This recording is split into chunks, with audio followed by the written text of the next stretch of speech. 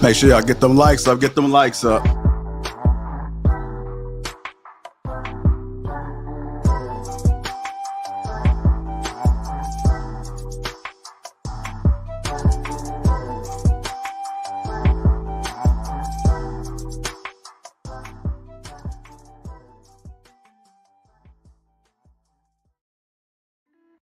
It's too early, but that's okay. My gym workout was phenomenal. Before I went home, I decided to stop over at my mother's house. I haven't seen my mother in 2 months. I know she's going to be very surprised to see me. I can't wait. What the? I couldn't believe what I was seeing. The first thing I noticed was this person's skin. What is going on? Uncomplicated, untreated skin? Who is this guy? I had to take a step back, but then I realized it was my brother. But look at his skin. Have you guys ever seen anything like that? I had to take a closer look and figure out what was going on. Best believe I crept up on him. Peep this. I'm still looking at his skin, trying to figure out, how did we get here? I could do nothing but shake my head. He could definitely use my help. I had to get to the bottom of this. He definitely needed some game about his skin. I'm just staring at it, like looking at it. Come on, bro. I knew what to do. I had to reach in my bag and get that Tiege Hanley. Uncomplicated skincare for men.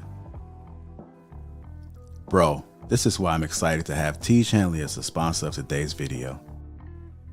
They have helped me start and maintain my skincare routine by making the entire process uncomplicated. Honestly, it's the best skincare system for guys like you and me.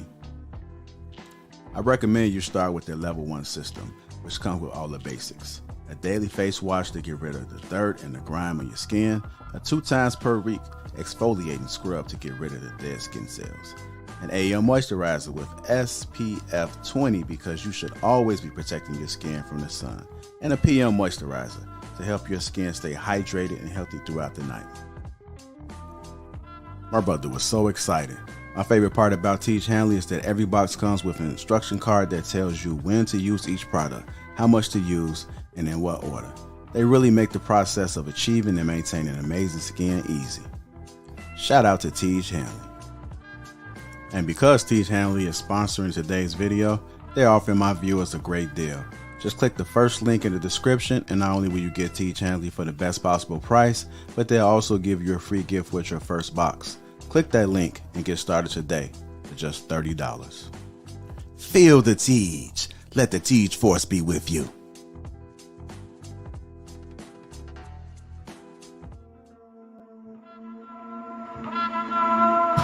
It's go time, y'all. It's go time.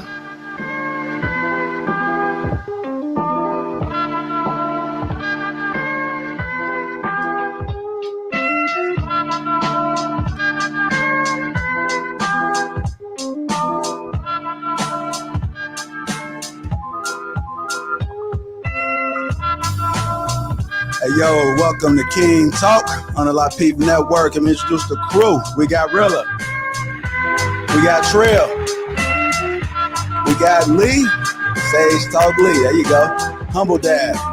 Ricky. Me, myself. I'm Lapeef J.I. Welcome to King Talk on the Lapeef Network.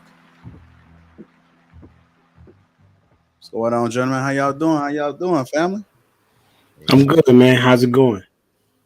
Can't call it, man. Can't call it. Blessed to be here with you guys, as usual. It's Tuesday as King Talk. You know what time it is. For sure. I'm just rocking my JR today. I was about to say humble dad on rockstar status, man. Oh man, I just peeped that, man. Yeah, he came on my show and he tried to mimic me, so I tried to get him back. Oh wow, wow, there you go, there you go. I appreciate that, man. Man, no fucks given, huh? I see Ricky. Yeah. See? Man. Yeah. Everybody's so quiet, man. I hope y'all don't be this quiet doing the show. Oh no, I'm chilling. Nah, we're good. Oh, okay. I'm trying to see what jersey you rocking, man. What's time for it going on, man? Oh, it's that CA. Chicago. Yeah. You know the rest. Yeah. Trey, what kind of hat is that, man? Oh, it's a Dodgers. A Dodger. Okay.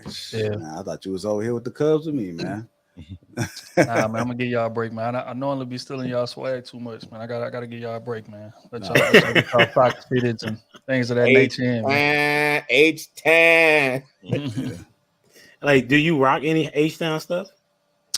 Not really. I'm not really a fan of the Astros for real. I ain't really watch baseball. I'm a Cowboys guy, me. So you a who? Wow. A who? From Houston? Okay, wait.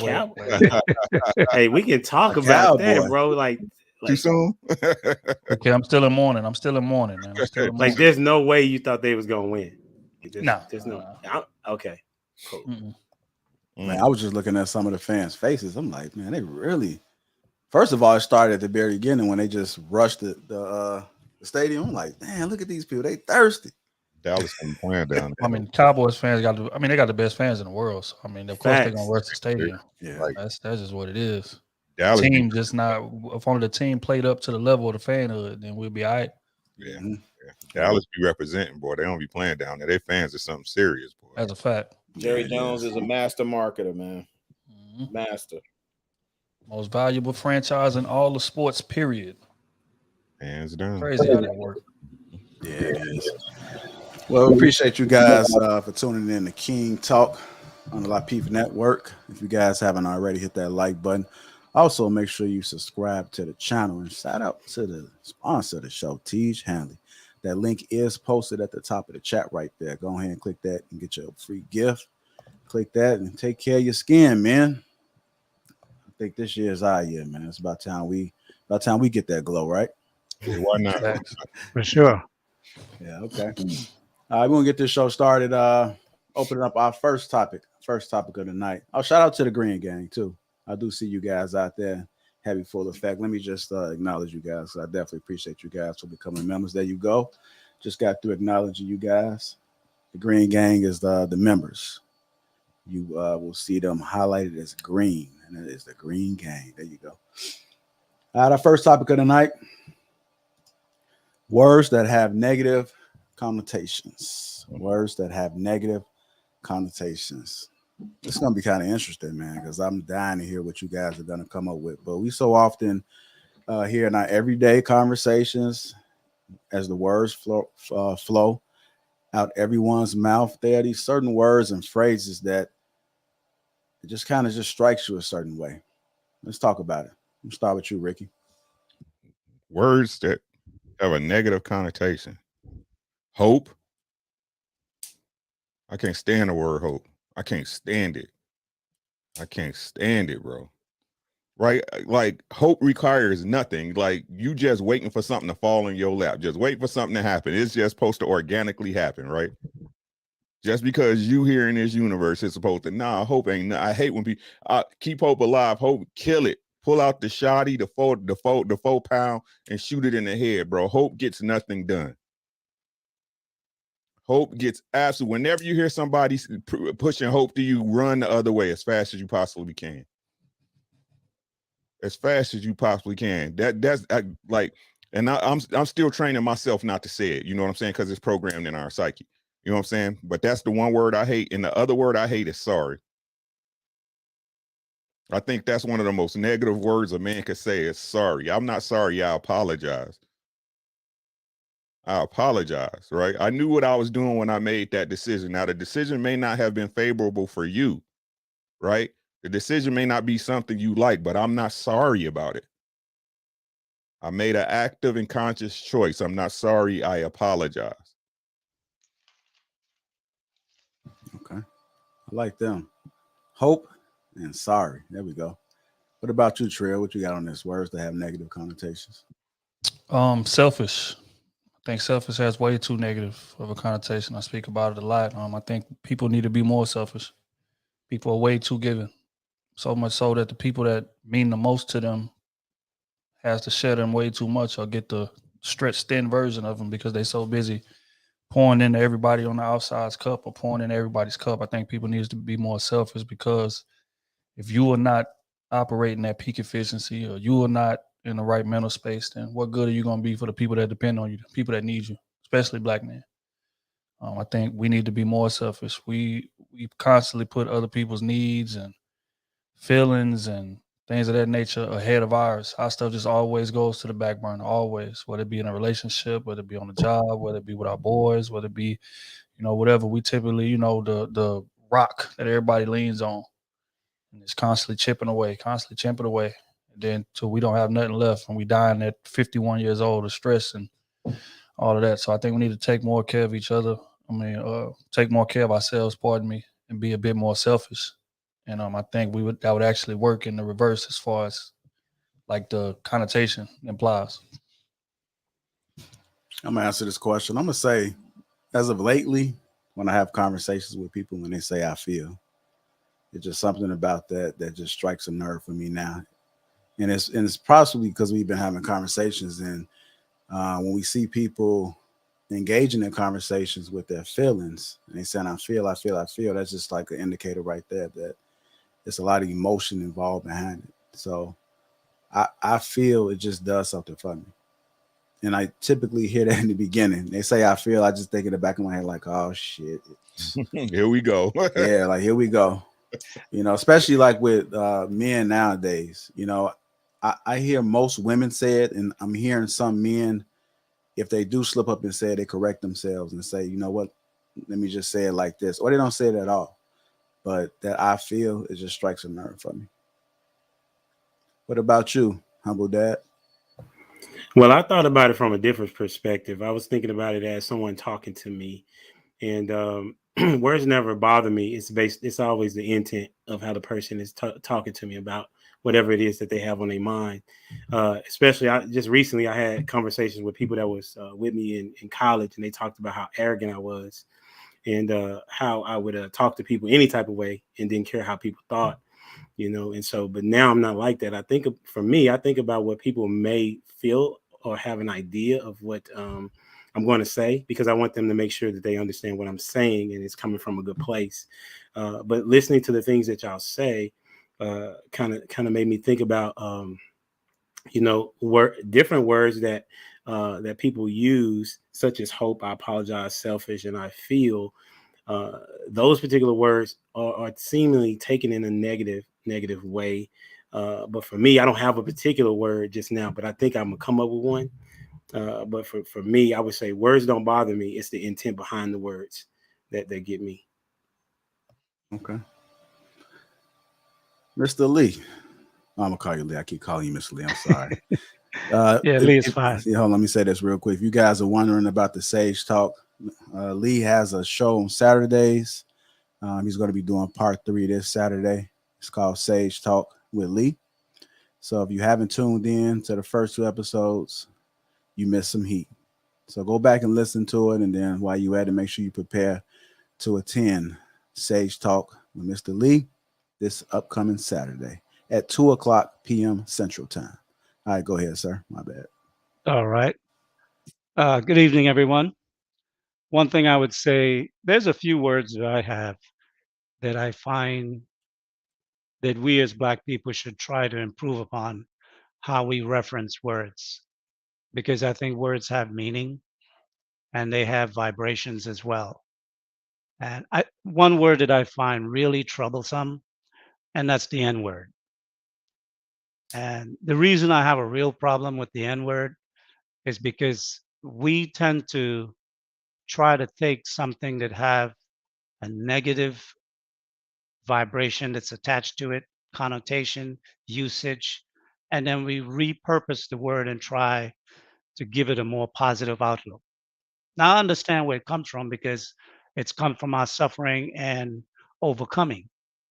But I think 2022 should be a year where we start shedding all the shackles and accoutrements that have hanged on to us from our past, from slavery. We need to start adding more positive vibration to how we project ourselves. And for example, we all know the so-called Jews back in the 40s, World War II. They were in a situation in Germany. When they came out of Germany and they went to Israel, they never referred to themselves as the slang derogatory words they were referred to by their German overseers. And they have gone on and focused more in terms of building. And I think we holding on to negative words keeps us in the past. And that N word, even though we have said we have repurposed the word and it's supposed to represent a more positive way in how we are using it amongst one another, if the word was truly repurposed, anybody could use it because it's a word. So the fact that we censor the word where a white person, an Arab person, uh, an East Asian person, that other people who are not of us, who are not Black particularly, and sometimes Black American specifically, if someone else used the word, we take offense of it. And sometimes some brothers will get violent and people will take it really offensively. So that means the words still touch a tone. If the word didn't have no effect, it would have no effect. But I think we should make it our business as a people to cast away a word that we feel is truly a negative word and no one should use it. We don't use it and no one else can use it because technically we don't allow anyone else to use it anyway. We censor that word. And if you don't believe in censorship, then we shouldn't be censoring other people. And I don't believe in censorship. So we're either going to let the word be free or s- cut it all the way together, starting with us, and don't use it because the word is negative. and the word has negative vibrations as it's placed upon us. So that's the main word that I really wanted to address. So Okay. Humble Day, you want to say something? I just thought that there was an interesting perspective that to say that nobody should be able to use it. Like, why are we discriminating for people to use it, but then we can use it? But that's the thing that we try to do, is stop people from discriminating, but it's okay for us to do it. So I just thought it was a very interesting perspective. Yeah. Okay. Chicago Rilla. Words that have negative connotation. What are your thoughts? Just really quick to piggyback off what Mr. Lee is saying. I feel like I'm gonna have a ton of homework tonight. I'm already taking notes. The first thing I thought about was, and just out of respect, I'll say it this way, for Brother Lee. They have a Tribe Called Quest had a song called "Sucker N-Word," and in that song, Q-Tip talks about everything that you're talking about, repurposing the word. Like, now we use it as a term of endearment. And I've always thought about, like, can we really use it? And then you just kind of find yourself in the space where you're just like, well, everybody else says it. So I know one of my colleagues on the network got offended when I referred to them as one, but I wasn't saying it. I was saying it as a euphemism, colloquialism. So out the gate, you already got me thinking on that. And then I also thought about Ta-Nehisi Coates. He did a lecture on it as well, and it was more or less around the reason why other people couldn't use the word. So I know for me, it's something that I got to work on. It is something that I'm recommitting to eliminating from my vocabulary. So again, it's just an honor to share the stage with you, sir. Thank you for emptying the clip out the gate.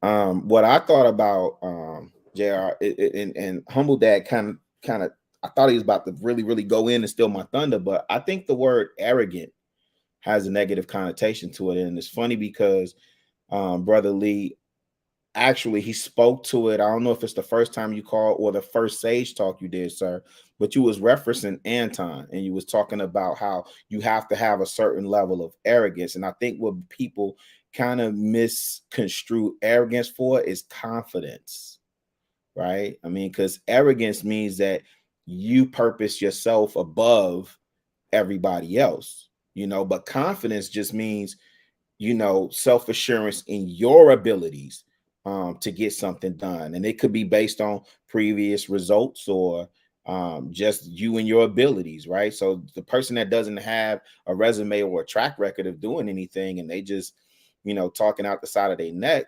they could be perceived as arrogant. I think about when people perceive Kanye as being arrogant, right? But now we say, oh, he's a genius. Oh, he's a billionaire. Oh, wait a minute, he's crazy again.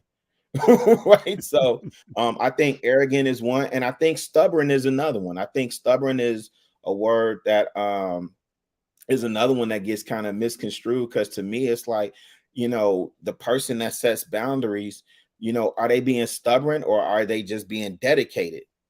Right? Are they dedicated in their position and what they're pursuing? Doesn't mean that they not necessarily budging. They may not be budging to your way. But I just think like those words in particular, like people misconstrue them and try and use them to fit their narrative, but they don't always fit for the proper context. So those are the two words that came to mind for me. Can I follow up that? Like the word, when you said that, really, I'm thinking of the word strict. that people have an issue with the word strict. I know when I was a teacher, I had structure in my classroom. Classroom management was a big deal for me because if kids got out of line, then I had to do something about it, right? And I had these rules in place or whatever. And then as a parent, my kids even think that I'm strict, but they appreciate me being strict. But if you would talk to somebody else, they would say, "Oh man, he's too strict, man. Like I don't understand why you have to be so strict." When in fact, as you say, these are boundaries that I'm creating so that I know how to get from point A to point B or to reach my goals. So and you just have to respect the person that has boundaries, and in saying that they're strict, it shouldn't be seen as a negative connotation, in my perspective. I got another word I thought of while y'all was talking. Settling is another word. Has a big negative connotation. I don't feel like it should. I think that's part of the reason why a lot of men are never really satisfied with the decisions we make woman wise. It's because it's such a negative connotation around settling down, or whatever the case may be. We really feel like, oh, now we need to go touch every single thing that we can possibly touch before we quote unquote settle. You know what I'm saying? Like it's a negative thing, or like it's, she's beneath what we could be achieving. I feel like that has a negative connotation, and I don't feel like it should be that way. I feel like it's nothing wrong with settling down, calming yourself down, centering yourself, focusing. You know what I'm saying? Because when we out here single and out here playing around, we aren't very productive as a result of it, compared to when you in a relationship with a woman that's providing more than she's taking away. You way more focused, you way more laser focused, you productive because you have structure in your life. You have settled down. So yeah, settling is another one I feel like we gotta change the connotation on. I'd like to add something to what Rilla said, if I can add some more perspective. With regard to the word arrogant, arrogant is a word that is above confidence. Confidence, I think, is a self assuredness that a person might have in his ability, his expertise, in the way in which he moves within the world. But arrogance is an edge above. It's like, sometimes when you see LeBron James dunk and he lands flat footed, both feet, hits his chest, and like, yeah, challenge me. Who will challenge me? I think it's necessary for a man to have that level of confidence that puts him above others. It's like in The Lion King, that big lion at the top of the mountaintop roaring, issuing commands in the jungle, like a gorilla, a silverback gorilla beating on his chest, King Kong. It is necessary for men that rise to the top and above other men, to be able to show, I am the best. I am the king. I am above the rest. So arrogance plays that part in centering a person to be able to not only hone his confidence and skills and ability, but be able to demonstrate and show it to the world that he is better than others. And there's nothing wrong with being better. So I don't think we should get confused about that. I just think that the problem with arrogance is like power. It can be drunk. It can make you drunk. So what I would say for men that arrive at that level, you should have at least one man by your side that can tell you anything without question. And his purse strings are not attached to whether or not he's a sycophant and say what you want to hear, or he can tell you exactly what you need to hear and not lose his job or position. That's the only thing, because too much arrogance drives you into pride, and then pride brings you into destruction. So that's the problem with arrogance let loose. Yeah, the other word I want to address is masculinity. You know what I'm saying? It seems like in recent times, this word has been, attached to negativity because, politics and the power that be see it fit so, right? Masculinity, just like femininity, because they're yin and yang, they're black and white, they're, opposite sides of the same coin, are some of the most powerful things that can be harnessed from a person when done correctly, right? Masculinity, you should want a man to be masculine. That lets you know that he has, I'm not going to even say the ability, because you can acquire the ability, right, fellas? You can go out and, you know what I'm saying, through either accomplishment or learning or listening to an OG, have somebody pulling your coat. You can acquire those skills, right? But it gives that man the determination, the wherewithal to be able to push toward those things for him and his family, right? You want a masculine man. Like, I understand the way the world is today. When you look outside, it's kind of like it's almost a fake scary. Y'all know what I'm saying? It's like a fake scary almost, right? But the truth of the matter is, when the rubber meets the road, right? When it comes down, whether it's a man chasing dollars or a hunter looking for his prey, you know what I'm saying? You gotta have that drive to be able to reach out for that. And that's what I think masculinity is that drive of saying, hey, you know what, I got a family, I have responsibilities, I need to get this done, and having a wherewithal to understand what part you play in getting stuff done. And I agree with that 1,000%. The irony too about that is I think we the only ones that get penalized for showcasing our masculinity. That's crazy. Like if you really think about every other race in terms of, you know, them exhibiting masculinity, like it's praised. It's like, oh, he's dominant, he's top of the mountain or whatever. But when we exhibit masculinity, it's threatening. You know what I'm saying? It's destructive. You know, that type of thing. So it's like that causes men to kind of, a black man, pardon me, to feel like we got to kind of tone it down to fit into certain spaces so we don't scare people. You know what I'm saying? When in reality, if we all men, then it shouldn't matter. Men compete and compare dominance in every aspect of life, sports being the main one, but in every aspect of life. But it seems like with us, we got to kind of taper ours. We got to kind of contain ours, control ours, so we can make everybody feel comfortable. So whereas other cultures just get to just express it however, with no consequences. So that's just interesting. I was thinking about that while Ricky was talking. Yeah, I would like to add a little bit to what Ricky said too. Masculinity is, I mean, the black man has the purest form of masculinity. And I think the world at large is terrified that if we were to ever unite and come together, the level of masculine energy that we would exude out in the world would dominate. I mean, like I'm a student of scripture. And when you read in the Old Testament scriptures about the people of Israel, the Hebrews, and their masculinity, they made the world tremble. And if you look at it, America, Europe, everywhere, the powers that be that rule, their first goal is to temper us, whether it's in Europe or whether it's here. Why do you think they push alternative genders on us and use our image as the representative of those alternative lifestyles? Because it's trying so hard to reprogram us to try to filter out as much as possible what flows within our veins so naturally, our masculinity. So one of the reasons why I really dig this show too is because there are a lot of masculine brothers that come on here and express their point of view. And I think that this whole Black Manosphere is probably going to be an unintended consequence that YouTube and the world at large did not anticipate, because changes are coming. There you have it.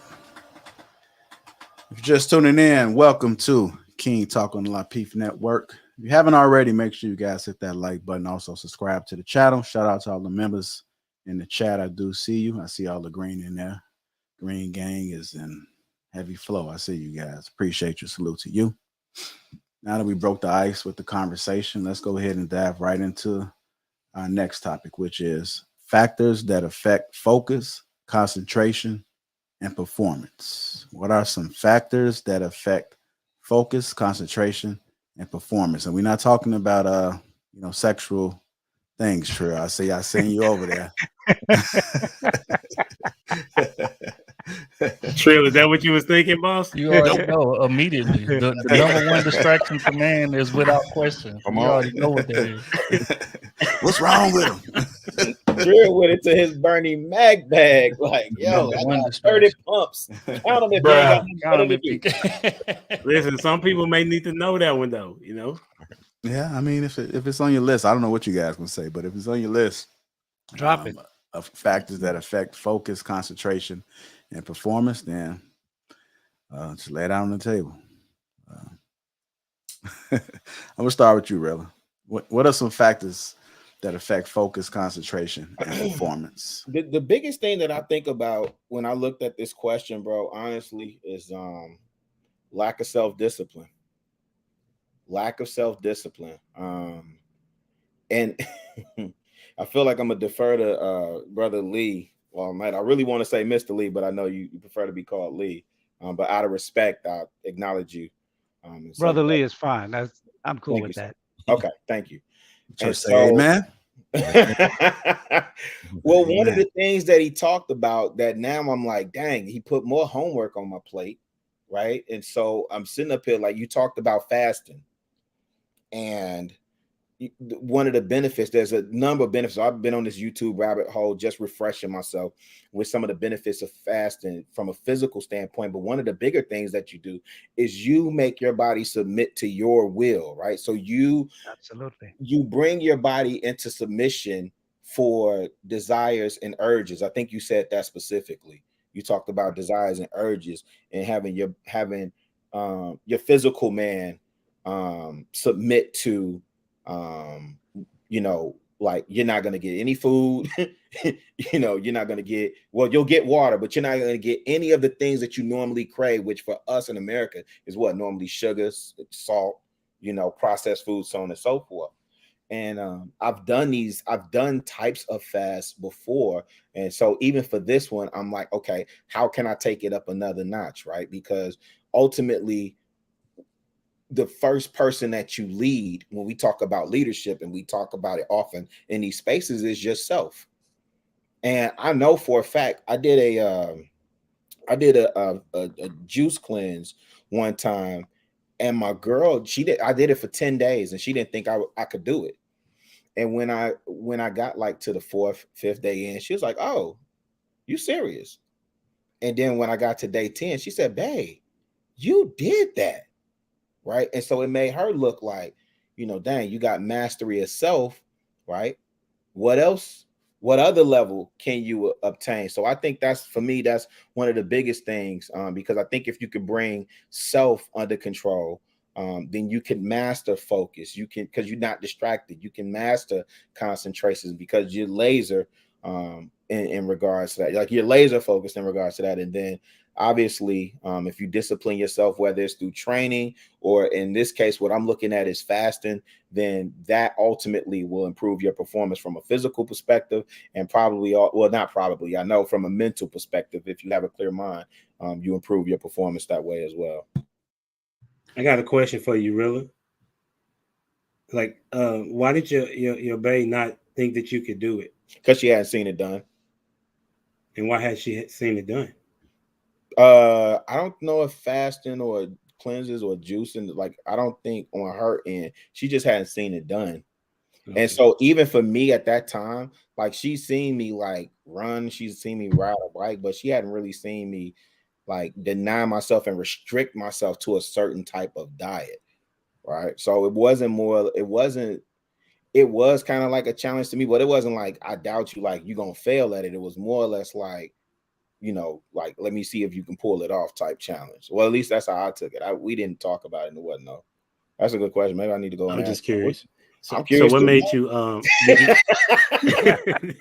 You might I'm not want to curious. know the answer. did you feel like No. It you might, wasn't negative at all. It actually motivated me more because I know she needed to see somebody do that. I know she needed to see that real time, what that looks like. She needed to see me go through the struggle of those hunger pains, like that second day.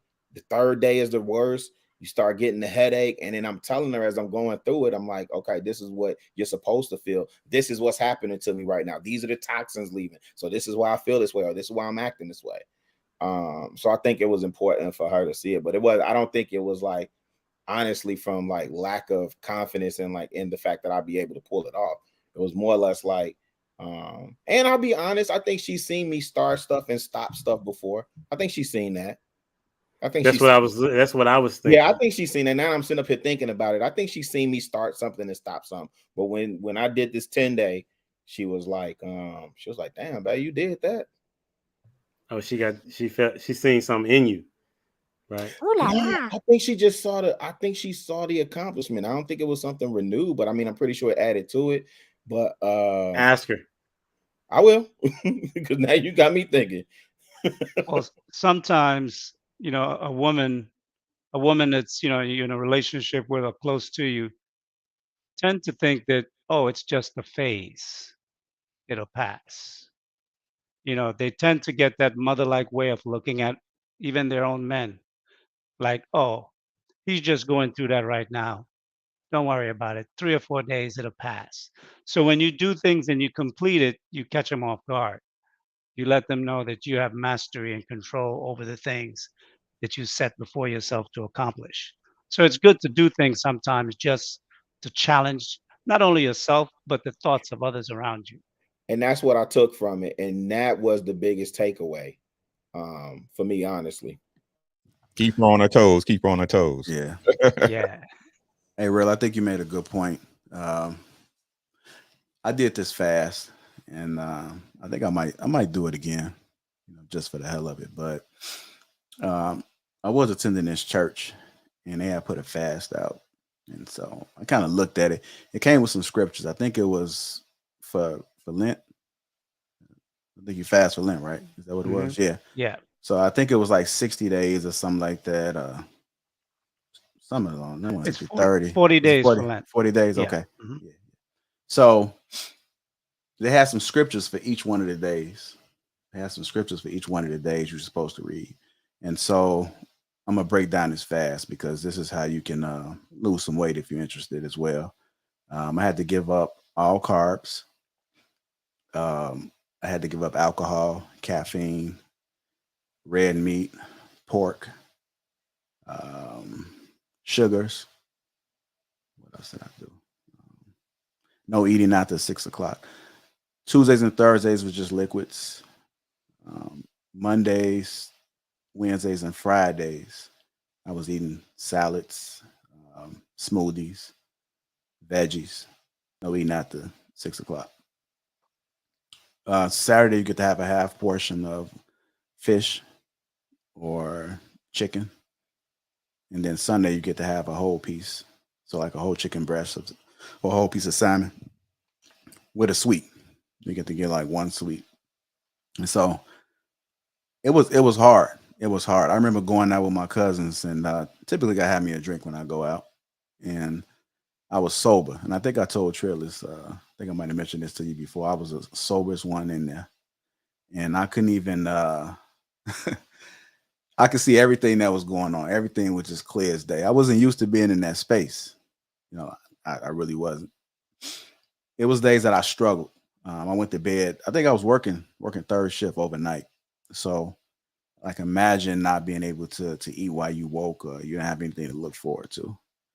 And I wound up losing like 20 pounds within like 39 days. It just fell off. And I didn't even realize how much of the weight was coming off until I tried on my clothes. And then when I tried to go see if I can get it like tailored or fixed to fit me, they said it's too big. So I think I went from like a waist of a 36, 38 down to like a 33. I hadn't seen that since I was up in grammar school. So it was a good thing. It was a great thing. And I drink plenty of water. It worked. It was good. But I struggle.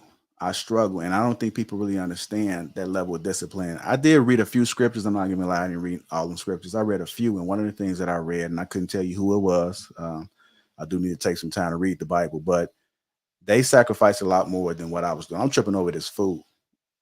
This food that's put on this earth, and it's just absorbs our minds. Like we feel as though we have to have this meat, and we have to have these sweets. We have to have these things.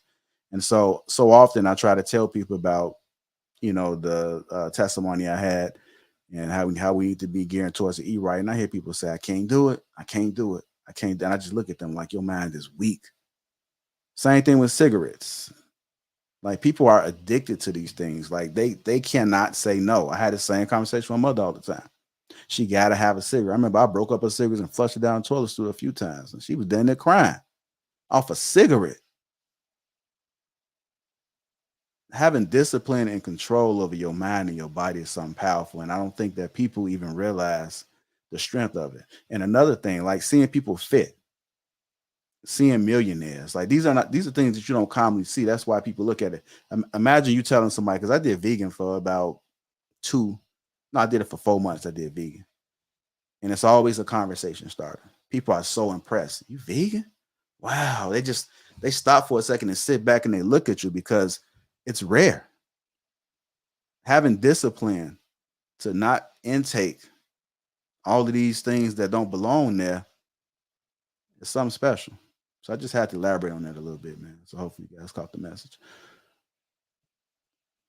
All right. Ricky, factors that affect focus, concentration, and performance. You, you, bad habits, triggers, you know what I'm saying? Stuff we don't address, fear, you know what I'm saying? You. It's just like you was just talking about the discipline. It's like you got to ask the question, does my mind control my body or the other way around? Right? There's a lot of things, you know, and y'all know what I be preaching, man. It all starts with you. Right? It all starts with you. And like, you know, I got my issues. I'm a procrastinator. You know what I'm saying? That's something I know I gotta work on, but I try to actively work on it. You know what I'm saying? It's like everything to me, again, guys, I might, this might be a rant, but to me, everything begins in the mind.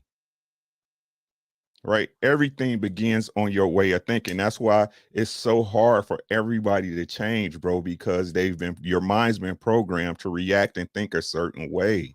Facts. Right? You look at it like in these spaces, you know what I'm saying? Like it's crazy. Everybody know what's going on. Everybody know the game, but ain't nobody trying to change it. Ain't nobody trying to play it different. Right? It all starts with your thinking. You have to learn to think and you have to learn to think for yourself. Nobody is gonna make a better decision for you than you would.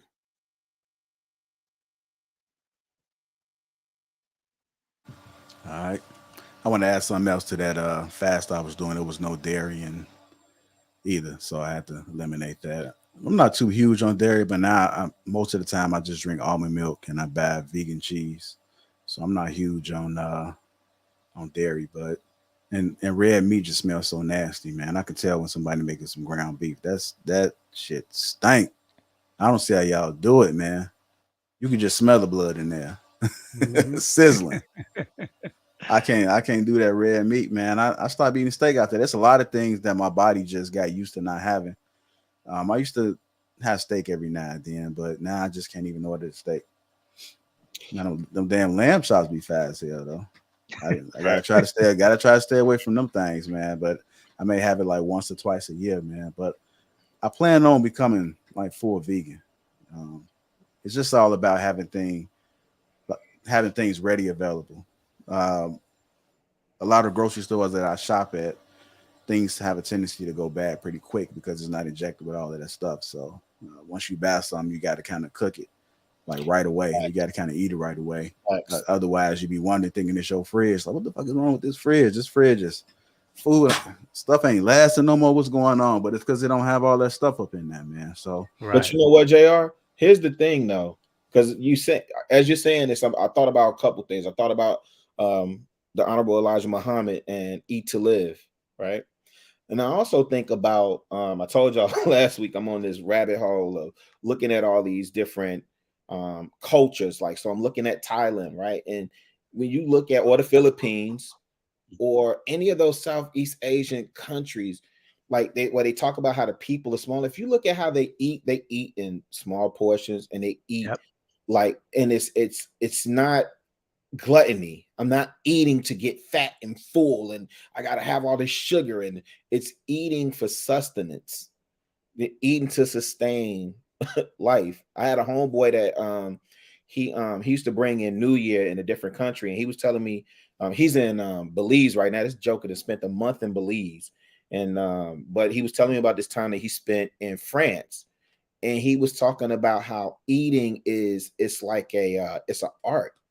It's an entire experience. So you're not eating to be like full. You're Right. eating to experience, like you just take your time with it, and then you have this, and then you may take a break, and then you have wine with it. I know that, I think they do this in Italy too. Like you have wine with your food because it helps it break down and all this other stuff. So my point being is that here in the States, man, we are not only are we conditioned, like I don't think we understand, Ricky, to your point, when we're being marketed to.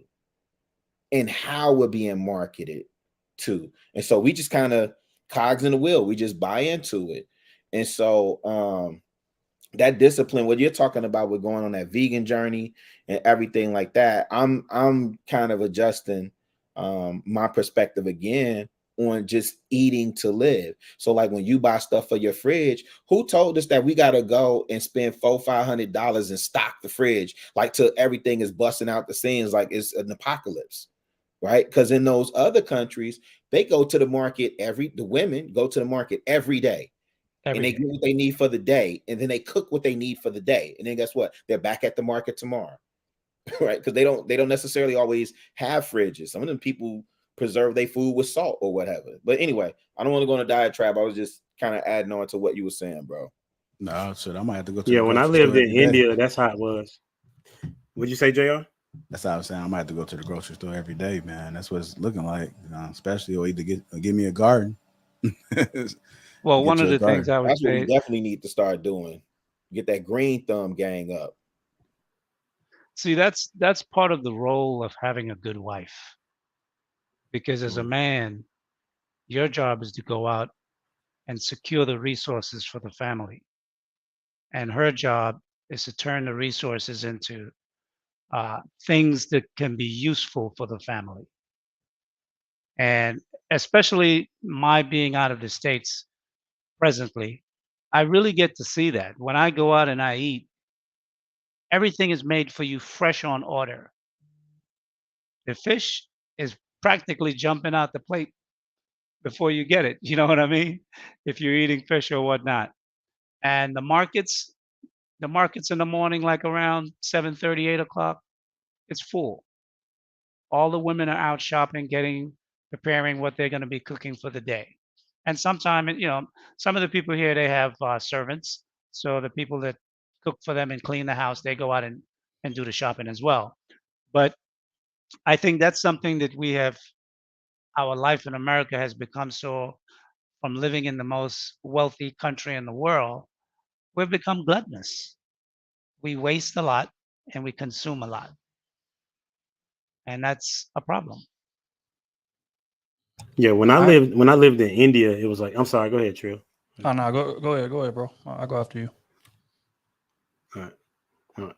And I keep delaying, so I don't know when somebody's going for whatever reason. But when I lived in India, the lady that lived with us, she did all the cooking, and we would have to go to the market every day. There were certain items that we could get that could last in the refrigerator, but oftentimes we were going to get our fresh fruit, fresh meat, and it was only certain meats that you could get in India because beef is worshipped there, right? Cows Prohibited, walking yeah. around, like crazy. So we would eat lamb pretty regularly, and but yeah, it's definitely important. It's hard to not say Mr. Lee. You know what I'm saying? So I'm gonna just forgive me, bro. Don't worry. My Don't wife worry. my wife used to work for a guy named Mr. Lee. So you know what I'm saying. So that's why it's so hard for me. But I think it's important, to go back to Trill's point when he was talking about settling down and finding that wife, right? And then to your point, the woman that will come back and use your resources for something that would sustain the family, right? Trill said on his podcast, like it's meant for both of, like, we both need each other. Like he said that statement. I mean, other people have said it, but he said it most recently to my ears, right?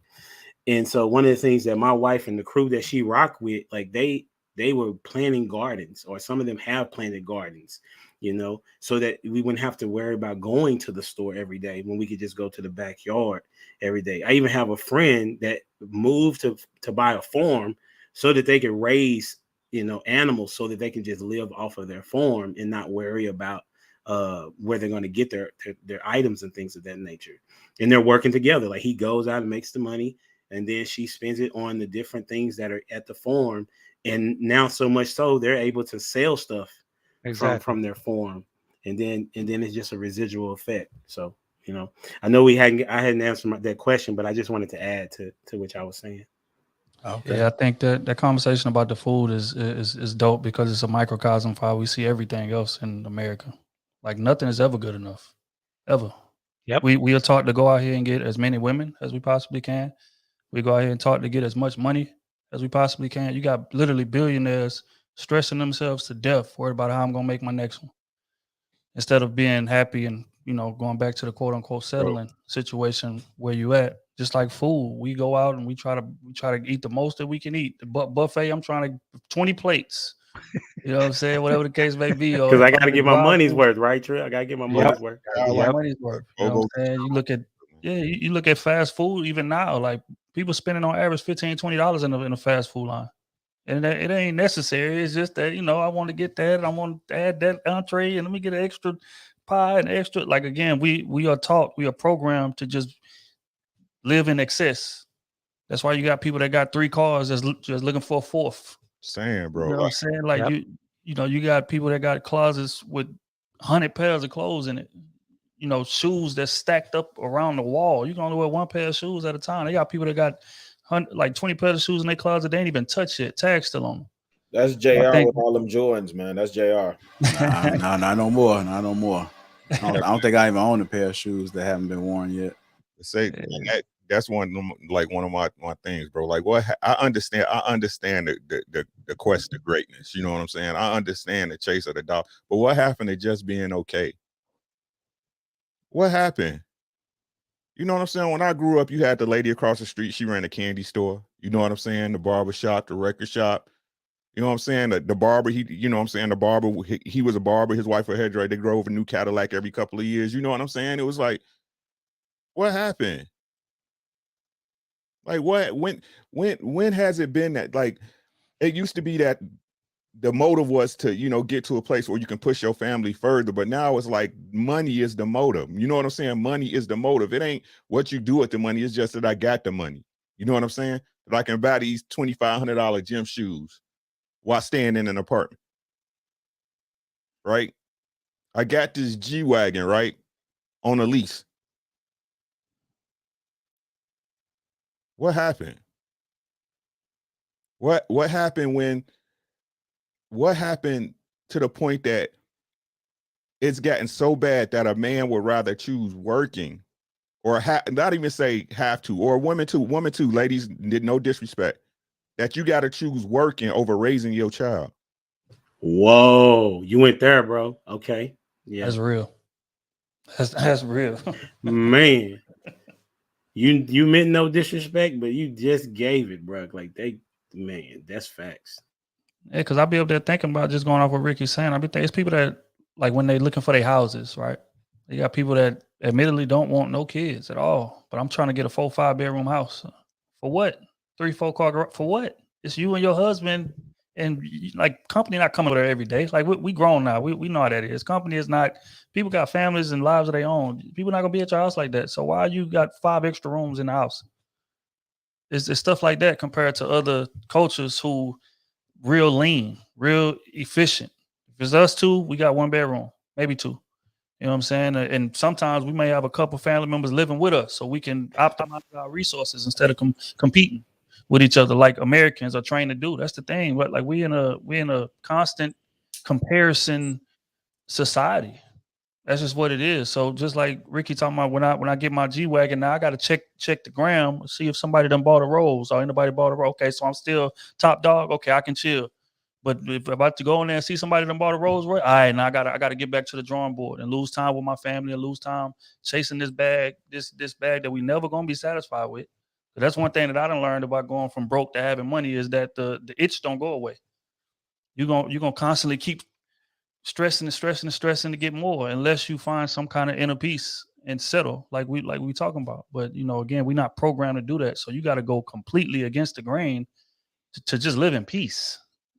That's a crazy concept when you think about it, man. You become a different man. Right. I'm curious though, like, even with what Ricky is saying, I'm just curious. This is more or less for the audience and maybe for us on the panel too. Like, what happens, because I don't have a problem with people chasing the bag. The challenge that I have is that people that chase the bag and don't bring anything back to the community. You don't bring anything back to build. You don't bring any solutions. It's just you and yours. So, okay, you was you know, you was on the low end, or you was in the Robert Taylors, or you was in Cabrini Green. You got it out the mud. You made it. Cool. You know what the first thing they do? Pack up, move to the suburbs, and then shit on everybody else that's still there. While you sitting in your 4-5 bedroom house, you know what I'm saying, with the 2-car garage, you got the G-Wagon, you got the Tesla, you got whatever else, whatever other new car that you can only drive one at a time, right? But the community, and I listen, I get it, because I know when I get into this space, I'm not trying to derail the conversation or nothing like that, but I often think about that, like, and it's one of the reasons why I keep one foot in the hood and I keep one foot in the burbs. I keep one foot in the hood and I keep one foot in the burbs, because I'm never going to forget who I am, whose I am, where I came from, and I'll never stop believing in and fighting for my people. So regardless of how much I get, I'm always thinking of ways that I can do my part to give it back to them. So when you talk about give back, are you talking about financially? Absolutely. The reason why I ask that is because it's very easy to enable people. You know what I'm saying? When you give back financially, you know what I'm saying? I'm from the hood. You know, I haven't given back financially, but I definitely have given people knowledge. You know what I'm saying? On how is it that I did it? You know what I'm saying? So I mean, to each his own. But I'm saying for me, no, and I'm not knocking people that do it that way either. I'm not thinking that you are. I don't. No, but what I'm saying is, I'm just communicating. No, but where I place my resources though, like at my old school, right? So like here, there's a Catholic school, Leo, right? Now, Leo is supported. Leo's been around for years. Leo is predominant. They're supported by the alumni, but it's a predominant, like the alumni that supports them, like they take in, I think the last time I talked to my man, he said like 2.5 a year for a Catholic school, a Catholic high school. And you know, majority of that alumni is like from 1970 and under. So it's not like, you know, class of, there's a whole story behind it. But my point being is that people put their resources, and me in particular, like for me, I put my resources in my alma mater, right? Okay. I went to Corliss. That's a public high school. That's not a Catholic school. So I figure if Leo can get 2.5 million, and that's a privately funded Catholic school, why couldn't I raise enough money, or why can't I make contribution to my alma? So that's one way. The other way I give or put finances up is I support organizations that have a track record of doing things that impact my community. Okay. Yeah, so that's the way that I contribute financially. I'm not trying to necessarily enable people, but there are quite a few organizations, boots on the ground, that are doing like real serious work. And as much as I'm running around YouTube, super chat here, super chat there, I equally make sure I'm doling out money, you know what I'm saying, to the organizations in my community that do the work, boots on the ground. And there's got to be more of us that have, my opinion, got to be more of us that have that type of mentality. But you know what it is though, really? Yeah, that makes sense answer to your me. question from earlier is fear. That's why people leave the hood and never come back, or feel like I'm above. You know what I'm saying? You know how this go. Like just like the same competition that we was talking about that we all have, that we done made it out to go get more and more and more. Those the people in the hood got that same mindset, except they gonna get it in non-constructive ways. However they And can. you know what I'm saying? You could be a situation, you know, y'all could have been cool. Y'all could have went to school together, went to elementary, whatever the case may be. If you leave the hood, go to college, graduate, get a good job, come back to that neighborhood, you're not the same person in their eyes that you was when you left here. So now you got a target on your back. You know what I'm saying? And we see that with a lot of these rappers. You know, I like to bring up Nipsey's situation because I feel like that is the number one example of why people find it so difficult to give back to the hood. This man literally was a millionaire. He could have left, lived in Beverly Hills, rest of his life, not even did nothing, but he chose to build up a whole block. The same center of his neighborhood where Rolling 60s was rampant forever, was complete negative news around this area. He turned that into a monument when people came to come visit LA. I went to go visit when I went. And then you kill this man in the middle of his neighborhood where he's supposed to be the safest at, considering everything that he done gave back to this neighborhood. And you got a dude that's in his own gang that did it. So that just speaks to the like jealousy and the envy you know, we as black folks, and again, since we're on topic, we might well just go there. We don't encourage success between each other. We don't. Man, talk We about it. encourage success enough for everybody below me to get just, if I'm here, we encourage you to get just about here and stay Yeah. there. But if you surpass me, you're a threat now. And now I'm looking to knock you back down a peg. You know what I'm saying? So that's the mindset in the hood. And that's why it's so hard to play it. But I agree with you though, because it is multiple ways that you can give back, especially given the organizations that's helping and doing that. But I understand why people don't play it as close, because again, wolves are gonna be wolves. And if you from that, you know how they think. So it's only so much that we can play it. We got to play it from a distance, show love from a distance, or else we'll end up with 6 bullets in us laid in the middle of the place that we supposed to be the safest on earth at, just like Nipsey. You gotta be willing to cut them down. I'm telling y'all, if everybody, I'm just being honest, if we looking to get to a different place, you gotta be willing to cut them down. It's just the truth. It's just the truth. Like, we'll try to save them, and those be the same ones that stab you in your back. This is the truth. This is the truth, right? The actions speak for themselves. For example, like what Rilla said about how he give to his community, and that's cool, right? Why don't we give to the kids in our neighborhood? You see what I'm saying? No diss to nobody who choose to, you know what I'm saying? And I say this because of this, because the actions will show really if the words was listening to, what the words was listened to, if the lessons were picked up, right? My wife would tell you, thank you, baby. My wife would tell you, like I said, my wife, she's the cornerstone of a lot of people's lives, right? She didn't raise kids who mama who say they didn't like us, didn't like her, whatever. But you see these kids grows up and you see the lessons that was taught, right? You see the lessons that was taught, right? But these ones that you try to save, and no matter what, they go against the grain. You either got to let them go or cut them down, because those are the very people. It sucks, I know. And like I said before, right? That might be your man's. Or your family. Yeah. Right?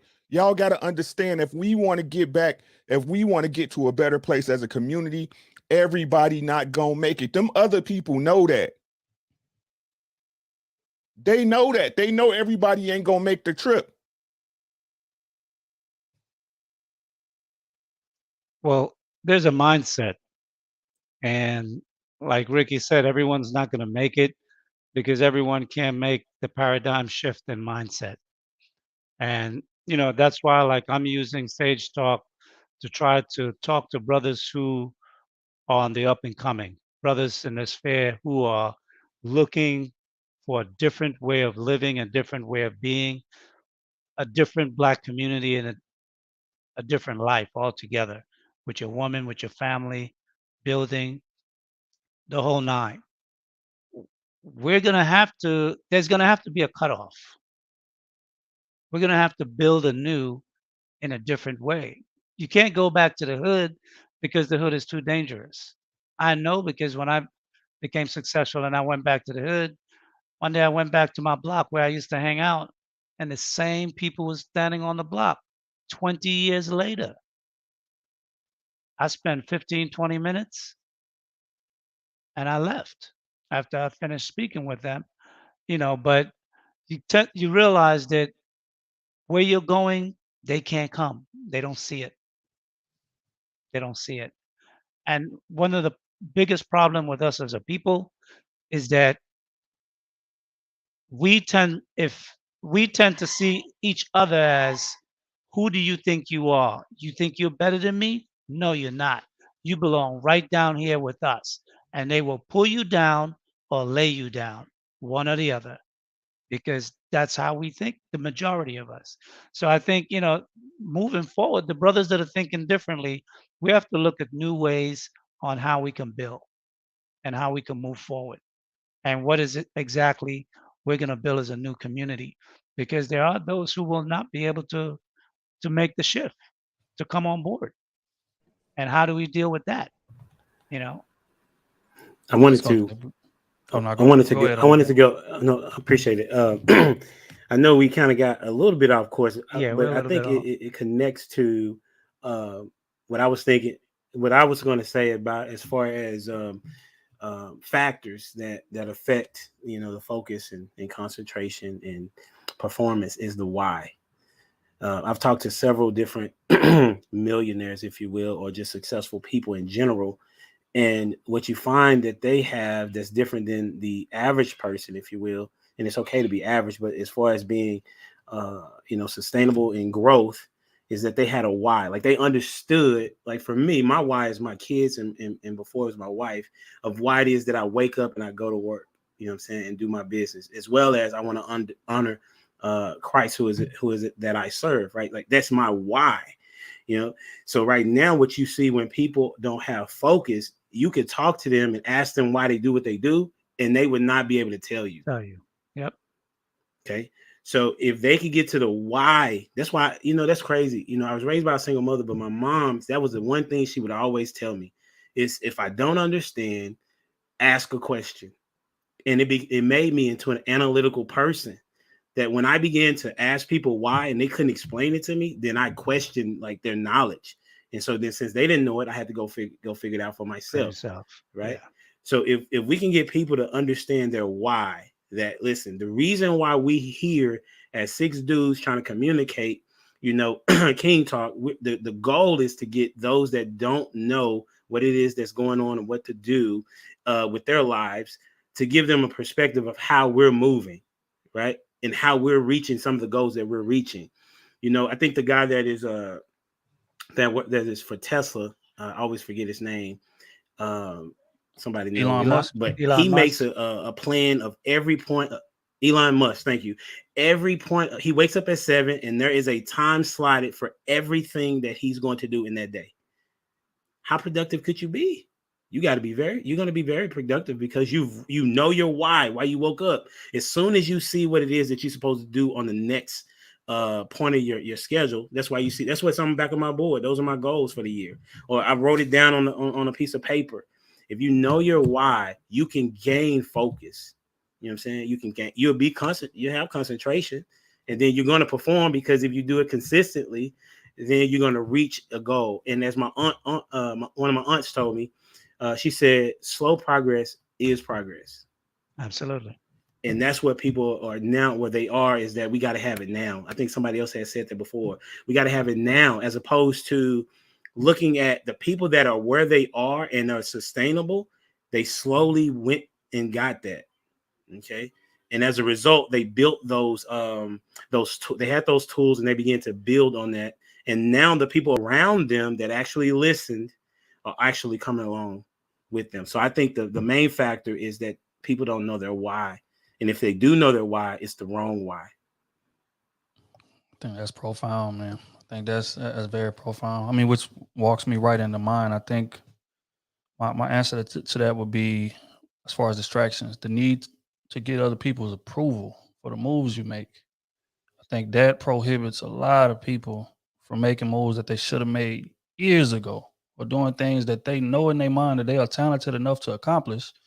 But it's just like, I want to either drag all my boys with me, or I want to, satisfy this person here. I want to please this person here. So I know if I go that way, I may sacrifice time with them. So let me kind of slow play it here, just to kind of make sure that they good and make sure that they good. And then once everybody good, then I'll go. Thing is, everybody being good is never going to come, ever.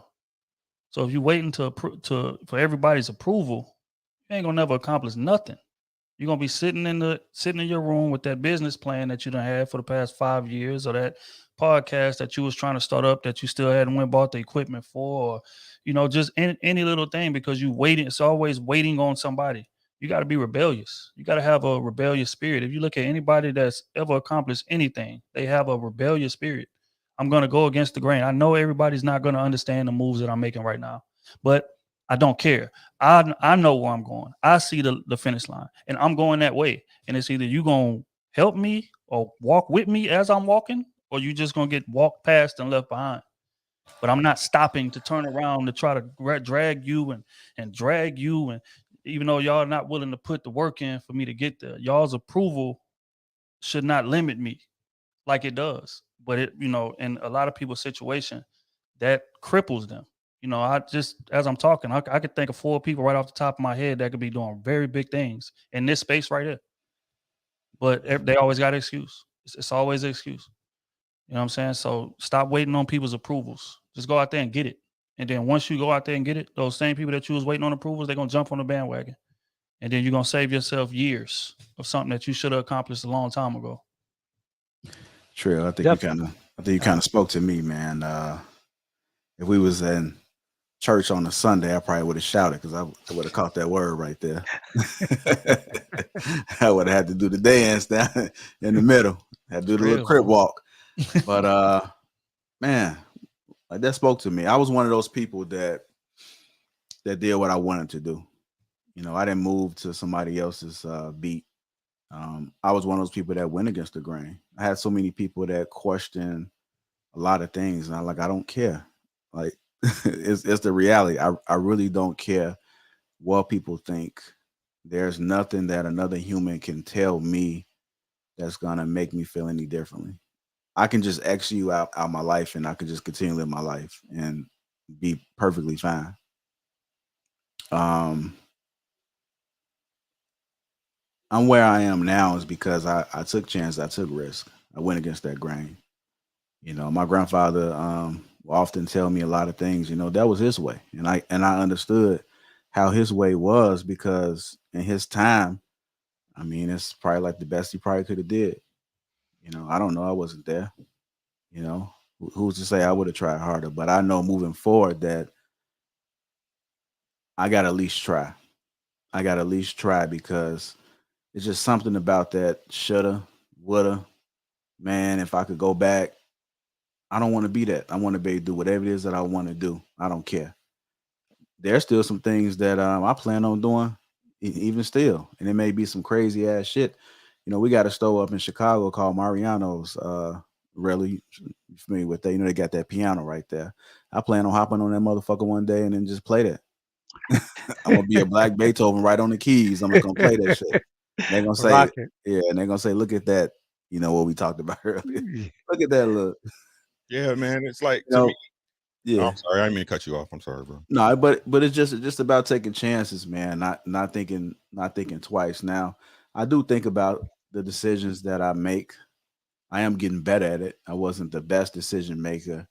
I always know my limits, but I was still tested sometimes. But it comes with time. That's why I am the man I am today, is because I went through those moments. So I give back by trying to coach other people and tell other people the way I did and how it didn't work for me and how you can do better. This might be a better solution. Unfortunately, I can't get back to my community. My community was torn down. So I look at everybody that I see in front of me and everybody that watches as my community. I think that when we think of community, we got to think past our neighborhoods. We have to give back to just everybody, man. You never know who's watching you, who's looking up to you.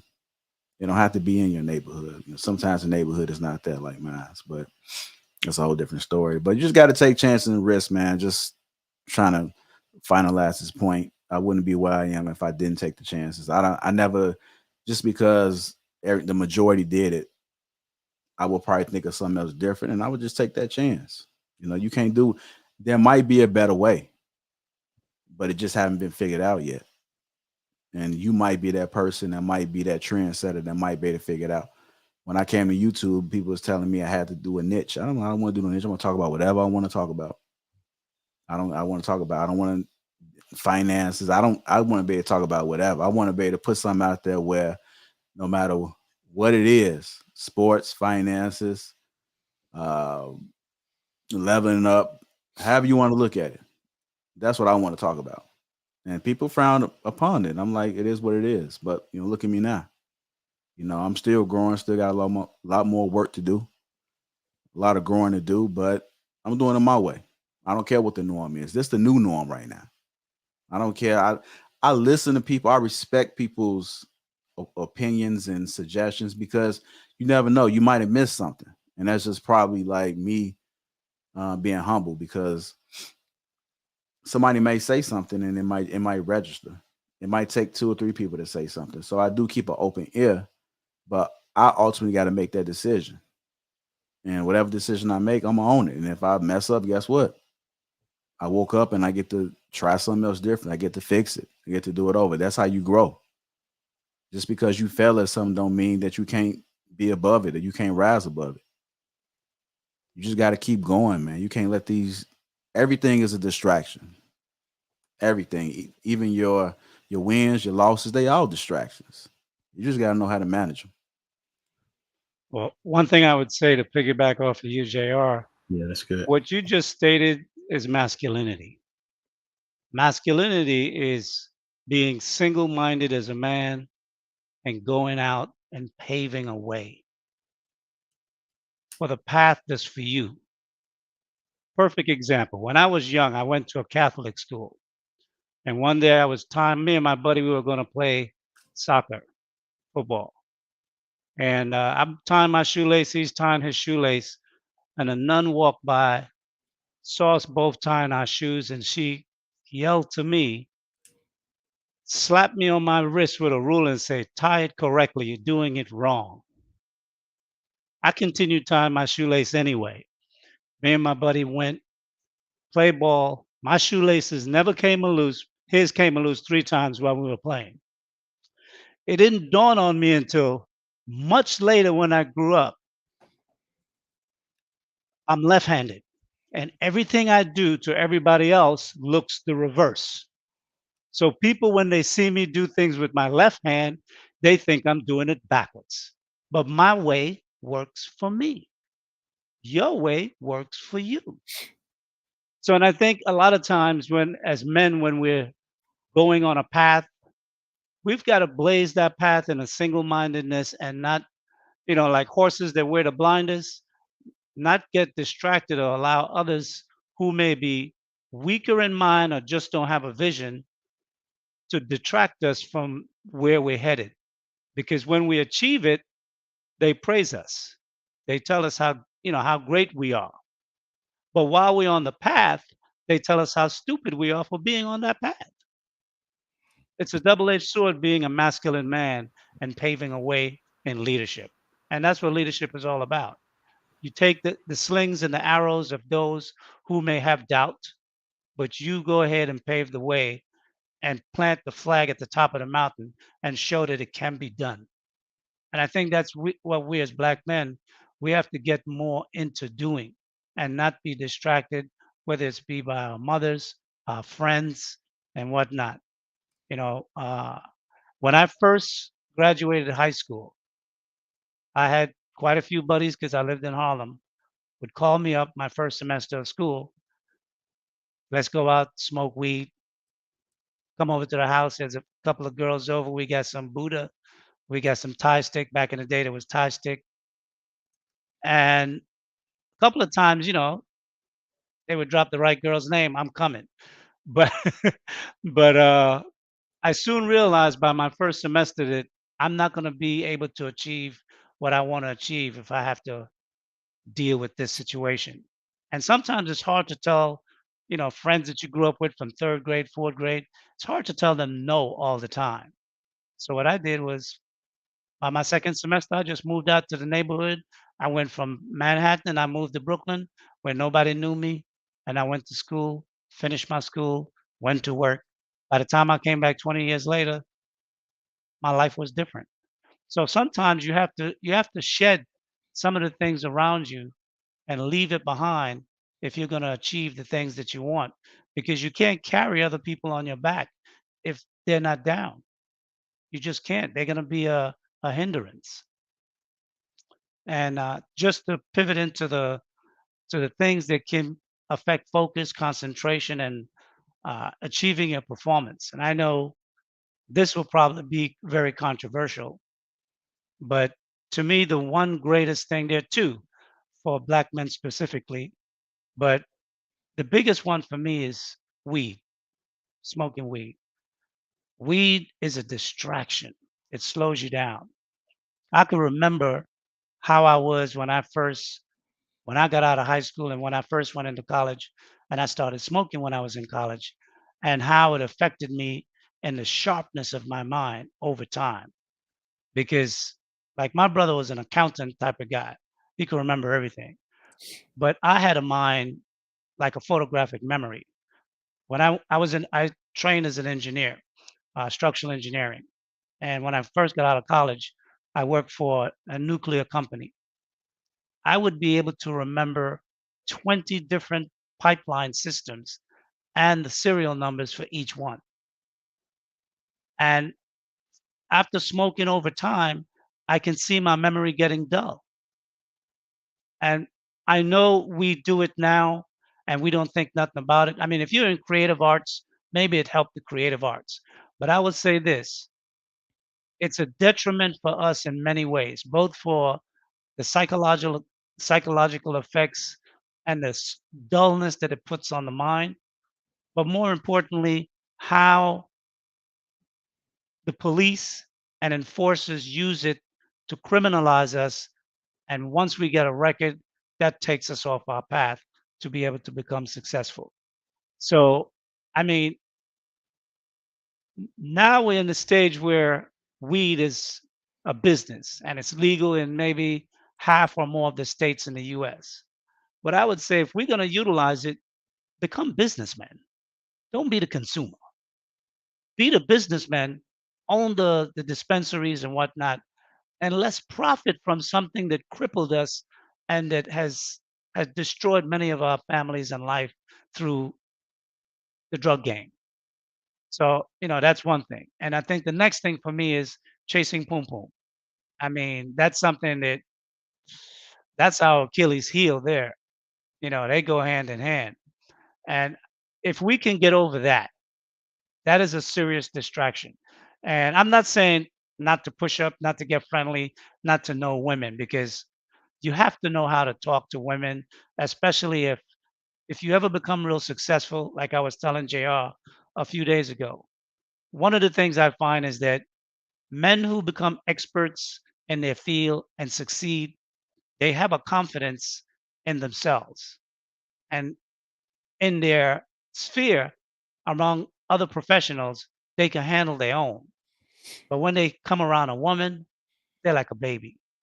Women can take advantage of men who have expertise in their field of business, but don't have any expertise in socializing with women. That's a confidence that many men lack.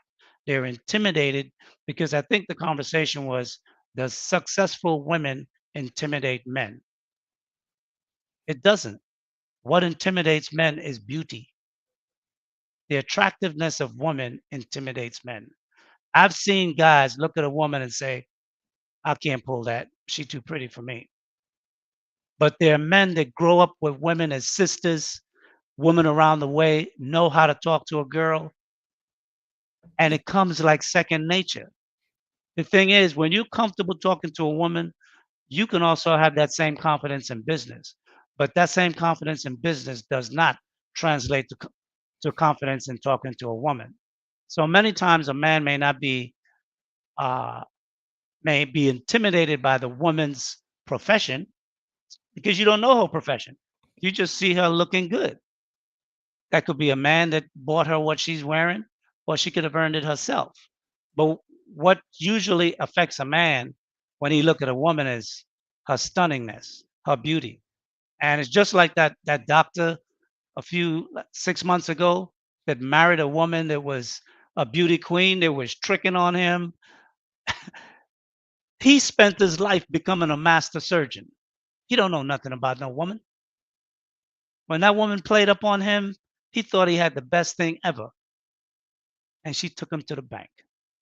That's why I think it's necessary for men to be comfortable in both. I was fortunate because I grew up in the hood, so I used to roll with my boys, and I did everything, So, but then when I graduated and I went to college, I lived a different life from that point on. But from a teenager, I was just like everybody else in the hood, and I think that's something that many men like today, many men have problems dealing with women who are attractive and women who are beautiful. They find themselves not having the confidence to approach a woman and talk to her like it was your sister or like it was just an average girl that you know, and you can say whatever you want and you can walk away and then, not be tripping about the fact that you said something to a beautiful woman and she turned her back on you or whatnot. Some men are like that. And I think that's a big problem that we have in society today where so many men are virgins. I mean, when I heard the stats on that, it blew my mind. I'm like, what? I can believe that. So definitely, man, I think dealing with the weed situation, I'm not saying don't have fun because, smoking from time to time is a cool thing. But I think when you're young and you're going on your path, on your goal, we'd slow you down. I can't say for rappers because I see these guys write music, do their thing, perform, and be busting them out. But I definitely see how it affects you. If you want to go into banking, you want to go into financing. If you're going to become a doctor, a surgeon, cardiologist, something like that. I mean, if you're going to be an engineer, and especially an electrical engineer or someone in technology, you have to think clear and think at multiple levels at the same time, and we definitely slows your faculties and processing. That's my point of view. So I know I'm going to get kicked back on that because it's a big thing in our neighborhood, but that's all part of self-control, not to fall to the desires of things that are out in the world and blazing a path for yourself until you achieve what you want to achieve. Then pleasure is at your gate once you got what you want. The world for pleasure is always there. It's like I'm 60 and I can still go out and hang. Not as maybe not as much as I used to, but I can still enjoy myself.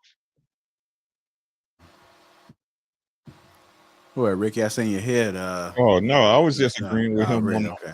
I was just agreeing with him on the lady talk. You know what I'm saying? It's like, I mean, I worked in sales for years, for 15, 16 years almost, and you excuse me, you pick up on it that the guys that can sell can pull women. Yep. You know what I'm saying? The guys that can sell, I mean, the sellers, the ones who bring you home them 6-figure checks a month. You know what I'm saying? First call closers. You know what I'm saying? Don't have no problem speaking to no female, bro, because you know what I'm saying, they understand the confidence game, and that's what it is. It's a confidence game. Well, Yeah, they're they also know insulated. rebuttals. You know They're what I'm saying? insulated by rejection. Mhm. So rejection don't bother them. And no is just another hurdle to get over because you hear that every day in sales. So a no from a woman is programmed to say no. She gonna say no just to test you. She ain't saying no because she don't like you. She's saying a no to see if you got game. What you gonna say next? Tell me something I want to hear. So, and sales is the same way. The customer saying no is not saying no, he don't want a product. No, tell me why I should buy it and why should I buy it from you? Mm-hmm. So great analogy is all I was saying. Great analogy. Yeah. Man, might have changed that to pimp talk instead of sage talk right there. Like that pinky ring go. Bring my water. Oh, I had on my thoughts. It's like, as far as blazing your path, like I use this example with my kids, right? It's like, how like I grew up in, well, when I was in grammar school, it was the 80s, right? It was the 80s, right? And if you've been in public schools when you was around my age in the 80s, right? You remember sitting, going to lunch line. Friday was pizza day. You get there early in the morning, Chicago, you get them super donuts and the chocolate donuts. You feel me? You know what I'm saying? So the thing is, you had to wait in line. You had to wait in line. And on them days where when they knew you was gonna get the graham crackers with the peanut butter and jelly or the super donuts, everybody came to Yep. breakfast that morning, right? Everybody. And what the lunch lady say? Wait in line. Everybody wait in line. But who, the one kid everybody hate is the one kid who will cut the line and go get the pizza before everybody. Right? The one kid that jump up in line and get the last super donut all the while you was waiting in the cut. But that's life. Absolutely. You see what I'm saying? He was sing. Yeah. They've been teaching us your whole life. Be polite, stand in line, waiting it'll come to you. But then they put you out in this world and you see it don't work. Nothing like that. Go get your slice of pizza. Go get your super donut, dog. Shit, it might not be that, huh? I'm saying. That's true. Yeah, That's yeah. a I Yeah, good mean, you better analogy, not, yeah. you bro. better not do that on 26 in California, man. You're gonna get Listen, when I spanked. lived in India, like that's what they did. Like they bogarted to get to where they needed to get to. But really, if you can do it on 26, you can do it anywhere, my guy. Yeah, That's if you can do it. that's what I'm saying. Yeah, if you can do it. Man, Every, it's all yeah, like it's all about that decision making, man. Like you gotta be sometimes you gotta stop being so nice. And it's not that you being mean, it's just that you just gotta be a little bit more aggressive in certain moments, man. Sometimes you can't even think, should I? If you see it and you able to get it, you just gotta go get it. You just gotta don't wait. Because that 1 second might cost you. That 1 second might cost you. And you can apply that to a lot of things in your life. Even that chick, man, you've been peeping over there on the scene. You think about it too long. That other man walk up, what's Yep. wrong, bro? Nothing, bro, man. like I didn't have before my wife, right? Yeah, gotta. I didn't have women tell me, I was just gonna see if you was gonna talk yourself out of it. You know what I'm saying? Sometimes most time, I ain't gonna even say sometimes, I'm gonna say 95% of the time they just waiting on you. Yep. They just waiting on you. But you gotta go get your pizza, man. And if somebody's offended by that, I mean, that should let you know about them. Because if they're a man and they ain't masculine, they should be trying to go get it too. Yeah. Exactly. You say bring it all the way up here with the cheese, right in your mouth. Like this motherfucker No, here. it's funny, right? I remember when I was teaching years back, there was this very cute 10th grader, and it was another guy that was a senior 11th grader, and he liked her. So I said, go speak to her. He didn't want to. So one day in class, I said, Anna, so and so likes you. Do you want to talk to him? She goes, no. If he likes me, he has to come over here and tell me. And that's how pretty girls are. They're not gonna make the first move. You got to go up to them and let them know you're interested. And I think that's something that, as men and young boys, we really have to instill in them that sense of confidence early and a comfort level to be able to approach women.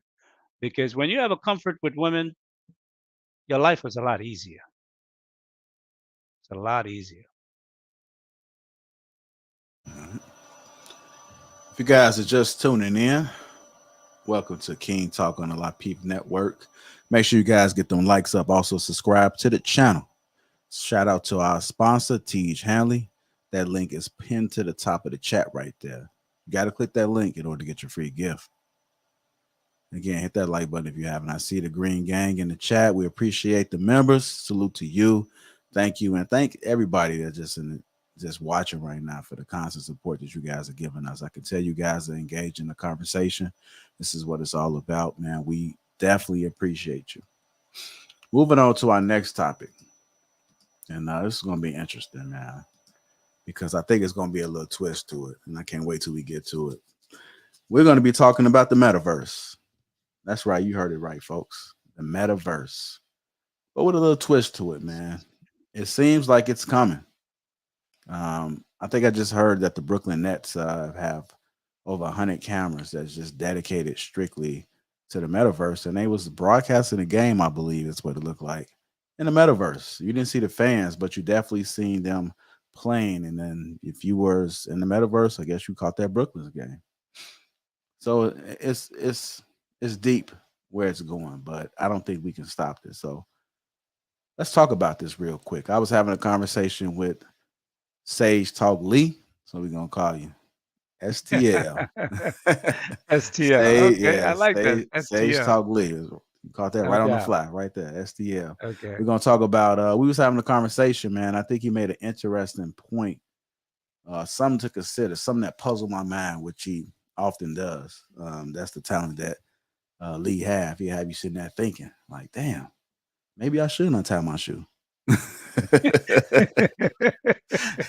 It was just that deep, but you get the picture, man. So, um, with all due respect, man, I'm gonna give you the floor right now on this one, man. Thoughts about the metaverse and how it may affect us. Give the people a little bit of context in the conversation that we had. Well, with regard to the metaverse, one of the things that I see potentially is how it can create an underclass of people. The metaverse can definitely create a real poor class of people if you are not on the winning side. And what do I mean by the winning side? If you are not a owner or a seller within the metaverse, you're going to be a consumer. And if you're totally on the consumer side and you're not on the production side, the dissonance between the real world and the metaverse world is going to become like an ocean in difference. For example, right now we have a lot of incel men who are inept at many things, but they're talented in the gaming world or that metaverse type of world. As that become more a reality-based environment, people are going to be very skilled in the metaverse, but having no skills in the real world. And people who will have no skills in the real world will become an underclass. And they will be used almost like in a slave class way of very low pay, very low standard of living. And all they would want to do is reconnect. Let me reconnect into this world where I can be. You can have a dude that's 400 pounds, don't really take care of himself, don't have a good job. But in the metaverse, he's 6'4", buffed, looking great, and he pretends like he's everything. But in the real world, he's nothing. He's a nobody. Nobody sees him walking down the street. At his desk, nobody see him at his desk. If he came to work or didn't come to work, nobody would even miss him.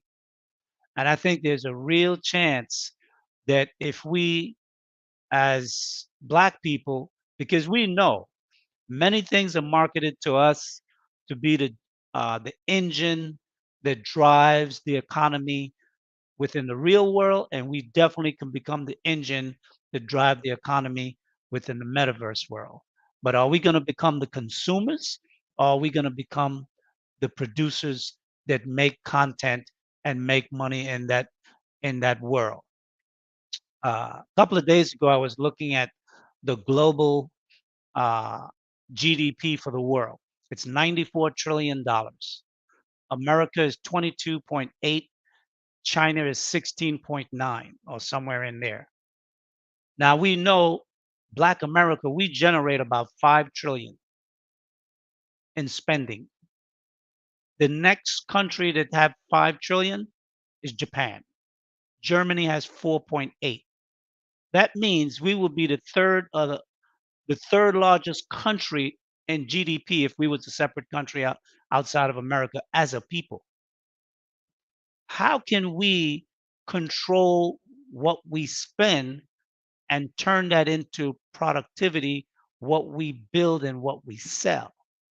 And what I'm seeing in terms of the metaverse, that potentially opens up a whole dynamic for us as a people where we could become the producers not only of content, but everything that's going on in there and make money. Or we could become the consumers. And if we become the consumers, like we are the consumers in America and the world, because every foreigner that comes to the United States get, as we say, the proverbial bag off of us.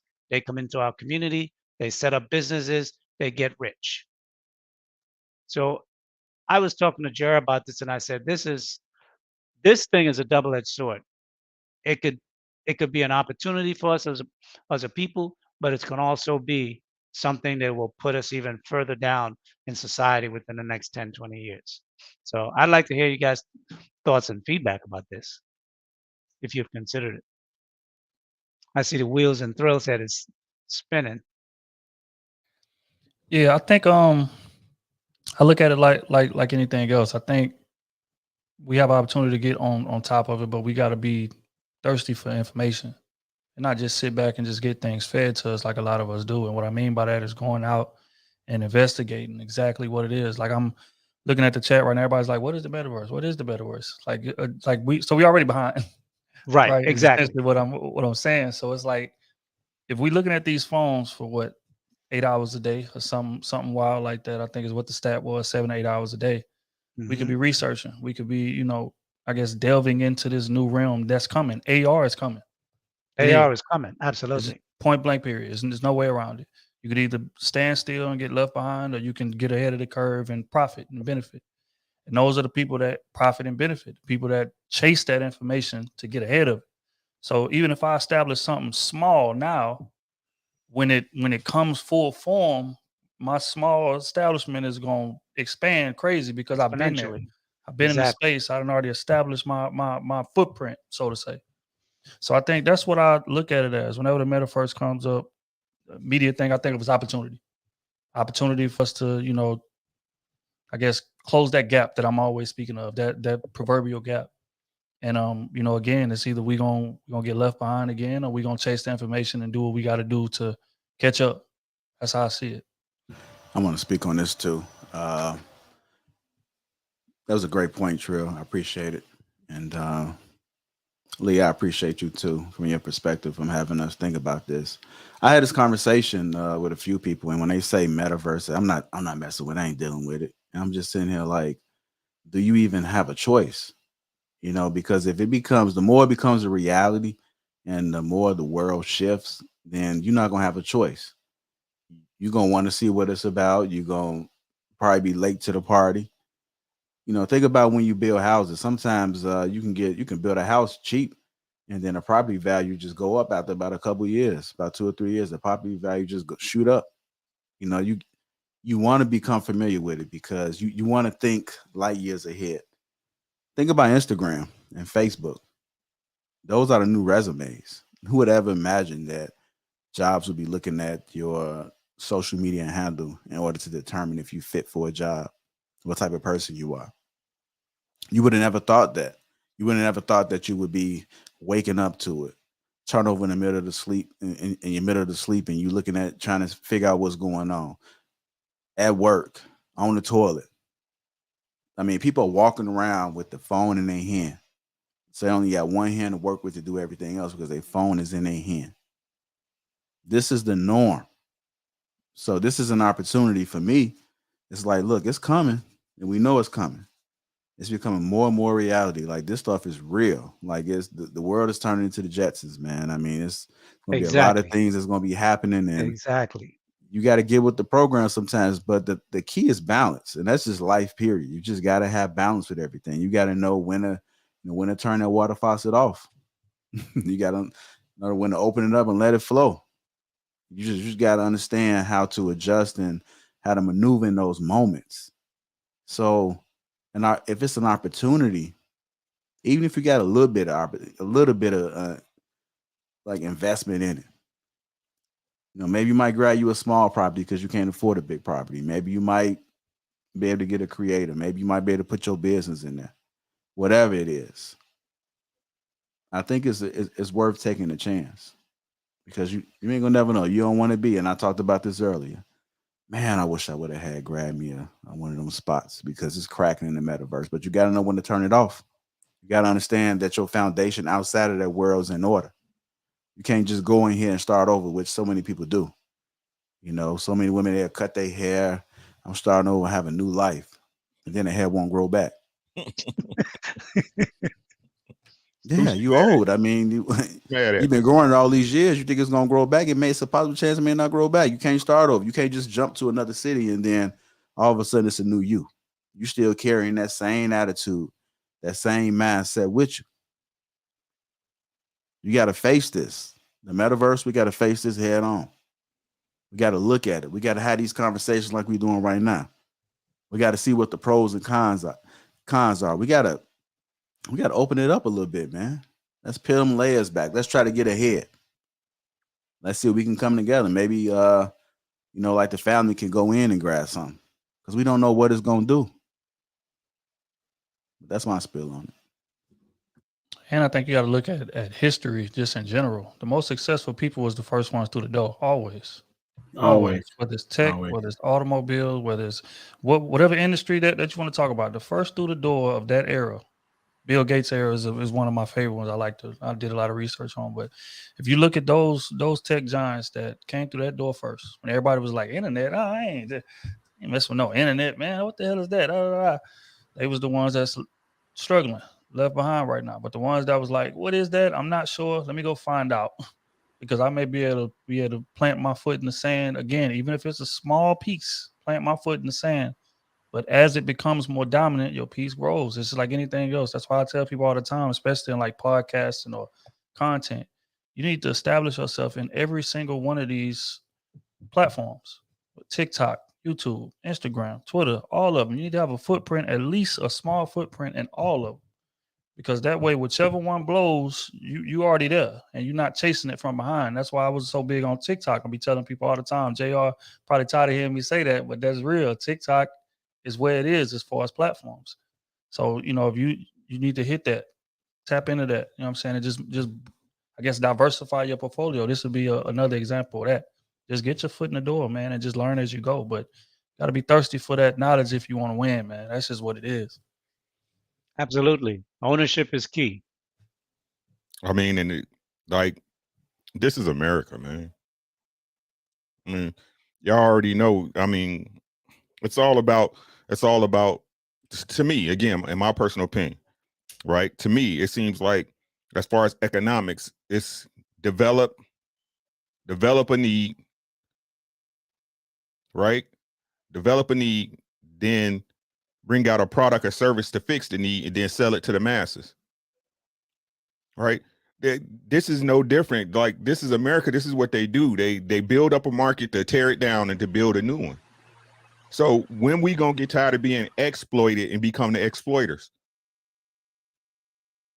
Because that's really what it is. It's simple, like I said before, it's simply the exchange of energy, right? You get up every day, whether you're a podcaster, whether you're Jay-Z, it doesn't matter. You get up every day to go get this money to be able to exchange that energy you put forth to get the things you want or need in life. That's everybody. Don't let nobody fool you. That's why I look at the garbage man the same way I look at a millionaire. We all slaves to this dollar, baby. We all slaves to it. You ain't no better than nobody else because you an entrepreneur. You chasing the dollar just like everybody else. So when we gonna start getting on the ground floor and making it happen for us, bro? Right? Because what they say, y'all said the only color that matters is green, right? I want to. Yeah, go. Everybody mute for me. I don't know what it is. Okay. I see a lot of people in the chat asking what the metaverse is, so I looked it up for you to kind of give you guys an exact answer. The metaverse is a virtual reality world where users can interact, game, and experience things as they would in the real world. Using current AR and VR tech, they can immerse into the world and interact with overlaying objects and people in the visual projected in front of them. So that's what the metaverse is, man. It's hope you guys understand it. If you don't know, but now you know. Go ahead, Ricky. Okay, they've been like, I don't see how people couldn't see this coming. Like, they've been grooming us for this for the past 30 years. What are we talking about? You talking about people paying attention? No, the metaverse going virtual. You saying you can't see why people haven't seen it? Do you know? Do you talk to people? Like, I talk to people. Right. What so I'm saying is that people are not paying attention to most things. Like, you know what I'm saying?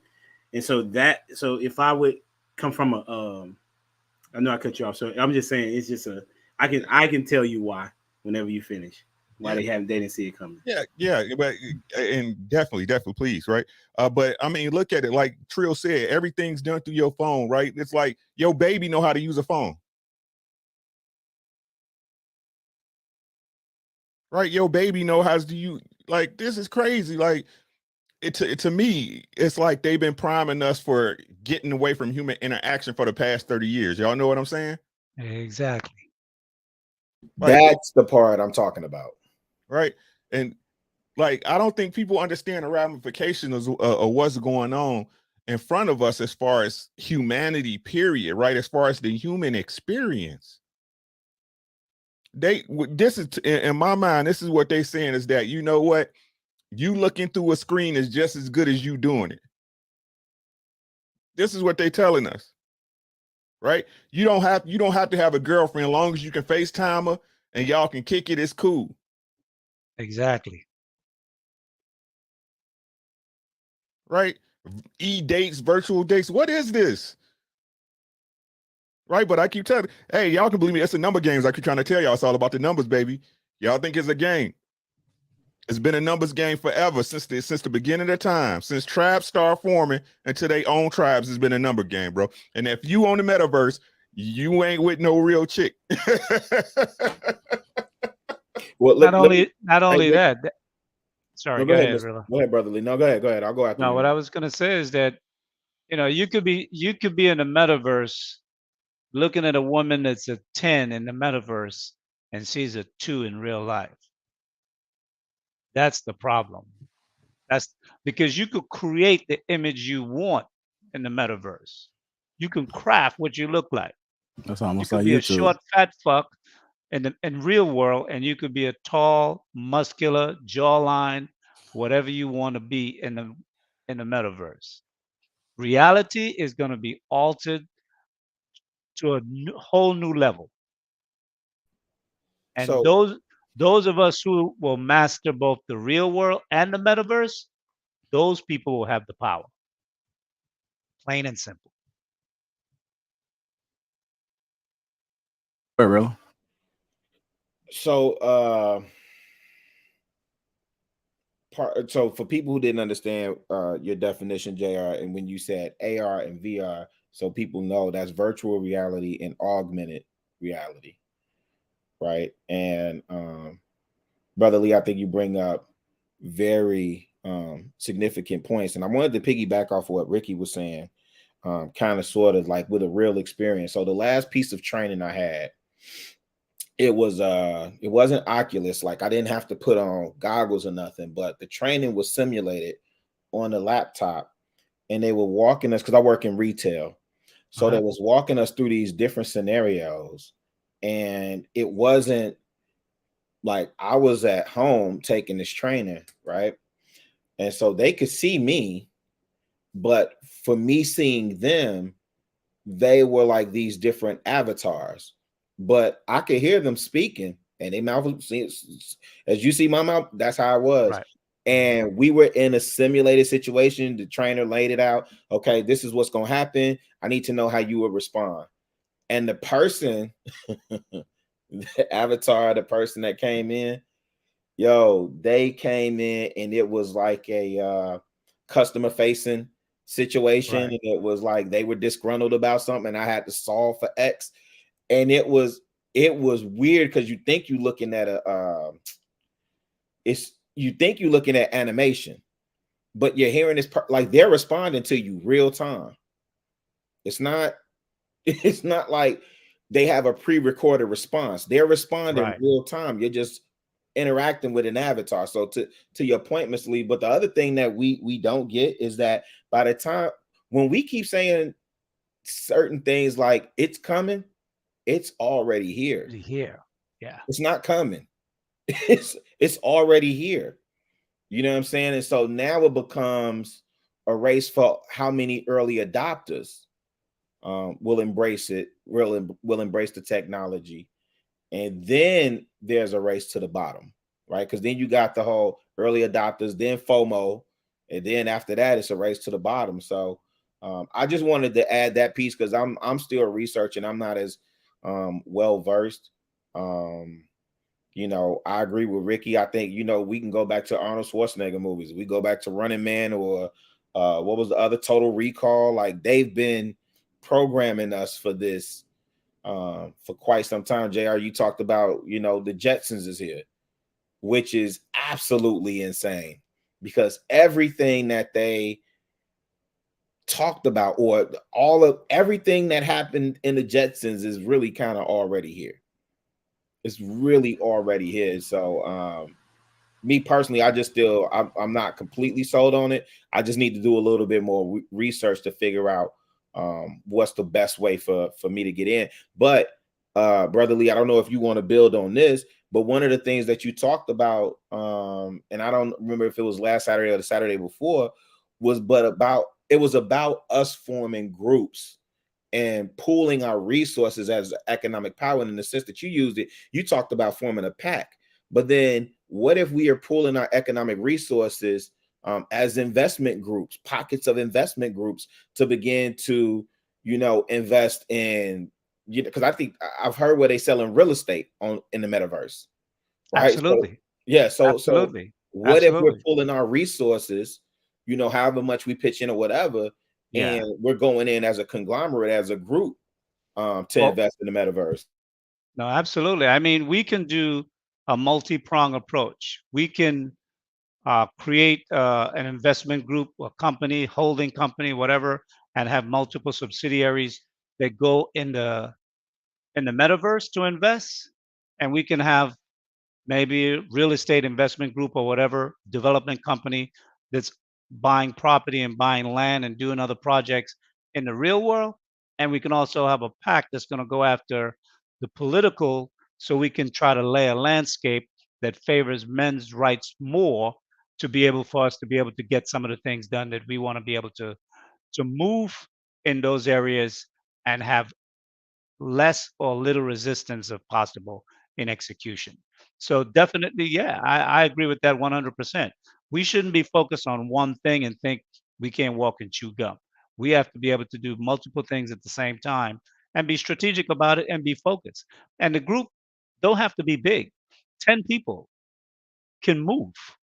You don't have to wait around for 50 people. I just gave that as an estimated number, but a small group of people with one single mind focus and commitment and a discipline to follow through can accomplish a lot in a very short period of time.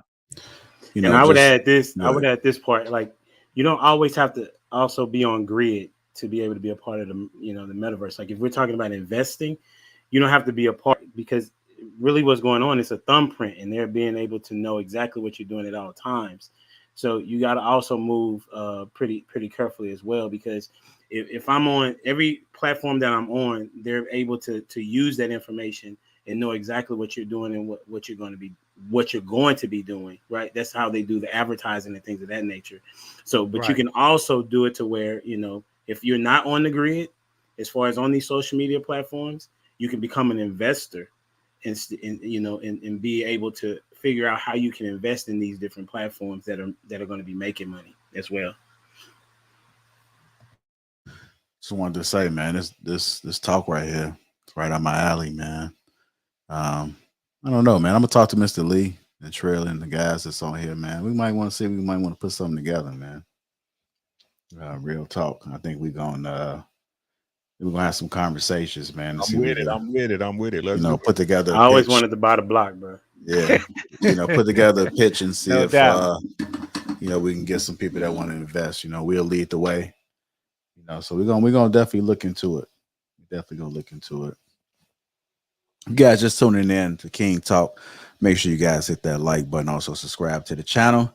Shout out to our sponsor of the show, Teach Handling. Make sure you guys click that link. It is pinned to the top of the chat right there. Click that link so you get your free gift. Shout out to all the members in the chat. I see you. And thank you guys for tuning in, man. I mean, without you guys, we'll not be here. So we definitely appreciate you and all the support. It's very important you guys hit the like button, man. Take a moment, hit the like button. We're gonna dive into this little bonus topic real quick. And while I got Mr. Lee here, I might as well try to get the max from him as much as I can, because again, you don't know when it's gonna come back around again. Well, at least Saturday we know, but Right. I'm just being greedy right now. It's another conversation that we had: the value of protecting your organic data versus personal data. Which is more valuable? You understand that, really? You need a little bit more context with it? A little bit, yeah. What about you guys? You guys understand right off the top? I was the same way too. I had to say, break that down for me, Lee. I said, break that down. I Okay. said, I'm trying to follow it, but I need you to break it down for me. Okay. Well, I really started to think about it. I already had the piece about the uh, personal data. We deal with And I think that's what Esso was hinting at in the conversation on Saturday, with always have to accepting cookies and accepting the rights to have access to these different platforms and these different applications. You always have to say yes, because if you don't have access and privilege to it. Once you do say yes, then they have the right to collect your data, mine it, and then market it, advertise, and sell that data. That's personal information on you. So that's one form of personal data. But the other aspects to it really came to mind over the past week or so when this whole situation blew up with Drake. And what right do you have over your organic data? Your organic data is your DNA and your sperm.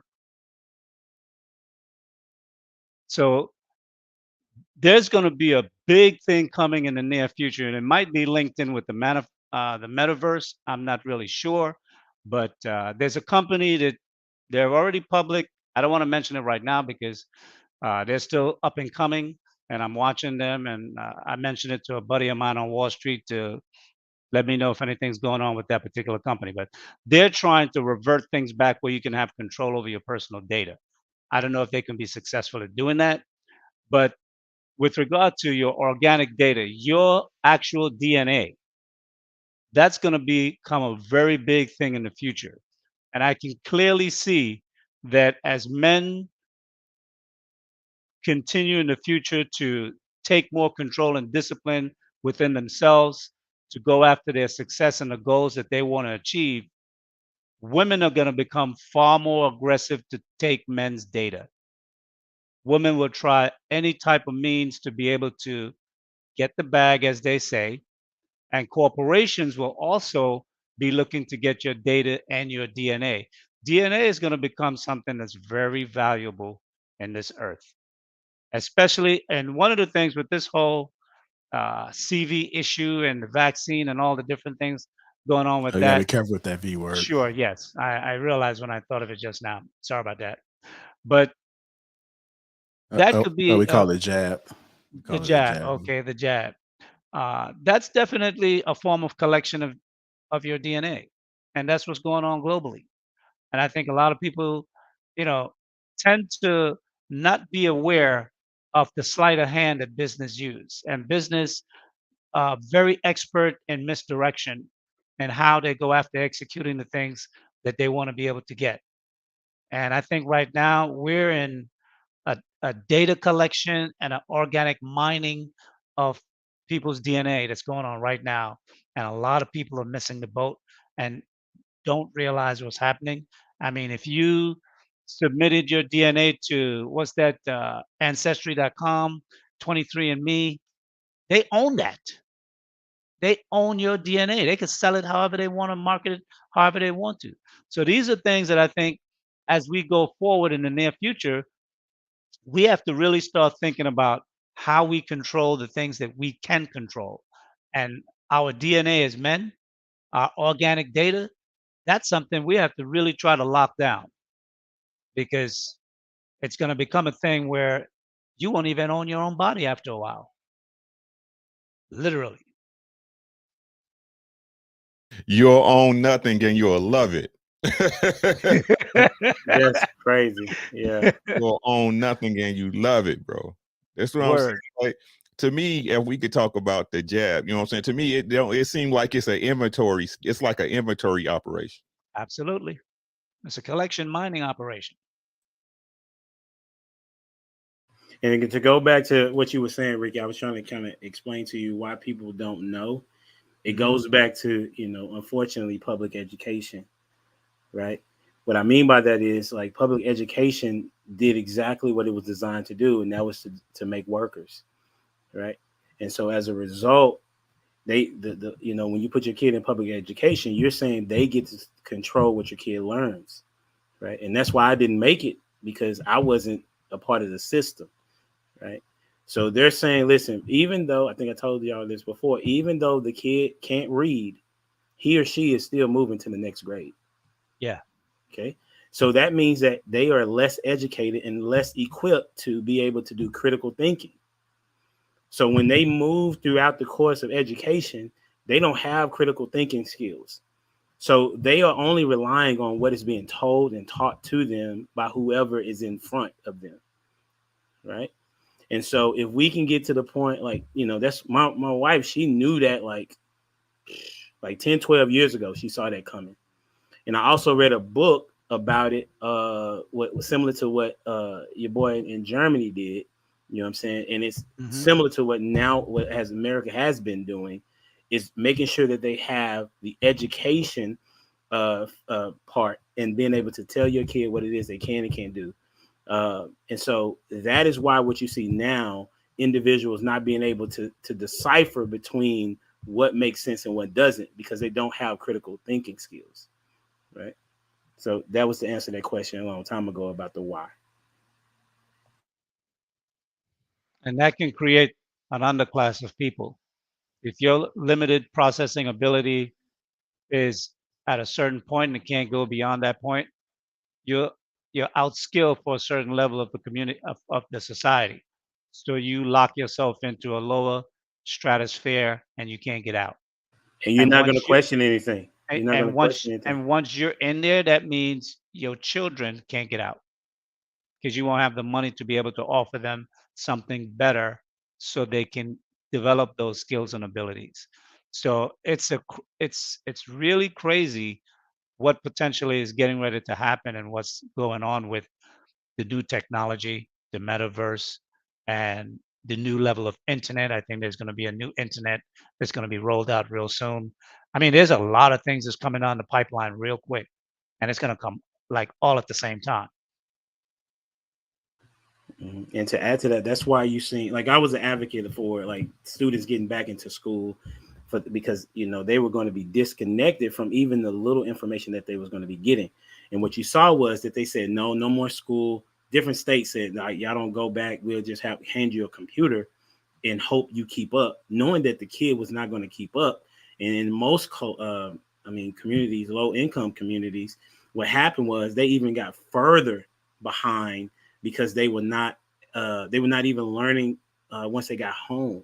And so now this is what you're seeing. I'm still connected to a lot of teachers.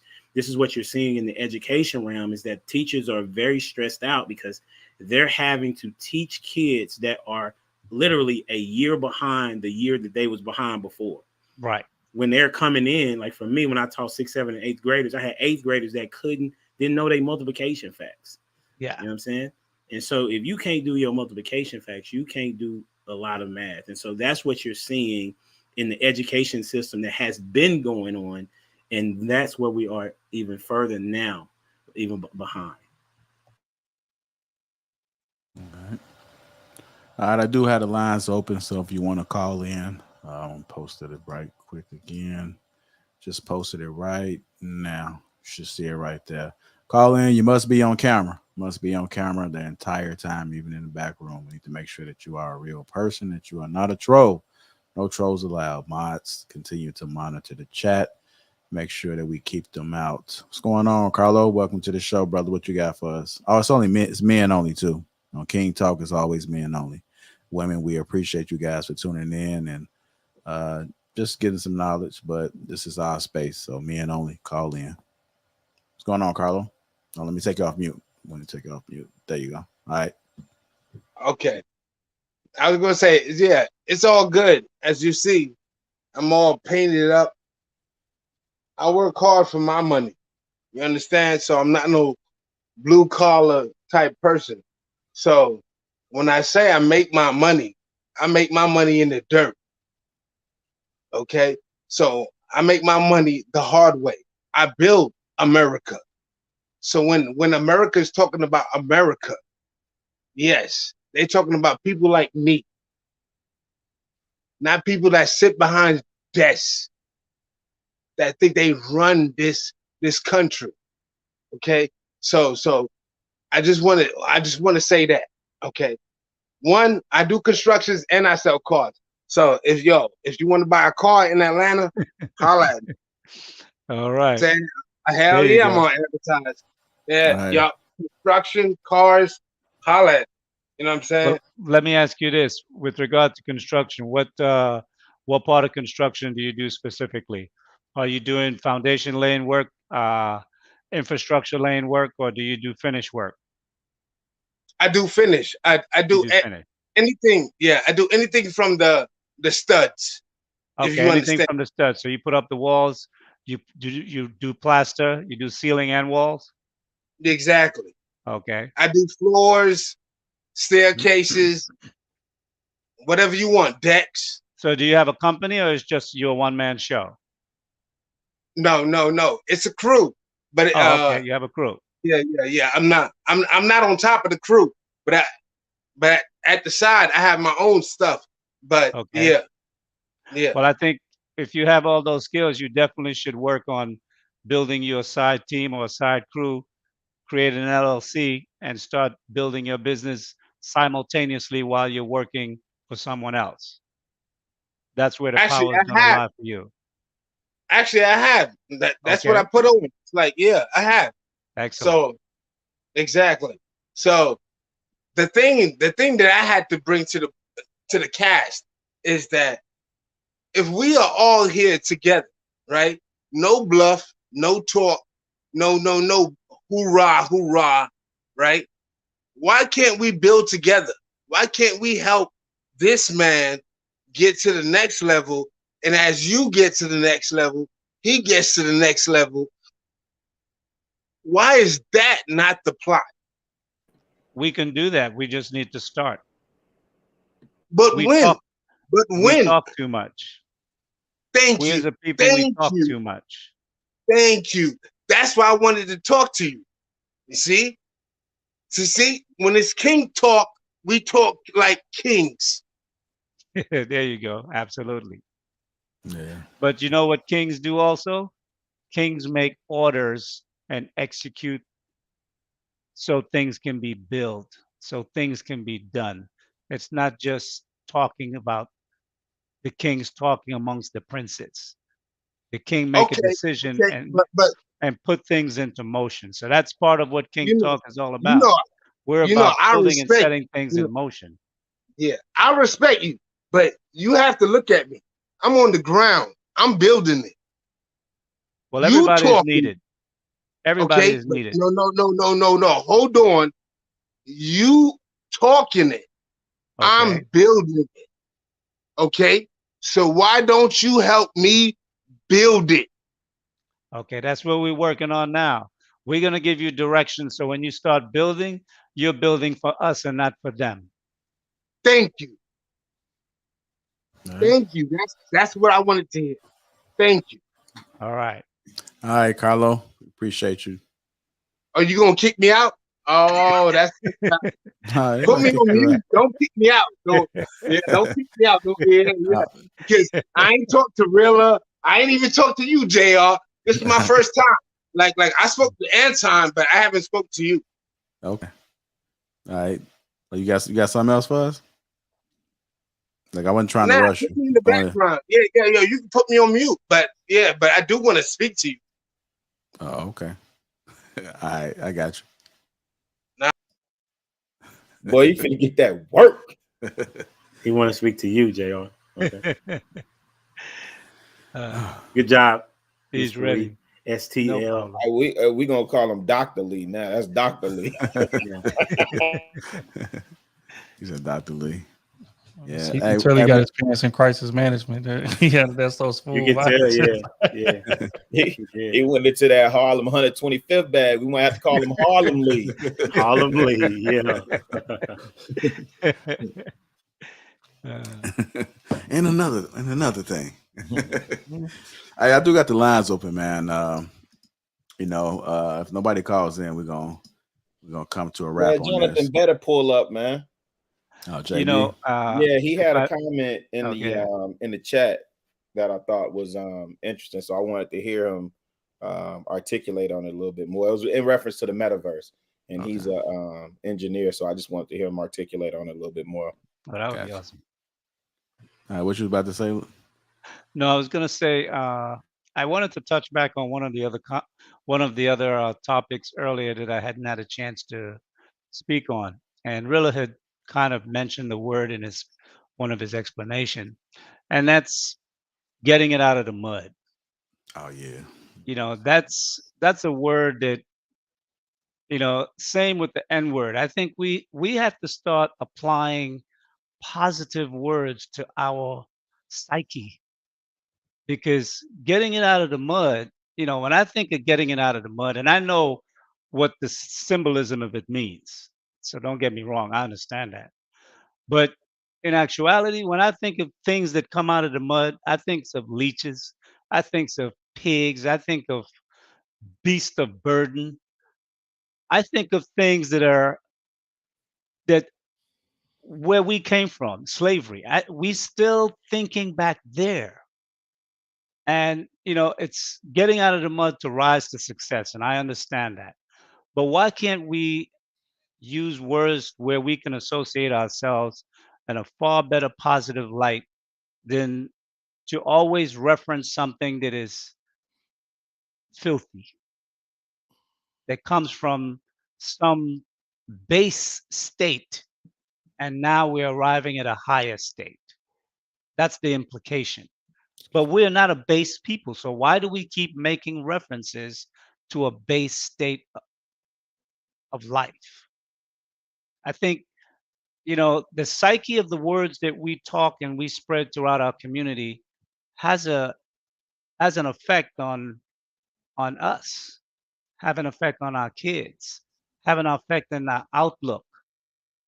You know, if a kid haven't, that's another thing. I think as we become more financially stable, we should travel outside the United States and take our kids with us. Show your kids France. Show your kids Africa. Take your kids to Japan. So what? It's going to cost you 15 grand to take the whole family. You spend 100 grand on a car. Give me a break. These things broaden your child's mind to look beyond the confines of their neighborhood.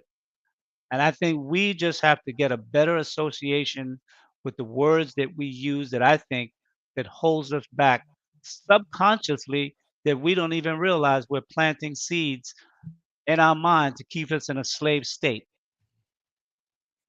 Agreed. So, the N word and, getting it out of the mud.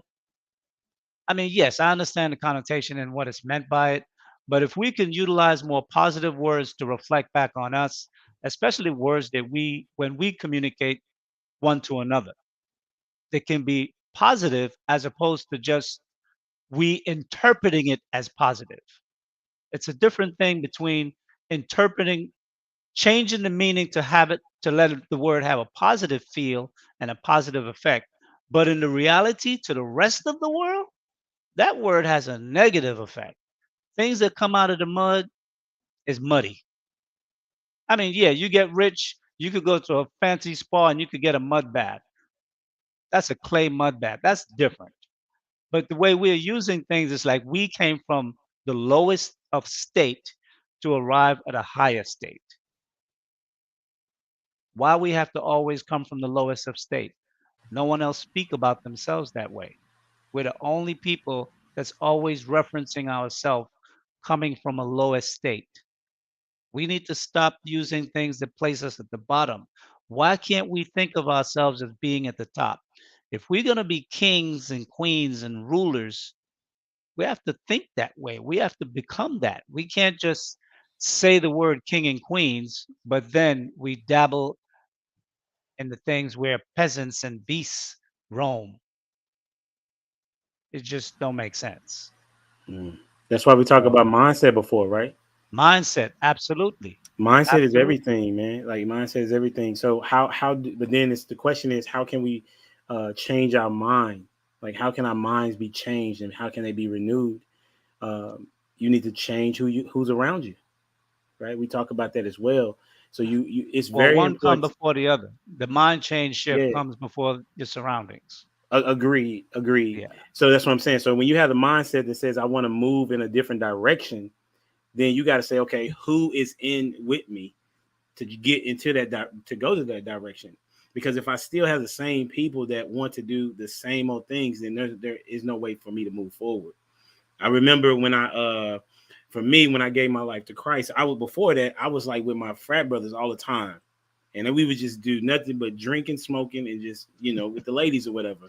And my Right. mindset was that, right? But then when I changed my perspective, my perspective changed, and also my goals changed, right? And then my circle of friends got even smaller, right? And then they had a different mindset to build.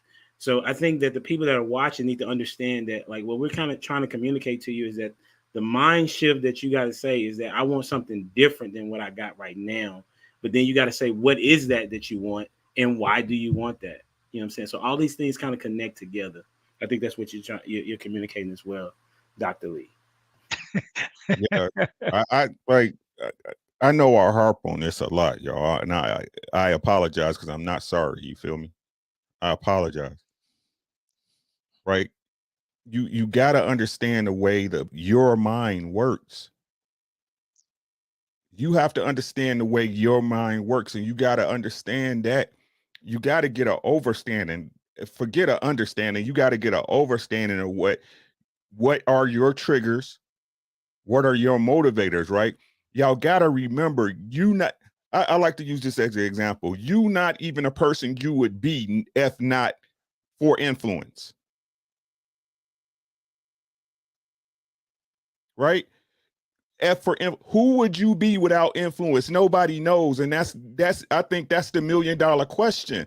Everything you learned from somebody else that you trusted as a source, but some of those sources were wrong and had an objective. You have to change your everything. Y'all think I'm playing when I say this, but everything we was taught was a lie. That's true. This is I can't be no more transparent with my people. Everything they taught us was a lie. You should question everything. You should question everything. Right? The simple fact that you look at another person just simply subjectifying the word that you hold to mean something else personal lets you know that you wasn't taught the right way about these words.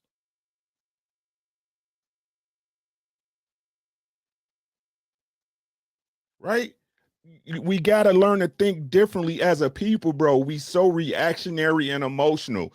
We take whatever people give us as the gospel. We want to always respond to empty rhetoric and false gods and empty symbolisms. And then you want to say it's your culture. That's not the culture of a people. Who else would claim this culture that we so-called proud of?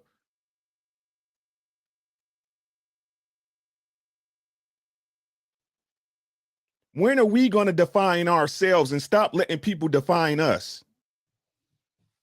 When are we going to define what success is to us as a family instead of looking at Khloe Kardashian and all these other people and Kanye West a billionaire?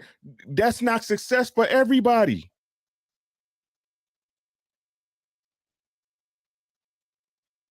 And I understand. I'm telling y'all, I understand because I was the same way, but you're going to have to cry yourself. It hurt to know. But it came a point in life when I was like, okay, I didn't did this, I didn't did that, I didn't made these decisions. I need to change my way of thinking because my way of thinking that I taught was right was wrong. It's wrong. It wasn't getting me nowhere. Right?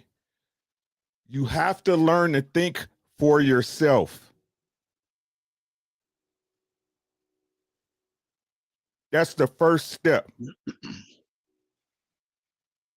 And you have to be, sorry, go ahead. No, you go ahead, God. I was finished. No, I was going to say, and you have to be willing to take the criticism of others, because when you're walking a path where you're making a shift and a change, people are going to criticize you. They're going to call you all kind of names because they don't see what you're beginning to see.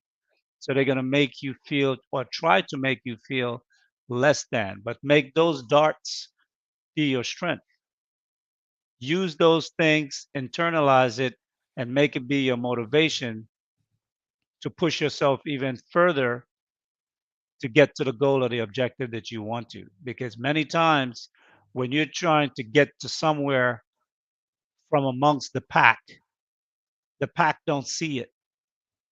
You have to strike out front and blaze that trail. And blazing a trail is never easy. It's never easy, and it comes with a lot of criticism from the people you know and the people you love and the people that you thought care about you. But they think they're saving you. That's the tricky part. Mm. They think they're saving you from you making a fool out of yourself, making a big mistake, all these different things they're going to tell you. And that's why you have to be single minded. And that's where masculinity comes in. A masculine man is single minded. He knows where he's going and he worked to get that objective done. And, I think what I like about the show so much and the Lapeef Network is that, it's like minded men coming together, speaking powerfully to other men in the audience to really create that shift in mindset of men. The people that you reach every week and every day, you're creating that mind shift little by little because when they tune in, another seed is planted. They tune in the next week, another seed is planted. In time, you're going to start seeing a shift because that seed is going to bud and then a tree is going to start to grow. In a very short time, we will see a shift, but we have to be consistent. I wanted to add to that. Oh, go ahead, True. I saw. Yeah, now I was just gonna say, and that's what's so pivotal about being rebellious and breaking that echo chamber and getting outside of that pack, getting outside of that circle, because you can't progress within an echo chamber. Somebody got to leave and go get outside information and bring it back to the gang and spread it around. And now we have different things to aspire to. That which was so big about me leaving my neighborhood. It's the best decision I ever made in my life. I was the man there, sure, but I wasn't elevating at all because I felt like I'm the smartest dude here. I'm the most athletic, whatever. I get all the girls. I could just kick it. I could chill. I'm good. But I wasn't elevating because my ceiling is affected by my immediate surroundings. So if everybody else is chasing something that's here, I ain't gonna never aspire to chase nothing here because I already feel like I'm on top of them. So it took for me to leave out of there and go be around people that's rich or people that's in tech or people that's in this field and that fields that I'd never heard of. Who's reading this book and reading that book and they tuned in the Wall Street Journal every day. I never read no Wall Street Journal in my neighborhood. No tech magazine or no business magazine. But Exactly. when I left and I'm on that campus with people that's thinking completely different than my pack was, now I got something to bring back. Hey, bro, check this out. Hey, bro, look into this. Look into this. It's money in this field, bro, that we ain't never heard of. It's money in that. So that's the type of stuff that advances us as a group. But somebody got to be brave enough to take that criticism that Lee is talking about. When you leave that pack, he's 1,000% fact. Oh, you changed, man. You ain't nothing like you used to be, bro. You done got soft. You done got this. You done got that. Ridicule you the whole way until you put a money opportunity in front of them. Now they're the most grateful person in the world. They praising you. They doing whatever because you done help them progress. So Exactly. sometimes you got to take them bumps and bruises to advance the collective. And if you think about it, the more people that we get to think in a rebellious way, the faster we'll progress. Because everybody is going to get different information and bringing it back to the gang. And now we a big collective that's just like a snowball. You know what I'm saying? A snowball effect. But we need Exactly. more brave people that's willing to lead that pack and go out there, get that intel, bring it back so we could use it in a productive way. But if everybody's scared, or if everybody just want to fit into my immediate surroundings, we're gonna be running on a damn mouse wheel for the rest of our life. And Let me that's just give you real. though. Let me give you one then. One that was for me, it was when we had to go. We did homeschooling. Like we started homeschooling. Like when we started that, like 5 years ago, man, the people that was around us was like, listen, that don't make sense. Like, why would you do that? You know, your kids are going to suffer from socialization skills, social skills. They're going to be behind. I'm like, dude. My wife was like, listen, it makes sense to do because she had been doing the research, right? And then me, honestly, I was as a public school teacher, I was like, man, they're gonna be fine. But then she brought me this information, and I was like, oh, okay, the information makes sense. So let me go figure out how can we make this happen on a one income, right? And so then I began to do the research. And then at the same time that she didn't get to work, she didn't have to work at all. And because she didn't have to work, then she was able to just take care of the house and take care of my kids. And our kids, if you could talk to them, their emotional intelligence is dope, as well as Yep. their logic. Like my daughter has, like, when I talk to her logically, even though she may be being emotional, she'll be able to calm herself down and hear exactly what I'm saying, right? And then she's That's awesome. that does make sense. And so I'm even being able to tell her how to talk to her brothers, even though they're younger than her. And then she's listening because she's like, that makes sense to me. She gonna As be dangerous. opposed, She gonna oh be yeah, bro. If y'all ever meet her, y'all see she's very much like my wife, right? And so she understands what's going on. And then the other boy and my other kids, because they were with their mom, and then a lot of times she was able to give them different parts of the world. Even though we didn't go there, she would Right. bring all types of, like, That's we it. listen to all types of music, different foods. Matter of fact, if you ever never heard of it, it's called Universal Yums. We do that every month, where it's like the snacks from all across the world, and we just have family time, and then we just see what the different snacks are. So they get a different picture of things. We have maps in our house, so if there's something that's talked about as it relates to anything in the world, I say, listen. Yeah. They say, where's that? You got to go. You got to go to the map and go see it. Like, you know what I'm saying? So I could not do that if I wasn't homeschooling, Right. right? And they are not programmed from public school. It's all what mom had put into them. And now, because she did that, I'm able to still do homeschooling because I changed my profession. Now I'm in real estate because somebody said, listen, this is where you can still make money, right? Right. And you can still do whatever it is that you need to do, get that freedom of time that we talk about. So that's what I be telling people. Listen, you need to get out here and try to be teaching your kids, because that's how it was from the beginning. Public school is, Exactly. is, is very young. You know what I'm It's saying? an invention to control. Absolutely. So I challenge people to try to do that, the homeschool technique. Oh, that is awesome. All right, I do want to get to the guest. Trent, I don't know if you saw that message, but I do see you in the background. I'm going to get to you shortly. Marvelous opinion. Welcome to the show, brother. What you got for us? Hi, how you guys doing? Can you guys hear me?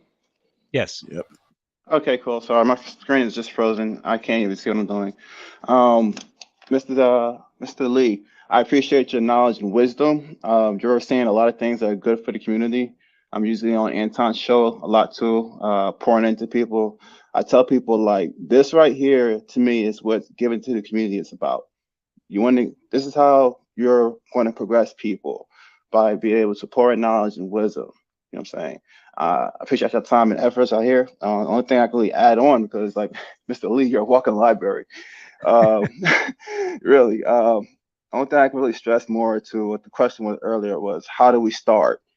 Um, I say for every individual, you have to go within. You have to look at yourself, do some self-evaluation, look at your flaws, your weaknesses, learn to love yourself. The one thing I try to stress people, at least what I'm trying to write on too, is love, the word love, and what that really means. People like to express love, but they don't really have the love mindset to actually apply it correctly with themselves and with others. It's very true. You can't love anyone else if you don't love yourself. So I always tell people truth, faith, and understanding. You got to always be true to yourself. You have to understand things, like you said earlier too, Mr. Williams. You said question all things. That's very true. Question yourself, question motive. But I'll give you an example, right? When I was younger, of course, a lot of us probably we celebrated holidays. We did a lot of things that we didn't even know of where it came from or what it's even about. You know what I'm saying? I actually disbanded a lot of different practices once I learned like where it came from and why we do certain things. It's like no one even questions the way they move. They just move like sheep and not know because their parents taught them things. You know what I'm saying? And that's what, like Williams, you were really hitting on it. You got to go in what you know. You know what I'm saying? And then also faith. You know what I'm saying? A lot of people lack faith in themselves. And it's like, how do you lack faith in yourself, but you have faith in me? How's that genuine? You know what I'm saying? You gotta really love yourself before you love others. That's the one message. The discipline aspect. You talked about that earlier to Mr. Lee. A couple of days ago, like maybe 9 days ago or something like that, they brought it up. I'm catching up on the series now. But what's that? I got it written down. I say discipline leads to having a more clear direction. That's true for me and everyone else here. Like once you start to actually become disciplined in what it is that you're doing, with you, having self control of you, like whether it's the food you eat, like you mentioned, whether it's taking in, like for me, for instance, I play video games too much, so I have to be more disciplined with that. Whatever it is that you're doing, that you know that you're doing, you should have control over your likes and your dislikes. You shouldn't be moved so easily in that way by your things that you like and things you dislike. The things you desire should not be pulling you everywhere. The things that you dislike shouldn't be pushing you from anywhere. You have to get comfortable and trying to be patient and understanding these things so that you're always, like Anton told me, don't get moved off your square. Be at peace. You know what I'm saying? That's Yeah. one thing. And then also selfish behaviors. That's going to happen more and more as time goes along. That's going to affect not just our community, but everyone. Seeing that some of the effects and drawbacks from technology has really made people feel like they can really be free will and independent and can do for themselves. And that's another thing that's attacking, like I said, not just the Black community, but the world as a whole.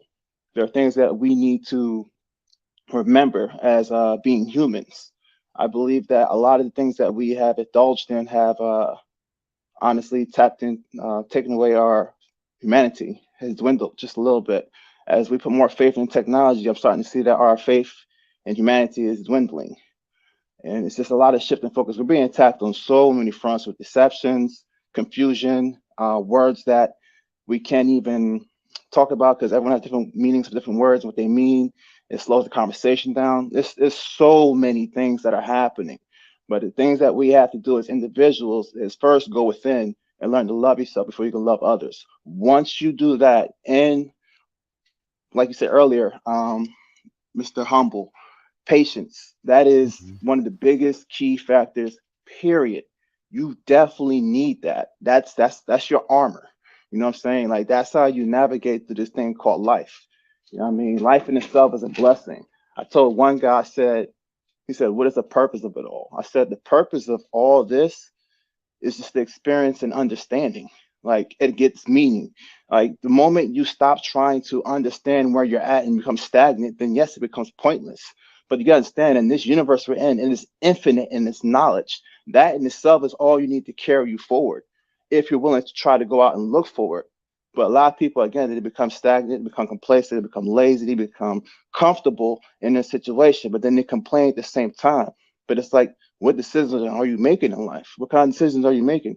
Are you just doing the same thing day in, day out? What is something new that you tried or done or tried to explain or the thing that you're uncomfortable with? Like I said, you got things to deal with that you just choose not to deal with these things. You're being challenged every day, but you walk away from it. You know what I'm saying? So but that's all I have to add though. Mr. Lee, continue doing what you're doing. I'm still writing my book. I do I want to contribute and add one day to this channel, but I'm gonna get my content right, and then I'll try to add on to what you guys are doing. I do love and respect what you guys are doing, and continue doing it. I have a All right. question So for you. appreciate you.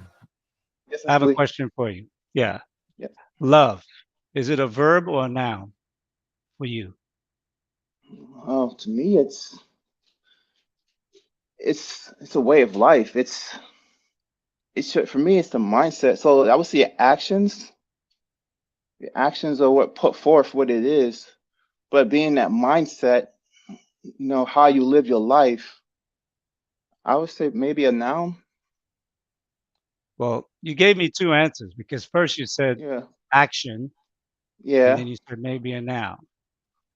I think people who look Yeah. at if you look at love as a verb, I think you're the person that can love better than most Mm, because love is about the demonstration of the things that you do to to emblematically show that you love the person or persons.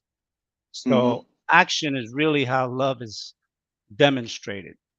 If a person just walk up to you, tell you they love you, but they have never done anything to influence and benefit your life, then those are just placating words. People who show their love actually really love you because they're doing something to demonstrate what the word represent. I love you. I'm going to take care of you. I love you. I'm going to do things to help you go further ahead in life. If I love you, I'm going to do something to make sure your life improve and become better. So when I demonstrate by hugging you and giving you a pat on the back or giving you a kiss if you're a woman, that love now has real meaning as opposed to just empty words that say love, like so many people tend to use. And the other Yes. thing I wanted to add was with regard to discipline. And I think sometimes people forget because discipline is a sophisticated word, and some people might think it's complicated to accomplish. But really, all discipline is your habits. The things that you do every day is what becomes you. The beautiful thing is that habits that are bad can be changed. It takes 21 days to break a habit, and it takes 30 days to form a new one. So if you want to change your life, that's what you have to focus on doing. I concur. All right, Mr. Marvelous Opinion. Appreciate you for Uh, calling in, man. Thanks for your perspective. All And right, young brother. yeah, all right, I gotta take care. appreciate the support. Appreciate it. All You right. do the same. All right. I got one more guy. He's coming back in. He said his internet was choppy. Okay. So we'll wait for him and then we'll Can I say conclude. something real quick? Oh, absolutely. Man, look, the like this is where I'm at with it. We need actionable items. I think I said this before. We need actionable items. We all know the game that's being played. We all know what it is, right? That's not an excuse. But people, and I'm talking to our people. I don't care. I ain't worried about nobody else. Right. I ain't worried about nobody else. Hey, I forgive y'all, bro. We gotta forgive each other. Real talk, because that's really because it doesn't matter. Like we can like that's like Mr. Lee on Sage Talk Saturday gave an actionable item that's easy to execute for any brother to do. Easy to do, right? But what difference it make if your brother don't trust you? Right? What difference it make if your sister don't trust you, sis? Right? We smile in each other's face and give people fake pounds and like Mr. Lee said, give you that love that really don't mean nothing. Right? I forgive y'all, man. I forgive you. We gotta forgive each other, bro. Because if we can't trust each other to I ain't gonna even say a code, but to do the right things to get to the next level, we ain't never going nowhere. All this is for naught. It's for nothing.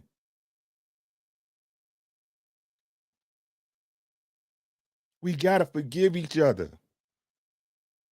Some people mad at one person because this person had the formula, didn't pass it down. Oh, you know what I'm saying? You're supposed to come back to the hood and help you. Hey, I got there the way I knew how to get there. You feel what I'm saying? It's no disrespect to you. We need to forgive each other so we can get bonds anew and get stuff popping, man. Because time ain't no punk. I don't know why people think this is a game.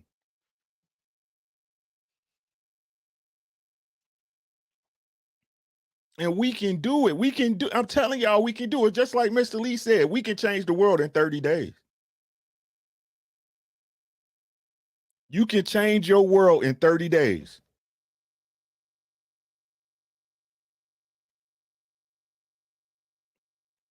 I forget y'all, man. It's cool.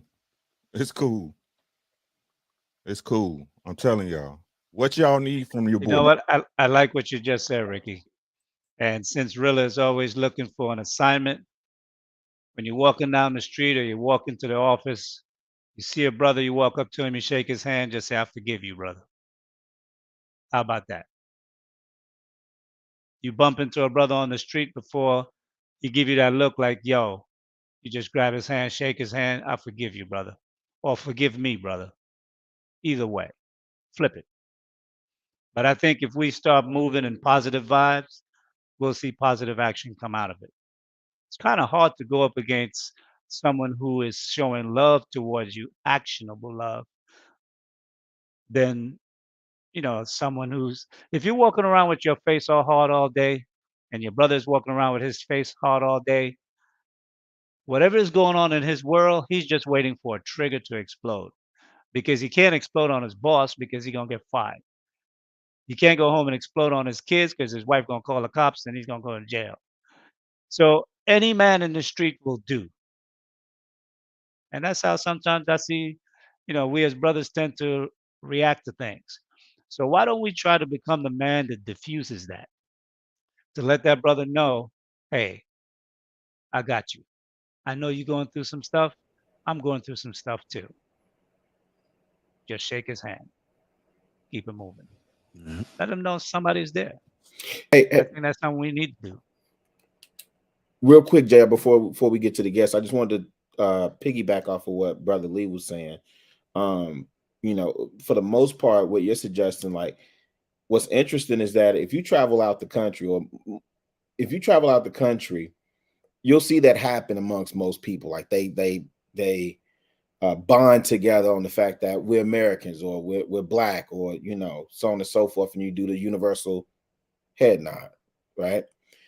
If I go to another state and I meet somebody from Chicago, I tend to do that. What I see in the suburbs here, in the suburbs of Chicago, I see a lot of brothers that see each other on the street, and they do. You going in and out of the grocery store, you might, yo, what's up, bro? Right? Where we need that at, my opinion, and this is one reason why I say I keep one foot in the burbs and one foot in the hood. And you don't just be willy-nilly and out here, it's not like you don't assess your surroundings or your situation, but I'm really big on passing that energy and destabilizing what even people could potentially think is a threat. And you don't present yourself as a Vic or a Mark. You don't present yourself as an easy target, but sometimes just that head nod, like, yo, what up, fam? What's up, bro? Like, that goes a long way. And there's so many brothers on the block. And I ain't even talking about the old heads. I'm not talking about the knuckleheads. I'm talking about the young kids that's trapped, or the young boys that's trapped in the hood, that's waiting for somebody positive to show up in real life. That goes a long way. Even when I see the shorties on the block, yo, what's up, young blood? What you doing, man? What you doing? Let me throw you. I need you to swing by my grandma's house and rake up them leaves for me, bro. I got a dub for you. Like, though, to your point, brother, man, you got my notebook gonna be full of assignments, man. I don't want to get an F on that. I don't want to get a bad midterm grade, and I don't want to get an F on that final report, man. But these are things we all, as brothers, if we trying to elevate and motivate, man, we got to start looking at each other and destabilizing the energy in our community, man. We got to do that head now. Yo, what's up, fam?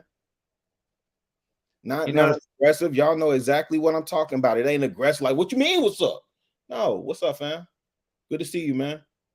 Happy Tuesday to you. Or what's tomorrow? Happy Wednesday to you, man. Happy hump day. The funny thing is, here in Latin America, the Latinos, they speak to each other every day, coming and going. Total strangers. Buenos dias, buenos dias. Same thing. They see me walking down the street, same thing. Buenos dias, buenos dias. It's just a friendly way to acknowledge your presence. And I think we need to incorporate that, because we used to do it. I can remember back in the 70s, we used to do that on a reg. When James Brown and I'm Black and I'm Proud was big, we used to operate that way. But over the past 40, 50 years, we've just drifted away from each other. And I think just being able to reach out one person a day, that, what, I'm going to shake a brother's hand and say, what's up, bro? How you doing? Just make it one person a day. Start from there and see how it'll have effect on you and how it'll have effect on other brothers. Because I think we have to find a way to come back to start caring about each other. because it seems like only a brother with money can get love. If you ain't got $1 million, don't say jack to me. But you're just an average man. Nobody want to hear what you got to say. Nobody want to see you. They act like you non-existent. And we've got to get back to the point where we really show love and respect to every man, All right. to each one another. Mr. Tyson, with all due respect, I'm gonna bring Trent up. I know he was waiting before you, so I'm gonna keep you on here. Just stay on mute, and I'm gonna let Trent go first, then you. What's going on, brother Trent? How you doing? Welcome to the show, brother. Glad to have you. What you got for us? Appreciate you, man. I actually had a few points. Man, so first, man, that was a great show. So I really enjoyed y'all show, everything that you guys spoke on. I kind of just wanted to go over a few things you guys spoke on. I wanted to go to the homeschooling first. I think homeschooling is one of the best choices that we can have. If you can't do homeschooling, I think that the community needs to get together, rent out a space, go find like old teachers that retired, have really nothing else to do, and employ them to teach our students. I say that one of two reasons. I say that because we do need they need the help, especially when they become elderly. They need to be around young, vibrant energy. And the second thing is my grandmother. I'm telling you, my grandmother, man, she was one of the smartest people I ever met. I shit you guys not. You know what I mean? My grandmother was born in the 1930s, and man, her education compared to the education that we got, man, it's night and day.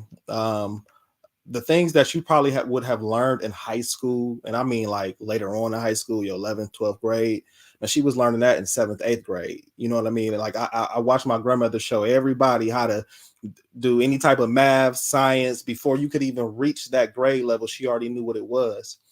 So I think we need to get back to our elders. You know what I mean? As far as in schooling and things of that nature, it kind of brings the whole circle around. And also the reason I think that we should start going into the homeschooling or do some type of group schooling is because you're a fool to let your enemy or your oppressor educate you. You are always going to be a fool because that person that you disagree with or have some type of disagreement with will never want to see you on top. I try to explain to people all the time, like, it's okay to be racist. And I know people don't want to hear that, but being racist is because you want your race to be on top, and everybody wants their race to be on top, regardless if they tell you not that or not. They want to be top dogs, and it's okay for you to put your race before anybody else's race. So homeschooling, I definitely think we need to get back to that, just because the things that we're learning in school is just not really it's not working for us, and some of us just don't learn in the manner of just sitting there in front of a computer screen or whatever, whiteboard, chalkboard, whatever they use now.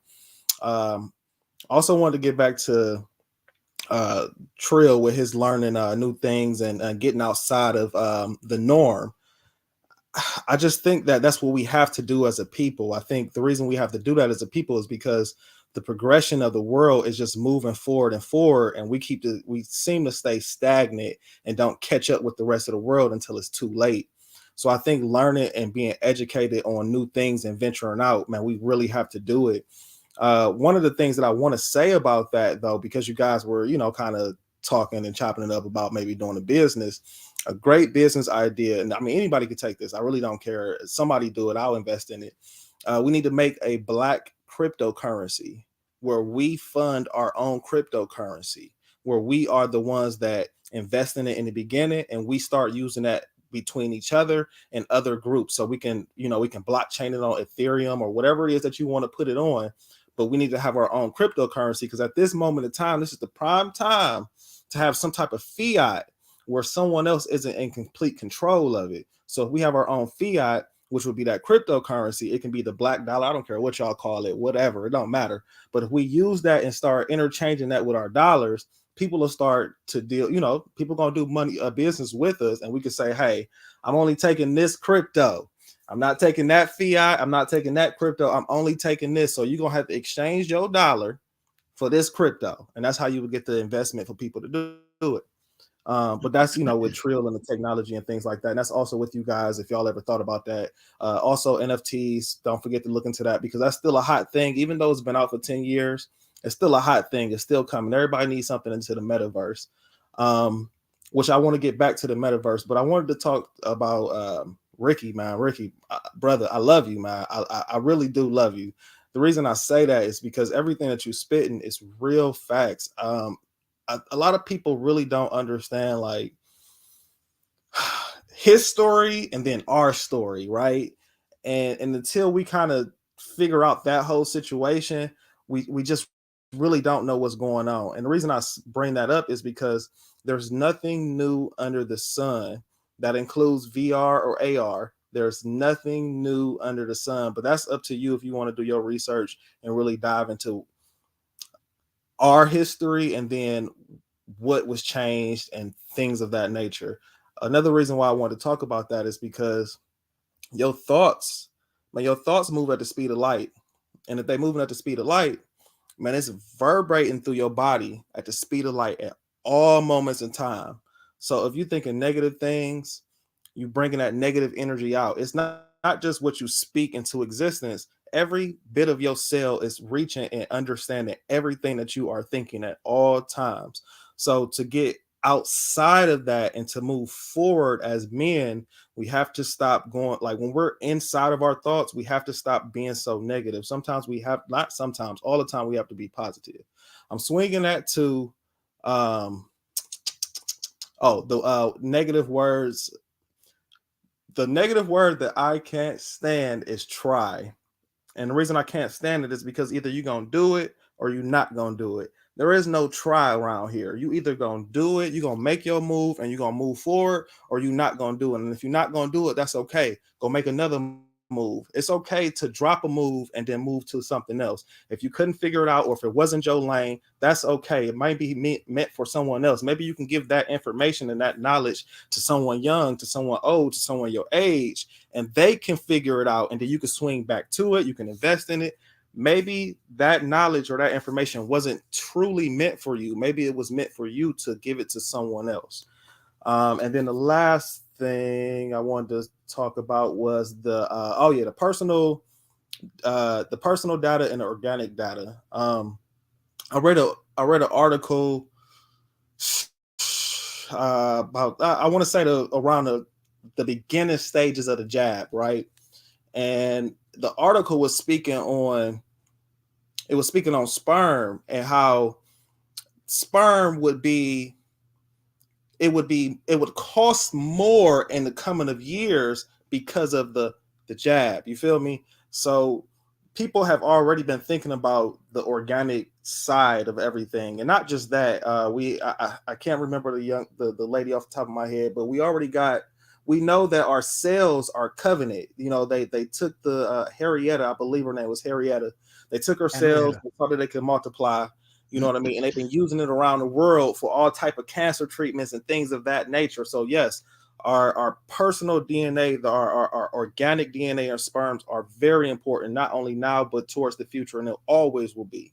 And the personal data, there are actually websites, because your personal data is already out there. Unless you're going to pay tens of hundreds of thousands of dollars to really get it expunged off the internet, and even then it's still hard to get off of it.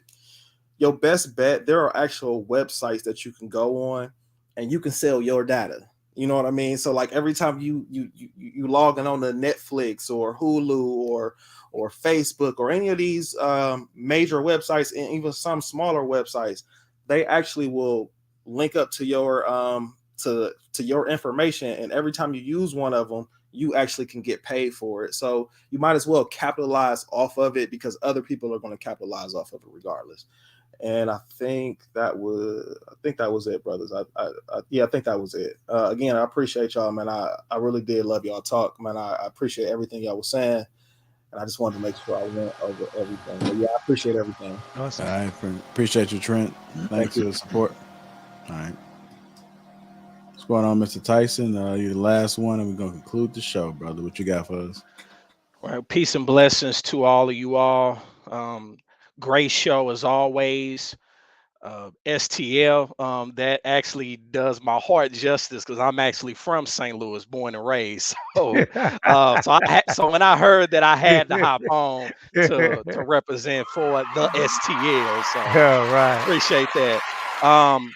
great topic. The topic that really stuck out for me is the initial topic about the negative connotations, and Trent actually took one of my words, or on one of my words that just irks my soul, and that's the word try. Because either you're gonna do it or you're not. That word try, it's like you're trying to leave your wiggle room, that if it's not gonna go this way, Right. then I can, you know, A it way just out. don't sit well with me. So, but another word that really has a negative connotation to me is actually the word deserve. Oh Because yeah. when I think about it, That's good. deserve almost lends credence to like a sense of entitlement. Entitlement. And the problem that I have with it is, and I've always had a problem with that word, is because nobody deserves anything. Anything. You have to work for what you acquire. You have to earn what you acquire. Nothing, nothing is, you don't deserve anything. And so what happens is, it doesn't matter how talented you are, it doesn't matter how wealthy you are, it doesn't matter how intelligent you are, it doesn't matter what level of privilege you come from. No one is entitled to anything. And so what happens is, when you look at folks that come from a sense of entitlement, or have a sense of entitlement, or feel like they're deserving of the things, they take stuff for granted because it really doesn't matter to them. But when you actually work for something, when you actually earn it, you take more pride in it. You take more honor in it. And so even when I look at this network and this platform, it's easy for folks to say JR deserves it, but I think JR would say no, he don't necessarily deserve it, but did he earn it? You damn right he did. He earned it. He sacrificed. He, gave blood, sweat, tears for this. He believes in it. He was given the vision, and he's seeing it through to the best of his abilities. He's been able to link up with like-minded individuals, like all the men on this panel, on the various other shows on the network, and he's provided opportunities for those to actually come out and just actually speak on what they have gained, the knowledge that they've acquired from these various shows. So to say that somebody deserves something is disingenuous, but to say they earned it is more appropriate. So I that's just all I wanted to add. I want to be mindful of you all's time, because I've been up since 4 a.m. this morning, and I got to get back up at 4 a.m. because that's normally when I get up, like to meditate and then go work out before I start my day. But peace and blessings to all of you all. Great show, and like I said, I just keep doing what you're doing. Thank you, I my brother. appreciate it, Mr. Tyson, man. Make sure you get you some rest, man. I Will definitely do. appreciate the support. Thank you. All right. Peace. JB. J Bizzle. What's going on, bro? What's up, y'all? How y'all doing? Good, good. Chilling. Good to see you. I've been summoned by Rilla, so no,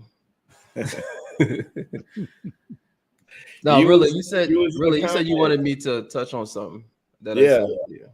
Yeah. You were in the comments and you were speaking on metaverse, and we respect your opinion as somebody who is well versed in tech and all that other stuff, and you're on the cutting edge of quite a few things that we may not have a grasp on. So I really did want to hear your opinion on what the conversation is, or what the conversation was around earlier in terms of the implications of metaverse and how that may or may not ultimately impact us. But I also saw you had an opinion around crypto and NFTs. So I didn't know if you wanted to weave that into the conversation too. Yeah. So I'm gonna start with the crypto part. So I mean, I love crypto, right? So I love crypto.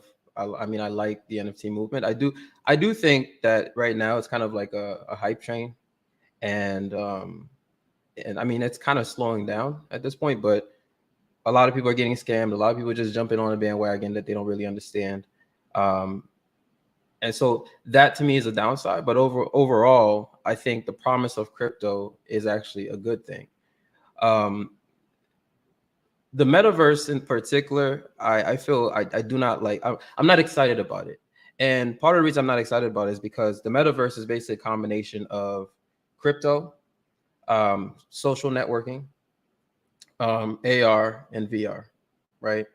And so what that means is that as much as it can, from an innovation perspective, it can come with all the goods of that, it also comes with all the bads, right? Yeah. So if you think about Facebook entering into the Meta, I mean, literally renaming themselves Meta and then entering into that space, and if you understand from a technical perspective the capabilities that Facebook has without the metaverse, it should actually scare you, right? And I'm not trying to be some conspiracy theorist or whatnot, but it should legitimately scare you, right? Because that means that they get to take all of the and I kind of touched on this on my show recently, where in terms of the show that we did on social media, I think a lot of people don't understand the extent these companies, these social networking companies, and like I said, I mean the big one is Facebook, and I guess the other one is Google. A lot of people don't look at Google as a social networking company, but it is, right? And so a lot of people don't understand how deep their technologies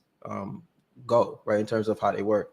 And I explained on my show how like Facebook probably has a better understanding of the average person than even the CIA does. And that's not an exaggeration, right? It really isn't, by the way, because I write these algorithms for a living, right? So when you think about the fact that, for example, on Facebook, right? And I'm going to get to the metaverse part in a second, but I want to just make it clear why I'm not excited about it. And we got to touch on the social networking component, right? So when you think about on Facebook, right, you write a post. Every feature that they add to make your experience writing posts, writing posts and interacting with other users, quote unquote, better, is actually more so to make it easier for them to gather more data about you. So for example, there was a point in time where on Facebook, you couldn't actually use emojis in your posts, right? But once you're able to use emojis, what are they able to get out of that? They're able to get your sentiment, right? They call that sentiment analysis, right? So, in fact, I remember Lee talked about taking an NLP course, right? An NLP class once, right? So I'm sure you probably learned about, doing sentiment analysis.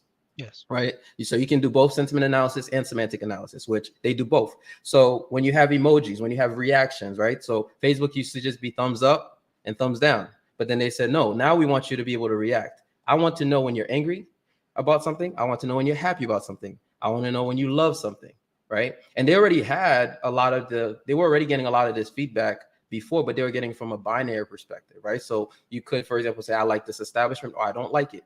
Right? I like this person, I don't like them. But now what they do is they get to the point where they get to understand your sentiment around so many different things, right?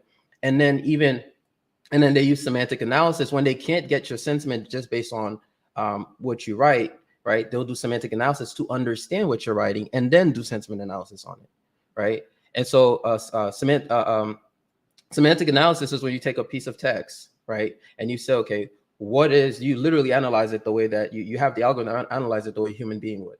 And it breaks it down into pieces and tries to understand what is the meaning of this text? What is the topic? What is it talking about? That's how, for example, Siri is able to understand what you're saying to it, or Alexa, etc., right? Is doing that semantic analysis. It's literally taking what you're saying, translating it, turning it, doing speech to text, and then taking that text and then doing semantic analysis on it. So anyway, so when you get into the nitty gritty of all this, and you start understanding that these platforms, they've built these profiles of you, these very deep profiles, right, that you can never get rid of. Even if you read their terms of services and they say if you delete your account, if you do this, we'll get rid of your data. The problem is that what they really do, even if they anonymize it, which you should not believe them when they tell you they do that, because it would not be to their best interest to actually do it.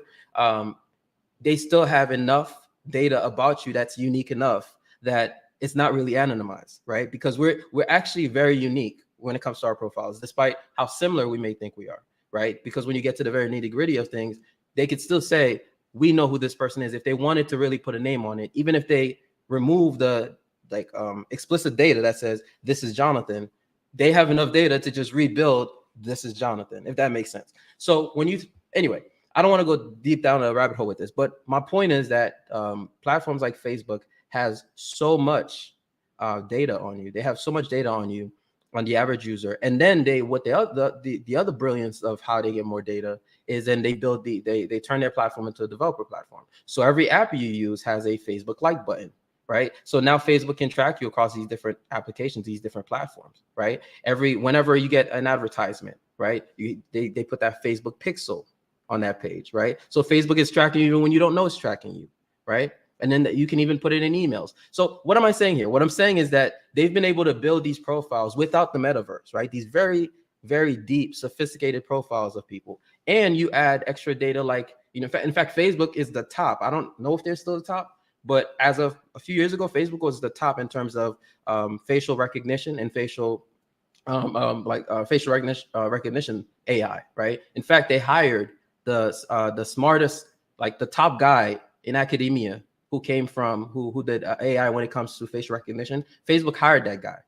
He's some professor from Stanford, I believe, right? And Facebook actually had him leading the whole facial recognition team, right? So they built the best software to recognize you in terms of your features, your facial features, your body structure, even, right? Like Facebook could even recognize you just based on a part of your face and so when you think about the fact that they know what you like, they know who your family is, they know where you went to school. And by the way, you don't need to fill out your about me section for them to know that, right? Because as you interact with people, they figure it out anyway. So if you don't tell Facebook, hey, this is my sister or this is my brother, but then every time this person comments on your post, you say, hey, sis, but you never use that with anybody else. These algorithms are sophisticated enough to actually figure things out, right? So as they build these profiles, they already have this pretty very a clear, sophisticated profile of you that they really couldn't turn into some kind of reality. But then you bring in the metaverse, and so now they're able to now track you in this virtual reality, and which means all the downsides that you already have from a privacy perspective, from the fact that this organization that is opaque to you, right? Like you don't know what's going on, you don't know what they're doing with your data, right? All you know is that you're pretty much the product, because the reason it's free is because you're the product, right? They would never just give it to you for free. I mean, Facebook is paying engineers a shit ton of money, right? They would never just hire all these guys to sit and pay them all this money, okay, and spend literally like hundreds of millions of dollars on just engineers, right? They would not spend that much money if you were not the product, right? So as you go and you do all of that, and as they're going to do all of that, and now they've built these profiles of you, and then now they enter the metaverse, right? And what makes this, to me, very scary is that when you enter the metaverse and you start intermingling that with crypto, what a lot of people don't understand about crypto is this. A lot of people think that when you get into crypto, you become anonymous. It's actually the opposite.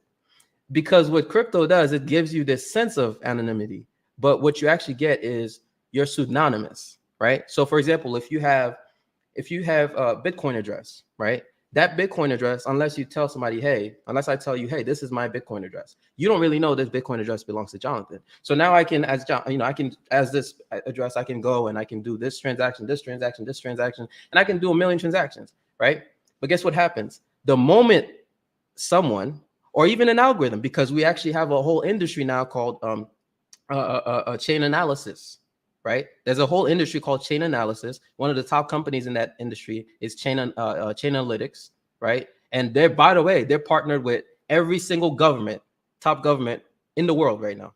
Okay, every single government, including the U.S. government and the top exchanges. Okay, that should also scare you. But let's not even get into that rabbit hole. Okay, so you have this whole industry that basically is trying to connect addresses to individuals and entities, right? So now a lot of people think, okay, I'm just using this address.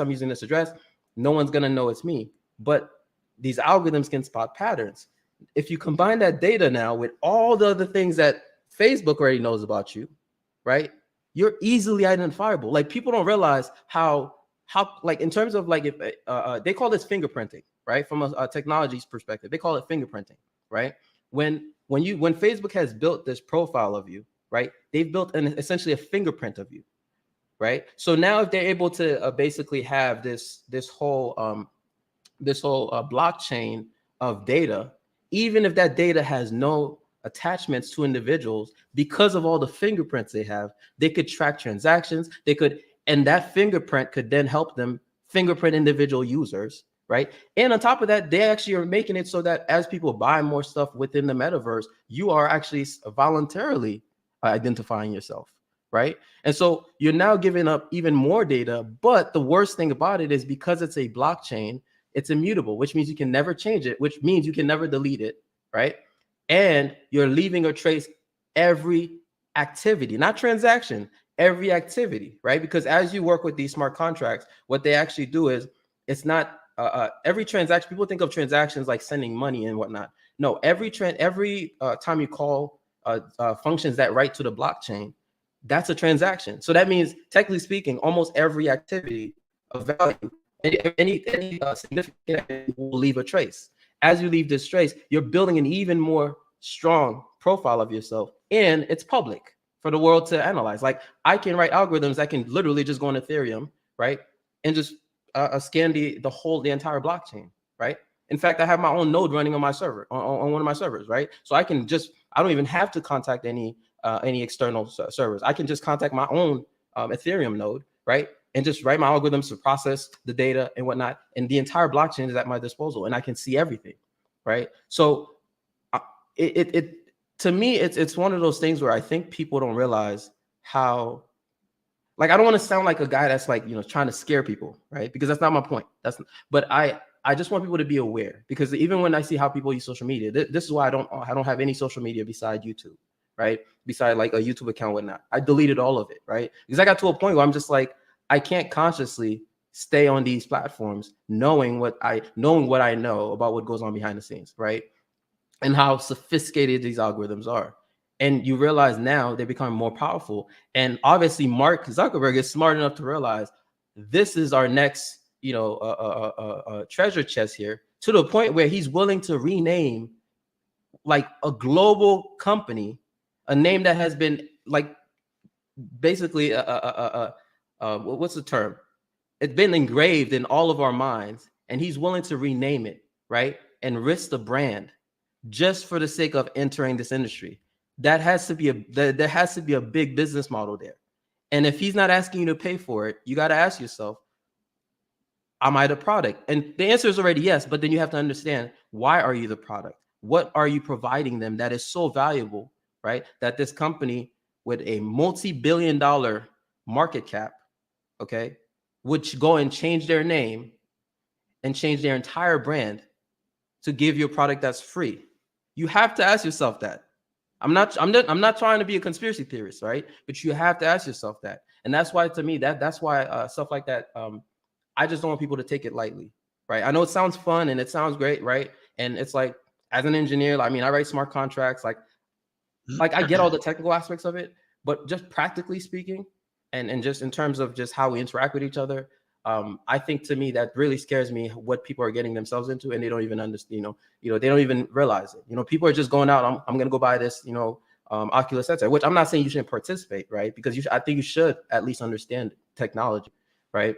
But I think a lot of people are probably gonna, the same way that Facebook got so many people to just be on this network and not even understand what they're actually providing, I think a lot of people are gonna end up doing the same thing in the metaverse, and they won't even understand what they're exposing. And I think what's worse, at least when you have your data on Facebook, it's within their private servers. The downside of the blockchain, it's actually not, it's a pro and con, it's a double-edged sword, is that all that data is exposed, right? Even when people think it's not exposed, anybody who can write the code can just pull down the data, and I can process it. I can process it myself. I can write the code, process it, and I can read it. The average person may not be able to, but the point is, it's public, right? And so a lot of people may not even realize what they're exposing, So, so let me ask you just this. from a sociological perspective, by the way, the other aspect of it too, from a sociological perspective, I also just don't like the world we're creating, where, even just during this pandemic, right? Seeing how basically a lot of people just have become afraid of leaving their house. Everyone has gotten comfortable just communicating through screens, right? And now we're basically digging even deeper into that. So beyond the technology, just from a sociological perspective, to me, that's not like, I just don't even like the world that we're creating. So I mean, there's a number of reasons why I'm just not excited about this at all. Like I really am not. So I don't know if I answered the realist question, but yeah, that's how I feel about it. And actually, just today, I mentioned this in the chat, literally earlier today, right? And I'll forward it to JR if y'all don't believe me. Earlier today, one of the top companies in this space, they hit me up offering me a bag, and it's like one of the first time in my career where my answer is immediately no. Like I don't want no parts in this. Like I don't want to. Like I said, I want to understand. Obviously, I want to make sure that I'm up to date with the technology and how things work, and especially on the technical level, right? I like understanding things at that level, but I just don't want to contribute to this shit. Like to me, I can already see this going downhill in so many ways. And what's sad is that I think the metaverse at its core is actually a dope idea. It's just once these companies, specifically Facebook in particular, once they get into it, you're like, I immediately I see what they're going after. I see why they made such a huge decision.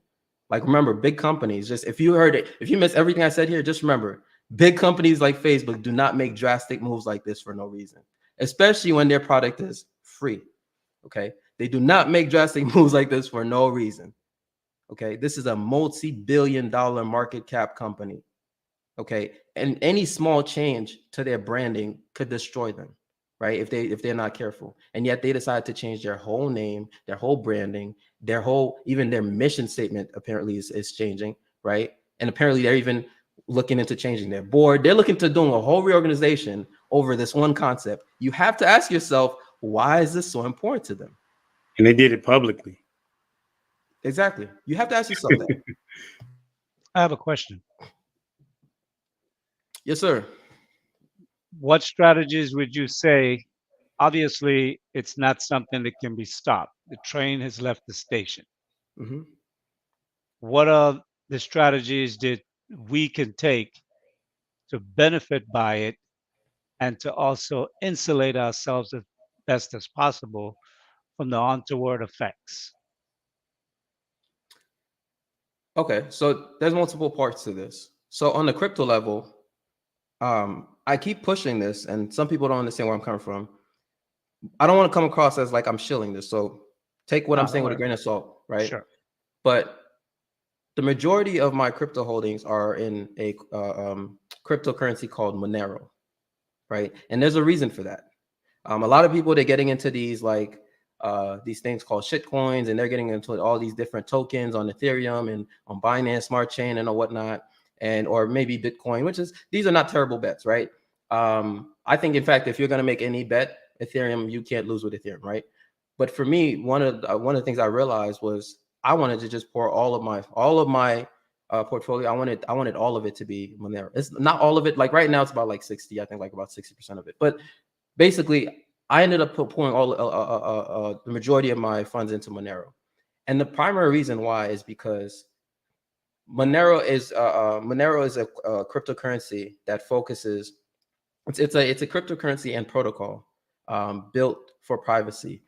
But the key thing about it is that it's built in a way that's untraceable, right? And it's mathematically proven to be untraceable. That's the key thing here, right? And it uses this concept called zero knowledge proofs. Okay, and it uses zero knowledge proofs and another concept called ring signatures. And essentially, what it allows you to do is allows you to transact on a blockchain without leaving a trace. In fact, even if I were to give you, for example, my Monero address right now, you'd have no way of knowing what my balance is. Like if I give you one of my Ethereum addresses, you could literally just go on Etherscan, put my address in, and you could see what coins I own, how much my Ether balance is, etc.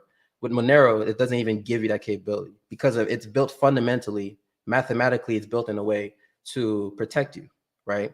And so I think that's the first step is in terms of like protecting, because the whole ultimate vision for crypto, right? Even Satoshi, right, with Bitcoin. I know, I mean, you could tell just in terms of like his initial messages and whatnot that his ultimate vision for crypto is not where we're at, what we're doing now, right?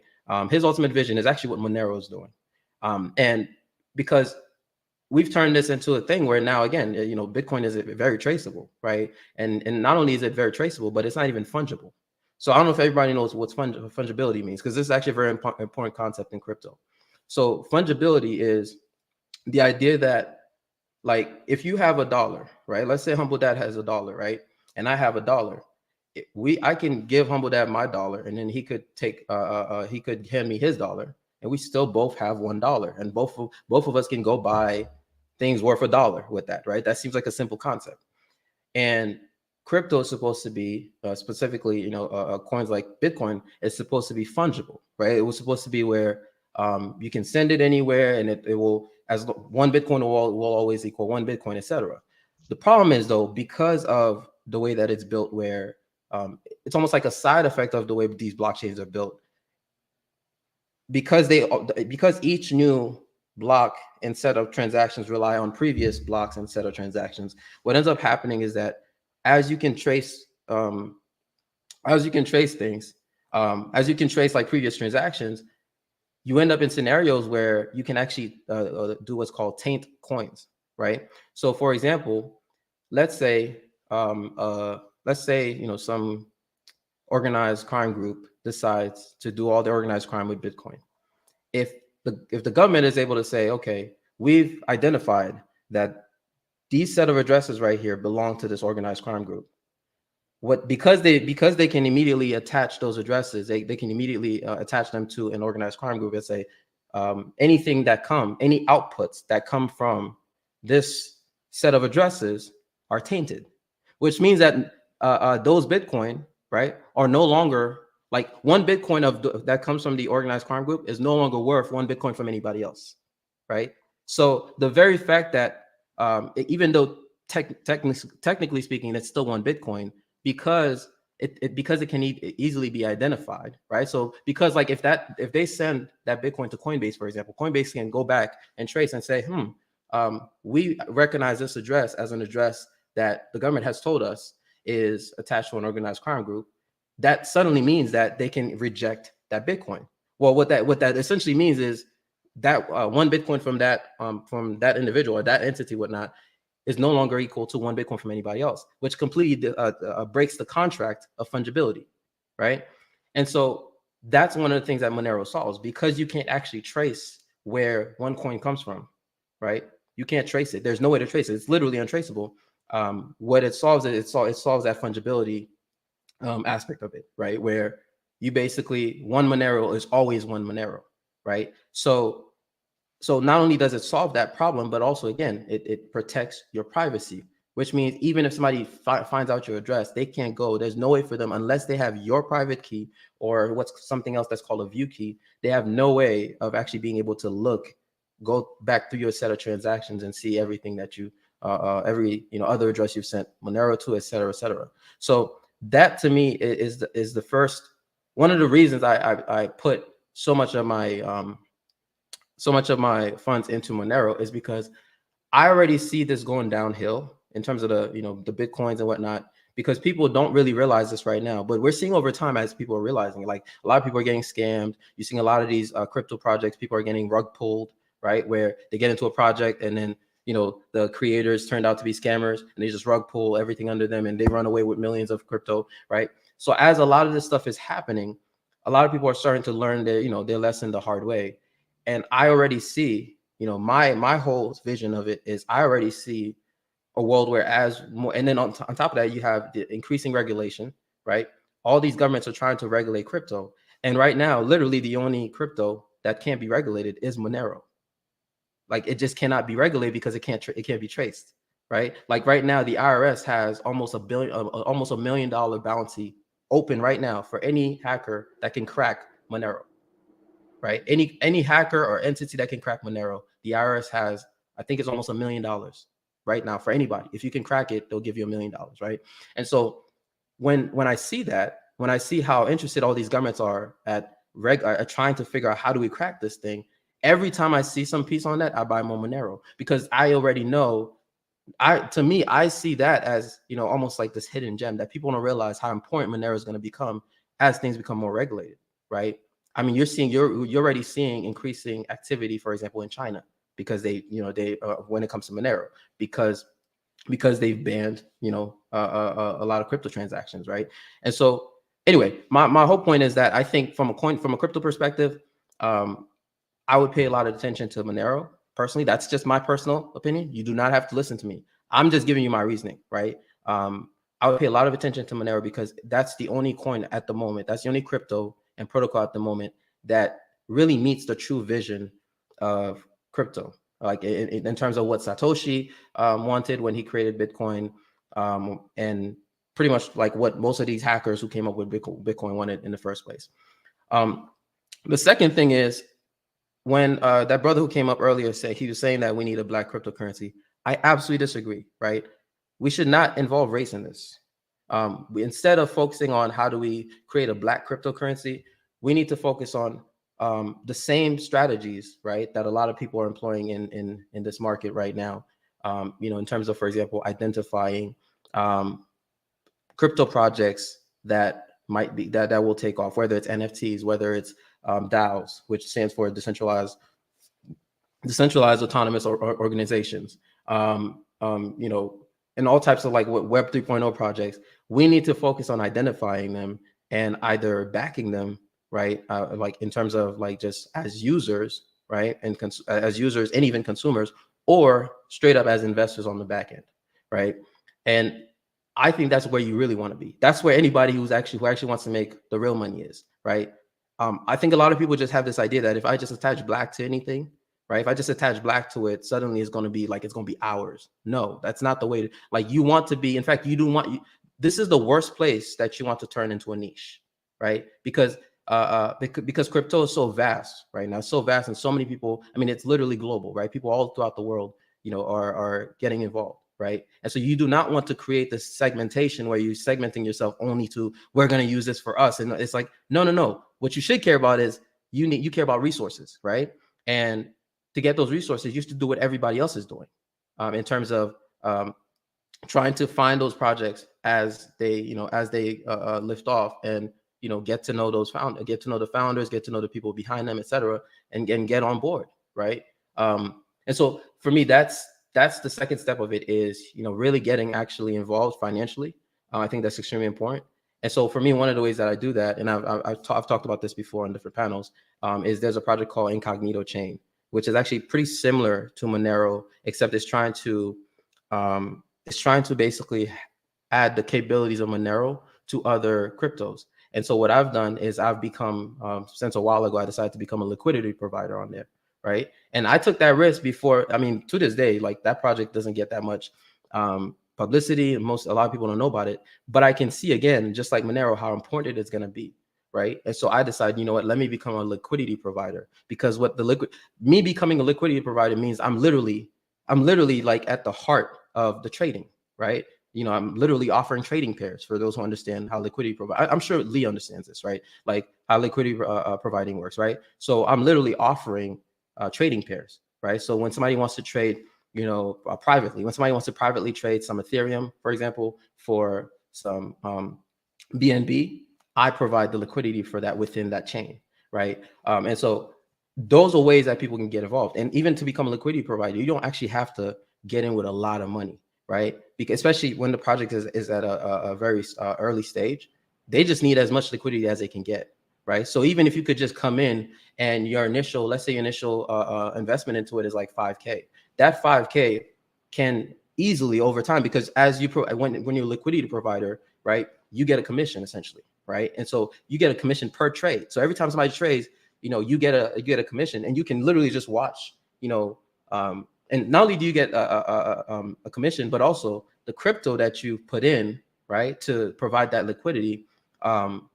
If you think about it from a tax perspective and whatnot, right, you're not creating any taxable events. So that crypto stays as is. So you don't lose your crypto, and you're just making profit on top of it, right? And so that's a good way to get involved, to build up your bag, right, and be literally at the backbone of these, how these trading pairs are working. Kind of like similar to, the more common one on like Ethereum and whatnot is like Uniswap, right? For those who are familiar with Uniswap, or like on the BNB side, it's called PancakeSwap, right? If you were one of the first liquidity providers for any of these platforms, I mean, you were making bank, right? These days, I mean, both those are they're saturated, right? They're saturated, but I think finding projects essentially at the early stage, really studying them, right? Do not forget all these bandwagon. Like when you see people just hopping on these bandwagons, ignore it, right? Ignore the shit coins. Most of them are pump and dump schemes, right? But look for projects that seem interesting, even if they're not getting a lot of publicity. Read the white papers. Like I will spend a whole afternoon reading a technical paper, and it might end up being a waste of my time. Like and I've had a number of those, right? But then I might end up on one like incognito, and I read that, and I'm like, this is pretty dope. And then I went and I actually read their code. Now that's an unfair advantage that I have, that I can actually go and read their code. And I went and I read their code, and I'm like, this is pretty dope. Then I set up a node, and I'm like, oh, this actually works. You know what I'm saying? So as you find these projects that you can get involved in at an early stage, and especially if you can become a liquidity provider, that's an excellent way to, I think, get involved. And so that's just from the crypto perspective. And then I think from the, like, you know, the rest of the metaverse, like I said, you know, you got AR and you got VR. For people who don't know the difference, by the way, AR is kind of like what, so Amazon has this feature, for example. When you go on Amazon, let's say you're trying to shop for furniture. If you try to buy a bed on Amazon, a lot of their beds, they'll have an option where, I forgot what it says, but it'll tell you, for example, you can actually see this in your room. And then what it'll do is it'll have you turn on your camera, and you'll, you know, put, it'll have you, like, you'll basically calibrate the device.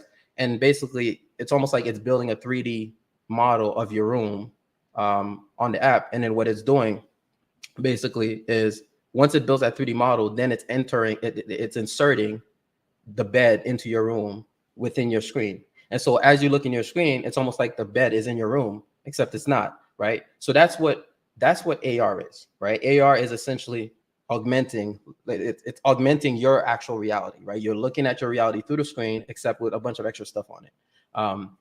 And VR is very different. VR is when you have, got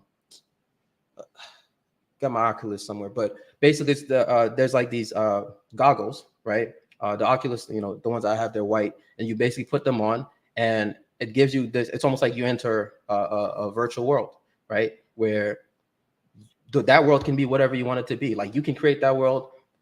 Facebook or Meta can create that world, right? And you can move throughout the world. You can, but it's a virtual world, and so it's the combination of virtual reality and AR, right, and crypto that basically end up making, and social networking that end up you know, making the metaverse what it is. So just at least from the AR and VR perspective, I would say just making sure you actually understand them. Specifically with the VR, you know, it will cost you to actually get the headsets. Like they're not that cheap, you know. But spending the money to get the headset to really get used to, you know, how does this work and whatnot, at least getting familiar with it, I think is important. So I'm not saying to not familiarize yourself with the metaverse. I'm just saying that I just don't want to see people get sucked down this rabbit hole of the metaverse, which I already know is going to happen. Similar to, you know, how everybody got addicted to social networks. But anyway, I don't want to just ramble. So I hope I answered your question, Lee and Rilla. You did. If you guys have any other, yeah. You said what? No, I said for me, you did. It was a masterclass. I wanted to hear you articulate more on what you were saying in the chat, and everybody in the chat is like saying you're telling the truth and you're spitting fire. So it's enough for me to build on. Yeah, I almost think it's about that time, JB.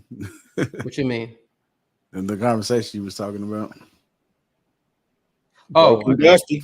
I got you, JR. Yeah. Yeah. And in fact, one of the things I wanted to do is, the thing is, I don't know how useful this would be for everybody, right? I wanted to kind of like do some kind of show where I go through, like, so for example, when people hear smart contracts or even tokens, like when you hear a token, right? Most people don't know that it's just a smart contract. That's all it is, right? When you hear, you know, Chainlink or any of these projects, right? Their token is just a smart contract that's following a certain standard, right? So when it comes to tokens, for example, they're basically following a standard called ERC20. Or if it's on the Binance Smart Chain, it's following a standard called BEP20. And then when you hear NFTs, it's also, again, it's just a smart contract that's following standard called ERC 721 or ERC 1155, right? And one things I wanted to do is I wanted to kind of do a show where I could actually go through the whole process of like building a smart contract from scratch, right? Like let's say we say, okay, we want to create an NFT. I think the more visibility people have into this stuff, like in terms of how it actually works, because a lot of people, they just go in and, I'm going to just go and create a MetaMask account, or I'm just going to go and do this. And they kind of just start throwing their money at it, but they don't really understand it. And I think it's very dangerous, especially with crypto, getting involved in crypto and not understanding it. And so there's a part of me that wants to like teach people at a actual technical level, but then I don't know how useful it would be if you don't actually understand programming. So that's what I'm trying to balance right now is like what's the best way to teach this to people practically, right? Because I don't want you to just go and because a lot of people they'll just go on Etherscan or whatnot, and it's like that's the most that they can understand. I really do think it would be useful to be able to look at these contracts. And just a point on that, by the way, one of the reasons why is and I actually had like a 4-hour stream actually with another content creator on this, where we talked on the crypto topic, and I actually went through this exact exercise where one of the reasons why I think it's important to understand this at a deeper level is because you have some of these top tokens and coins where people are pouring like hundreds of millions of dollars into them. I'm talking about some of these coins, like they have, if you actually check their market cap, they're like in billion, like I'm talking about like multiple billions, right? And these are just smart contracts on the Ethereum blockchain, right? And their market cap is like in like several billions, right? And then you actually read the contract and you realize like there's all types of backdoors in these contracts. That if the creator of this contract decided, they just woke up one day and said, screw all y'all. Like they could literally just pull the rug from everybody. And I'm talking about there's like billions invested in some of these contracts, right? Billions of dollars. That's right there in there, right? And all it would take is that person. So it's almost like the one place where we have a concept, we have this idea that we should not just trust people, right? Because these are all strangers, right? When you're dealing in crypto, you're dealing with all strangers. And so the motto is, don't trust, verify, right?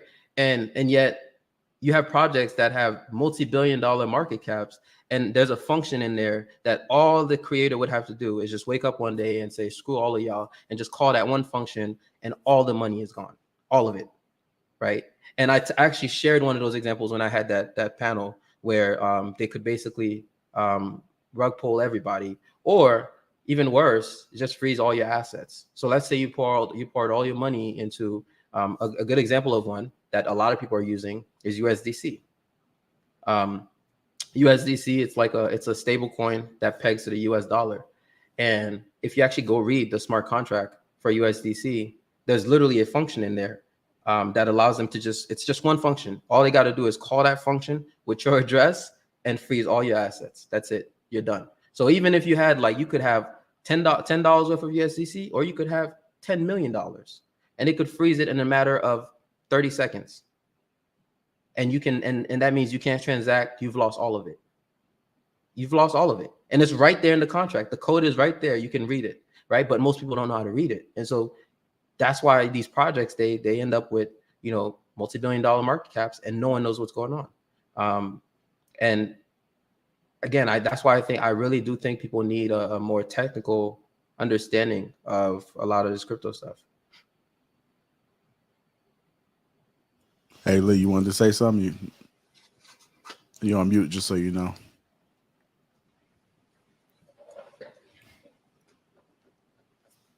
Well, definitely. I've tried to watch a few videos with regard to getting more familiar with crypto.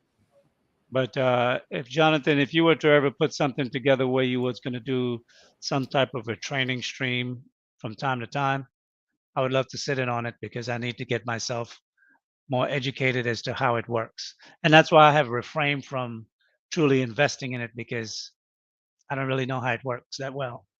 And I know there's always a back door to a lot of these new technologies. I came across it once in the .com boom, and a lot of people got hurt, and a lot of people made a lot of money. And I'm sure a similar circumstance may present itself real soon with with crypto. And if it does, obviously it's going to open up an opportunity after the bust come for a new boom. But if you're not on the right side of that play, you can lose everything. So I would be interested in learning more. And I'm not sure if I have the steady mind for writing code, but I would like to understand it better. Yeah, Hold up. Yeah, my bad. Can y'all hear me? Yes. All right. So I want to show a quick example, JR, if you don't mind. I'm going to share this screen real quick.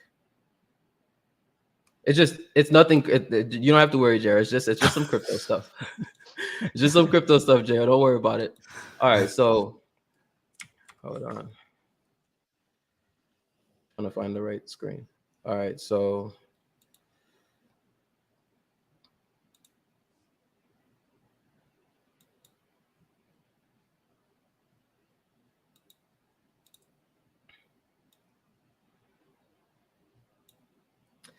all right, can you see? I don't know if you're sharing it, Jara. All right, so can you guys see this? That's a little. Yeah. So I mentioned USDC, right? And so this is, for example, USDC. Like I said, it's just a coin that it's a coin that pegs to the US dollar. So essentially, if you own 10 USDC, you own, technically you own $10 worth of crypto, right? Okay. And so and what they do is they actually keep reserves. That's like a combination there's a company behind it, and they keep reserves. That's like a combination of different commodities and whatnot, and I guess valuables and et cetera, right? Okay. That basically, they get audited, blah, blah, blah, blah, blah. Okay. Now, if you go to Etherscan, which is how you can find a lot of these coins, right? So I'm going to go back to the homepage, and I just look up USDC, right? So if I type in USDC, and because I'm going to go through this with you right now, just to kind of prove the point that I was making. Sure. So when we get on this page for the USD coin, right? So you can see all the transactions that's been made. Okay. So if I click on this right here, I don't know if this is big enough. Hold up. I can see it. I have touch screen, so I just blew it up. Yeah. If you open up it to full screen, you should be able to see it a little bit better. And I just enable it too. Okay, hold up. My bad. Yeah, but if you want to change the view on your actual screen outside of StreamYard, like zoom in. Hold up. There we go. Yeah, right. Does it look better? Yeah. Yeah. All right. So you see where it says contract right here, right? And it has this contract address. So like I said, every token is just a smart contract, right? That's all it is. So if you click on this right here, it's taking you to the actual contract, right? So if we scroll down here, like I said, every token is just following a standard. So one of the standards is ERC20. And that's what this token is following. But if you click on this right here, this tab right here that says contract with the check mark, that green check mark means that the source code for that contract has been verified, right? And so what it means when it says verified, essentially what that means is that the source code that's running behind the scenes that makes this coin work, you can deploy a new contract on the blockchain and not provide the source code, and people can just use it and not even know what the code is really doing. But when if you decide you want, for people to trust you more, you can say, okay, I'm going to verify my source code. And then when you verify your source code, it becomes available for everybody to just read. So all this right here, that's the source code, right? That's the contract source code. So any developer, any crypto developer can come here, and I can come here and read this and look through, okay, what does this code actually do?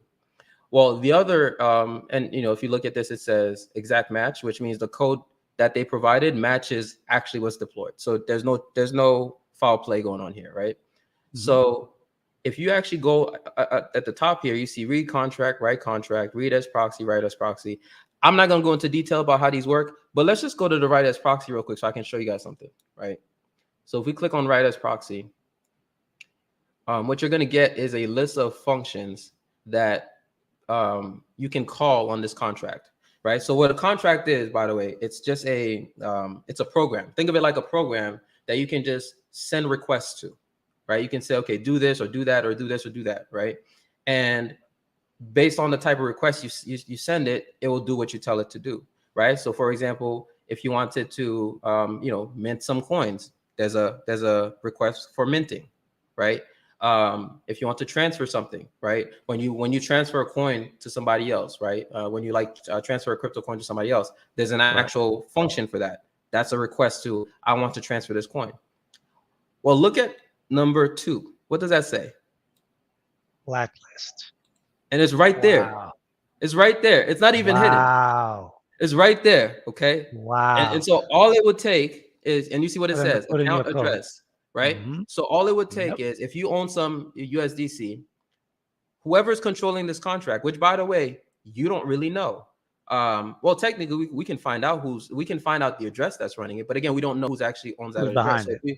So if we go here and we read the contract, we can find out who actually is running this contract. So the admin, hold up, read as proxy is what we need to do. So we can find out who's actually running this contract. Hold up.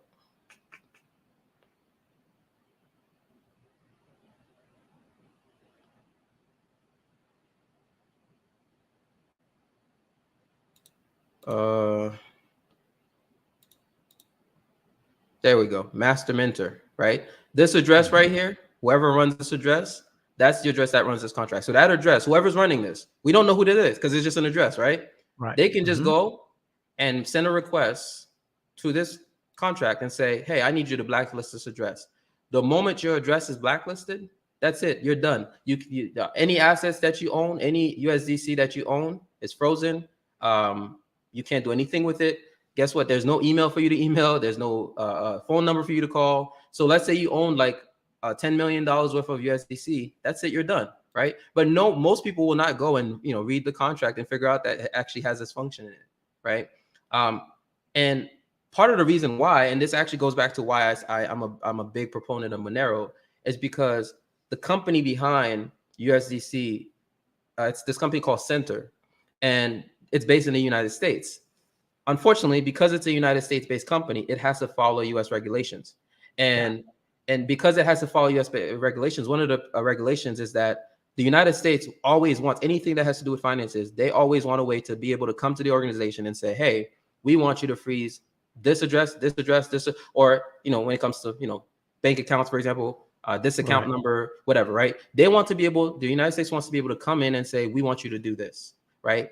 And if the company does not offer them that ability, right, technically, let's say some, money laundering takes place or whatnot on USDC, the US can then come after Center with the AML, anti-money laundering, fines and all types of. In fact, they can even charge the individuals at the company, right? And so because of that, that's actually part of the reason why they have to add that. So it's not because they're actually trying to be malicious. It's because they kind of just have to follow regulations. But then that's the reason why. That's one of the reasons why, for me, I'm so big on Monero, because Monero is built in a way that mathematically, even if the government wanted that capability, it doesn't even have that capability. It's not, like mathematically, it's not possible. You know what I'm saying? So that's actually one of the reasons why Monero is a gem that a lot of people are sleeping on, is that it's the only crypto where you really get full control of your assets and no one else can just pull them from under you. No one except yourself, right? And so I just wanted to kind of show that as an example of like a coin that's being used by, so many people. I mean, you could literally Google whatever the market cap, I don't know off the top, but just look up the market cap of US. In fact, let's actually go look at it. Let's see let's go look at the tracker and we can see how big USDC is. So the market cap of USDC is $40 billion right now. You see that right there? Yeah, I saw that earlier when you first went there. Yeah. Yes. So it is $40 billion. Okay. Wow. $40 billion, right? And there's about 1.3 million holders, right? And for a coin that has $40 billion in market cap, to be able to just willy-nilly be able to freeze assets like that, without any control, without you having any visibility, any knowledge of this, there's no way for you to contact them. I mean, I guess they have their website, And but no, if you go yeah, anyway. So I just want people to understand that this is why I'm saying it's extremely important that people understand what they're getting themselves into, right? Now, let me give you an example of a coin that's similar to this that doesn't have that capability, right? It's called DAI. I love DAI because DAI is also a stable coin that pegs to the US dollar. Except what DAI has done is they've built their whole organization as what's called a decentralized autonomous organization. So DAI has a $9 billion market cap. But what they do is they have a whole decentralized autonomous organization called MakerDAO that's behind the scenes, and how that works is that because there's not one person or one entity within the United States or within the UK that's controlling it. It's a decentralized. It's like it's global, right? And the code controls itself. So they've built it in a way where they don't need no one within none of the creators of DAI control DAI. It's self-sustaining. The algorithm sustains DAI. So one of the caveats of that is that DAI is more of like a synthetic kind of coin, because USDC has actual collateral behind it, right? Whereas DAI is basically just it's kept, like the peg is maintained by the algorithm. So the algorithm knows how to maintain that peg. So sometimes, for example, one DAI might actually be worth like 0.99999, right? Or sometimes it may be worth 1.0001, right? So there are times where it will fluctuate a little bit, but it's always pretty much approximately around $1. And the beauty of this is that because it's able to be maintained by an algorithm and not individuals, even if the United States or the UK or any government wanted to come and say, we need you to add this, they've also written the contract in a way where it can't be modified. And so because it can't be modified, what's already deployed, that's it. And that's it. Because it doesn't need to be managed by an individual and it's managed by an algorithm, not only can't they modify the contract, but the algorithm basically handles everything. So there's no way for anybody to rug pull you, essentially. So if you look at the DAI contract, you'll realize it's a very simple contract, right? It's a very simple contract with some very simple functions and requests that you can make, right? There's no way for it. It's just approve, burn, deny. Like there's no way for anybody to steal to freeze your assets or take anything from you. And it serves the exact same purpose as USDC, right? But because they use two different models, one of them is a centralized model, which is USDC, right? A centralized model that has a US entity backing it. And then DAI uses a decentralized global structure, and that's based on an algorithm. Even though they serve the same purpose, if you wanted to get a stable coin, I would always tell you to go with DAI, because that's actually the true vision of crypto right there. Not because USDC is basically it's recreating essentially a bank within Exactly. crypto. Yeah. Yep. So that's very good to know. Well, I think actually in probably a way that you can go about educating those who may not be of the mind to learn to write code is to actually teach these types of functionalities and the difference between different type of coins and how they can benefit you, or where the risk may lie owning one versus another. Wait, say that again? No, I was saying that one of the ways you may be able to teach a course to educate individuals with regard to crypto is to be able to, especially for those who may not have the aptitude to learn code, is to really teach the risk values associating with owning different coins and where these type of potholes might be for someone who may just want to trade the coin, but also those who may want to create an investment in the coin. And if you want to create an investment, you definitely want to put it someplace where, such as DAI, where the rug cannot be pulled out from underneath you, or government can't come and freeze your assets, and you've got no way to really fight it until you settle with that particular government to have your liquidity accessible again. So I think this type of knowledge could probably be more functional to someone who might be investing or looking to get invested in crypto, as opposed to really going into the technical aspects of being able to read a contract, understanding the contract, kind of like providing more functional uses of using the currency, trading the currency, and what can be the benefit and what are some of the risk factors that can be associated with it as either an investor or someone who wants to hold it long term for protection or for whatever purpose. Yeah, Because yeah, I agree. I yeah, think one of the things that I think people need to, well, okay, the way I approach investing is I'm very conservative and I'm long-term focused, right? And right, so that's the other issue that I find that I run across when I have conversations with people on crypto is that a lot of people, they're really just trying to get rich quick, because right. crypto sounds exciting, this bandwagon, they heard about this coin, they heard about this coin. And so that's where I also see a disconnect sometimes is trying to, because I'm not here, just trading random, shit coins for one shit coin for another or whatnot. Right. Right. I'm actually just, investing in coins I believe in, cryptocurrencies and projects that I believe in, specifically, Monero is one of them. And also just programming bots to do different things and whatnot. And so I think that's the other thing is like that shift in mindset, I think is almost necessary because I'm not going to try to teach somebody how to, like if they're looking at investing from the perspective of, I want to get into this because I see where this might be heading, and in the next, minimum 5 years, I would say more, I would want people to think in terms of at least 10 years. Right. Then that's why I find myself that's why I think I can be useful, right? Because I'm just I'm not the one to come to if you're just looking to get rich quick in crypto, is what I'm saying.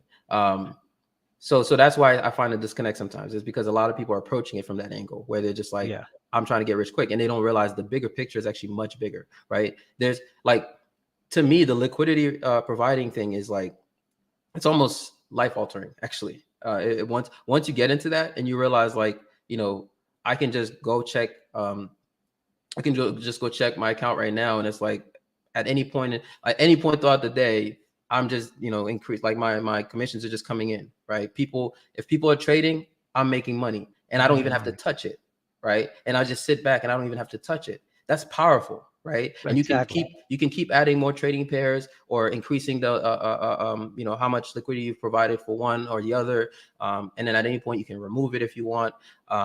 I mean, you have the full flexibility to do that, and you can do all of that in ways where you don't even create a single taxable event, right? Which is obviously the key of everything, Yes, right? absolutely. Yes. Because it's like, if I can do all of that Hey, in a way JB, you where, got to hold some of this talk, bro. Yeah, Yeah, you got to hold some of it. we Easy, could have easy. a future discussion because I'm feeling this. I'm definitely a long-term investor minded, so I heard you mention that on a different show about a week or so back. You were talking with some guys and you made that comment. So I'm like, you know what? I like the way he thinks I see from an you investment chewing over standpoint. there. So yeah. Yeah. No, I was only just saying. I mean, I want to be able to, structure it a little bit different. I see people with a lot of pads out right now. Yeah, people asking for questions and stuff, asking for the Yeah. link. I said, no, hold on, it's coming. Broken Dusty. Yeah. exactly, Rilla. I don't know why anybody would listen to this Broken Dusty guy. Well, man, it's been a great show, man. You guys got the opportunity to see Sage Talk Lee STL cook a little bit. Catch him Thank you. on Saturday at 2 p.m. Central Time. Make sure you guys are prepared. Subscribe to the channel so you can know. We got JB Broken Dusty. I'm Broken Dusty coming on tomorrow. Is it 8 o'clock? JB? 9 p.m. Eastern time. Yeah, nice. Yeah, so 8 p.m. CST Central Time. So make sure you guys tune in to that. You don't want to miss that. This is going to be exciting. I know it is. I can feel it. Really, my guy. I was with you, bro. I see you over there stuffing that mouth. You can barely do over there. Over there look like you got a damn dial in your lap, man. We call you like a ventriloquist. Which is hard. Tripping. You got a nugget. Well, we gotta get ready for the show, man. You can't, Mangoes. Yeah. You eat mango? Mangoes. Oh, okay. I just want to make sure there wasn't no carbs, man. We JB. We got that trip coming, man. I'm finalizing everything, man. But that trip to Houston it's gonna be real. So we're thinking about April 20 something. So you make sure you mark your calendar. You said April 20? 20, was it 23rd? Yeah, like that whole weekend. Yeah. We still on. We can't get an audience that much, man. We gonna need do I need to get some security for Rilla? No, you need security for me. They might need security. They have own security. Yeah. But I want to thank you guys for tuning in to King Talk tonight, man. It was a special one, man. I appreciate the family. As usual, make sure you guys hit the like button on your way out if you haven't already. If you have, we appreciate you. Shout out to the sponsor, Teach Hanley. Make sure you guys click the link at the top of the chat. Get yourself a free gift, man. And yes, it's a wrap, man. We out, man. Also, subscribe to the channel. It's very important. Shout out to my members. I see the members are green. I don't see too many of y'all, man. Y'all looking like y'all regular up in here. What's going on? I'm scrolling up. I don't see no green. I guess the green must have went to bed. Y'all missed it. Y'all have to catch the replay. I see you 404, Tyler. I see one right there, but the rest of y'all, man, y'all disappeared on me, man. You see, they disappeared, or since I opened up the chat to everybody, we don't have enough people that's joining, man. Let me drop this link real quick, man, before you hop off. Just in case you missed the opportunity. I know sometimes it's hard to navigate through YouTube, so I'm going to simplify it for you guys and make it a little bit easier.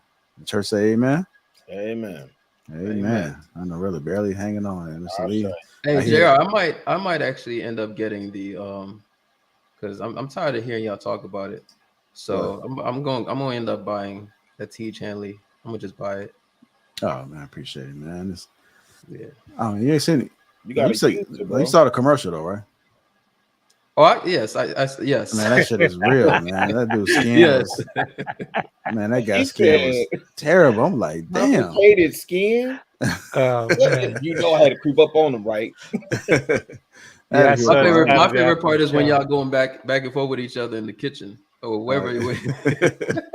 Yeah, man. I don't know what he was doing. I thought he was mocking me. I'm like, I felt like it was a match at that moment. I'm like, you know what, man? Hey, I know you were cracking up when you turned off the camera, bro. I know you were rolling. Yeah, for sure. I was when he did that. I'm like, JR said, "Feel the teach." Yeah. Hey, feel the teach, man. Make sure y'all click that link, man. Somebody's still telling me to drop the link, man. No, the link is done for. The link is done. I'm actually about to cue up this soundtrack, man. So get Mr. Lee to sleep, man. Mr. Lee gonna hate me. Yeah, I have to tune in for a night like tonight because it's gonna be a long one. Yeah. Harlem Lee, you out there with the spicy. Yeah. Hey, shout out to the D'Angelo Bay. Appreciate you. Just became a YouTube member. Oh, we got another one. Cassie. Appreciate you, baby girl. Appreciate that. Right. Yo, Marcus keeps talking about my turtlenecks. In fact, I'm actually about to pick up another turtleneck. So hey, I gotta go check that. I think Amazon might deliver me some turtlenecks. I'm putting on a turtleneck on Saturday. Yeah, I'm about to go pick up another turtleneck. So Y'all wildin', man. I'm finna get out of here, man. Y'all wildin'. Yeah, nothing wrong with the turtlenecks, man. When their hair come out, bing. Surprise. Hello, motherfucker. Man, y'all crazy, man. All right, y'all, man. Appreciate y'all again, man. Hit that like button if you haven't. It's been another successful night, man. Shout out to Ricky. Shout out to Trill. Sham wasn't able to make it today. He's battling, the virus. So we make you send some prayers to him. Make sure he gets well pretty quick. Hope to have him next week, man. Wait, JR. Yo, is Smitty back there? So what's Smitty? Smitty, like he's been. I think he's been trying to get on or something. I don't know because I'm only seeing part of his messages. No, we're not putting nobody else on. I was struggling all day today, so we ain't put nobody else on. Hey, see, Marcus said for me to stop shopping at the Gap. See, what you don't know, Marcus, is that Gap jeans, especially those Gap Flex jeans, are some of the best jeans. They're better than those Levi's that y'all go and spend all that money on. I'm telling you. Yes, sir. No, seriously. That logic, that's logic. That's Mr. Logic. JR a fool, man. Yes, sir. Listen, go to the Gap. Go to the Gap. Now, I don't buy anything else from the Gap, but go to the Gap and buy some of those Gap Flex jeans. I'm telling you. See, I care about quality. Y'all be caring about brand names and designer shit. I like that. I care about quality, right? That. Go to Gap and buy a pair of Gap Flex jeans and tell me if them joints are not comfortable as hell. Just tell me. I'm telling you. That's all the same. Gap, Banana Republic, Old Navy. They're not really. They're not. I'm telling you, they're not. People buy shit because of the name and the brand and all that. I buy because of quality.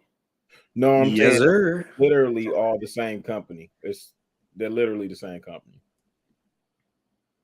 Well, one of the things I would say is that they may have the same manufacturing source, but each company select their own materials differently. Because like out here, the maquilas between Nicaragua, Honduras, Guatemala, I'm in with one of the guys that runs several of those maquilas, and he knows it inside out. And that's one of the things, because they make for a lot of big companies in the States. So definitely they may be coming from the same manufacturing source, but every company selects their own threads, they select their own material, styling, cuts, everything. So yeah. Now the real hustle is what JR got on his face right now. That's the real hustle right there. Yes, sir. Those sunglasses. Okay. What a lot of people don't know is that there's one company called Luxottica that basically owns the entire eyewear market, essentially, right? Really? And so when somebody goes out there, when you go out there and you spend some money on some Cartier or some Gucci glasses or whatnot, and you think, oh, you think you're actually doing something. That pair of Gucci glasses, right, was made right next to the same those glasses that you see at Family Dollar for $5, right?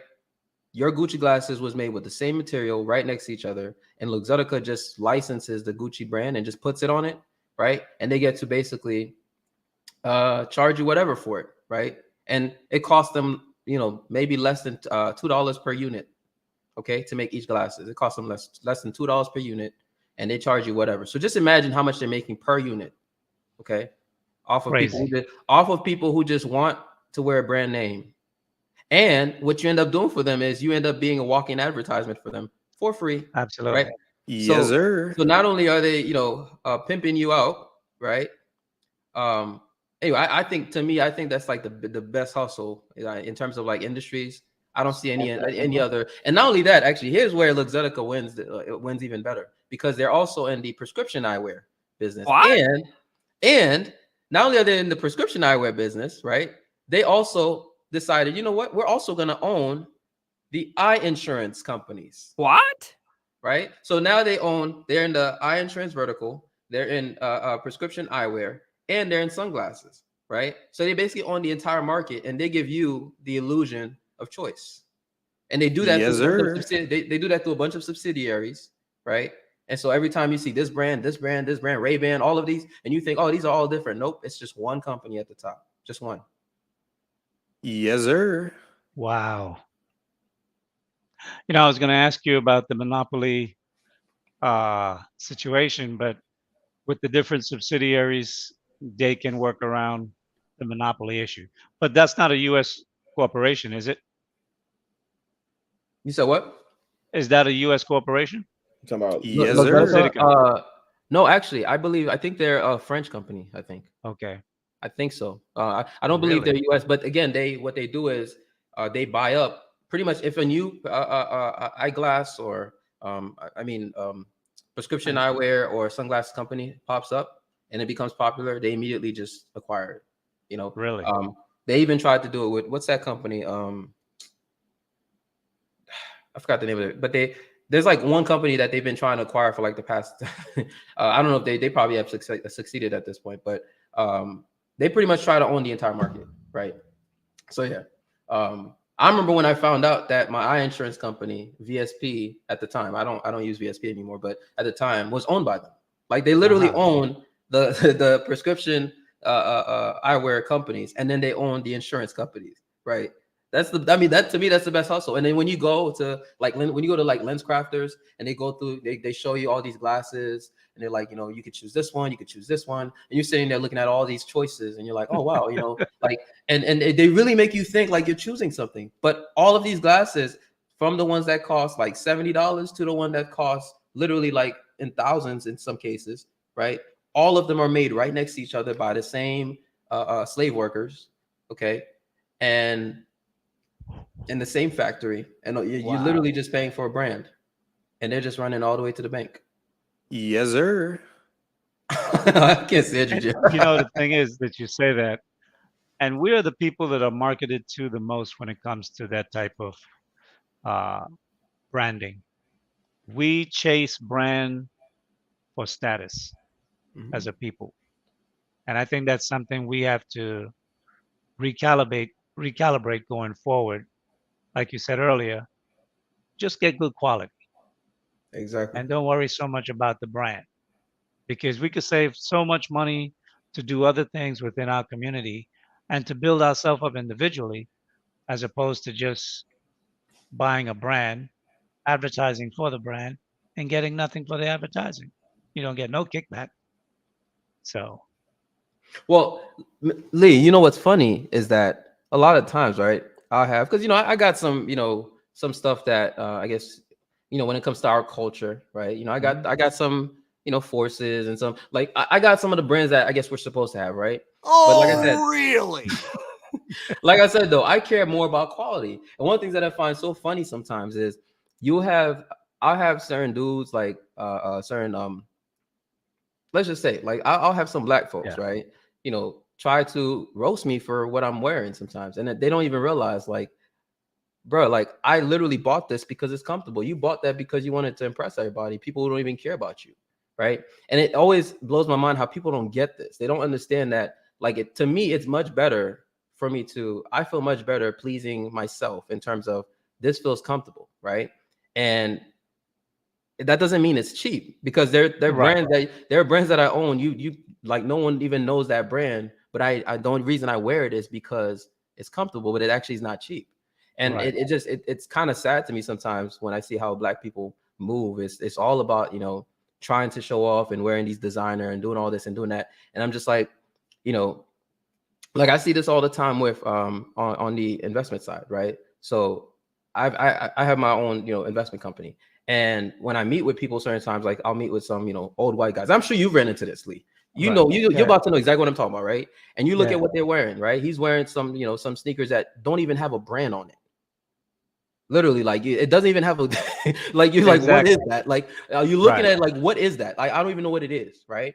But then he'll tell you, yeah, when I wore this, the toe, it made my big toe feel comfortable. It did this, it did that, and you realize like how much he considered how comfortable this was on his feet, right? But what do we consider?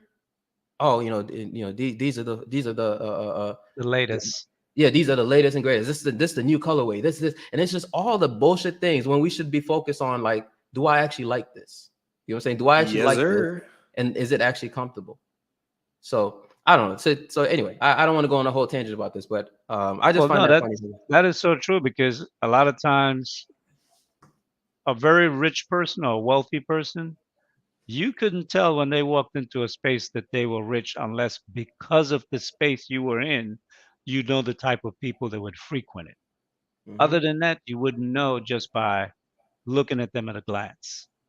But with us, we put on a show to look rich, and many times we're not rich. And that's a big problem that, that's something that, that's natural to us that we have to get out of, because it costs us so much in terms of what we could do power-wise, in terms of owning and building industries, as opposed to financing and making industries profitable. Others. Well, at a deeper level, though, here's where I have an issue is the fact that there's a reason why these companies feel like, you know, we're easy targets to market to, right? Like, I mean, in fact, if you look at, you know, Nike, I mean, they've pretty much proven at this point that they can push any, you know, bullshit looking sneaker out there, and if they just make it look, if they make it even just seem unique, right, in any way, dudes are gonna go line up and even kill each other to go pick it up, True right? that. And so you realize like they've built their whole marketing strategies on marketing to us, right? But when you Right. look at other brands, like let's say Skechers, or you look at these other brands, and they realize, no, we actually have to care about quality because our audience, the people who actually, you know, buy our shoes, they actually care about quality. They will complain. They will stop buying our shoes if they're not comfortable, right? And so, you know, some people will see that white dude wearing those Skechers, like, oh, what the hell are you wearing, right? But guess what? Them shoes be comfortable.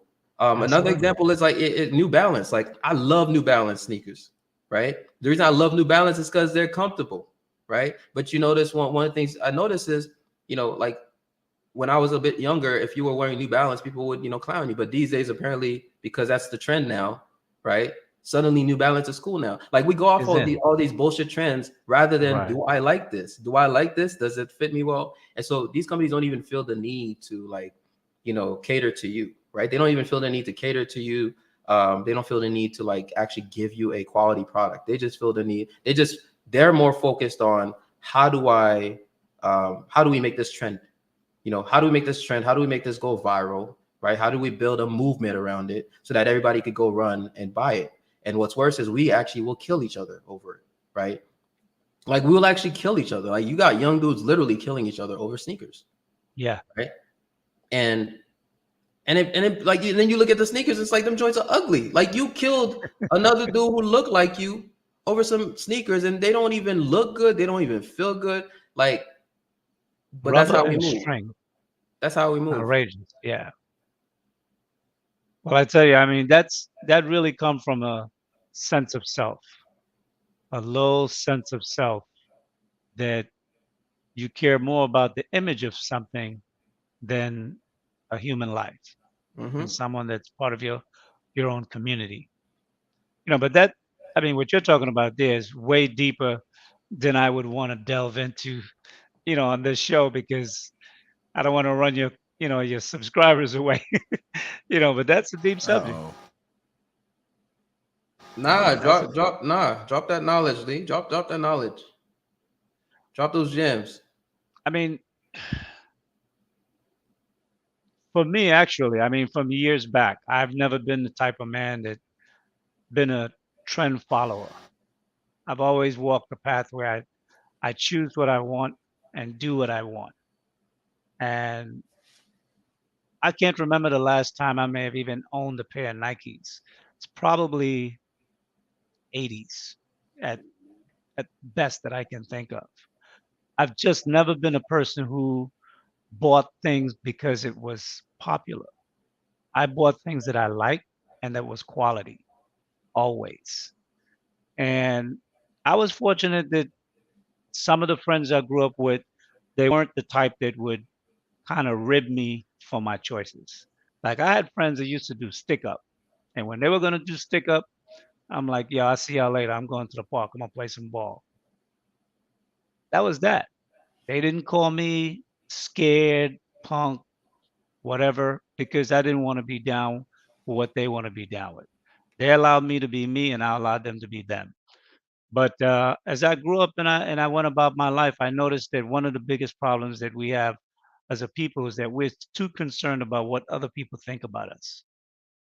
It's like we spend a lot of time trying to love people that don't love us, and then we don't love ourselves. You know, that's one of the things I want to address on the third part of the series. And JR created some imagery for me to discuss that, because I really want to try to examine the psyche of what do you see in the mirror when you look at yourself? Because how can we as a people be so quick to get angry over a conversation, take the conversation so personally, like you are now the vanguard of this conversation, and anyone who disagree must die.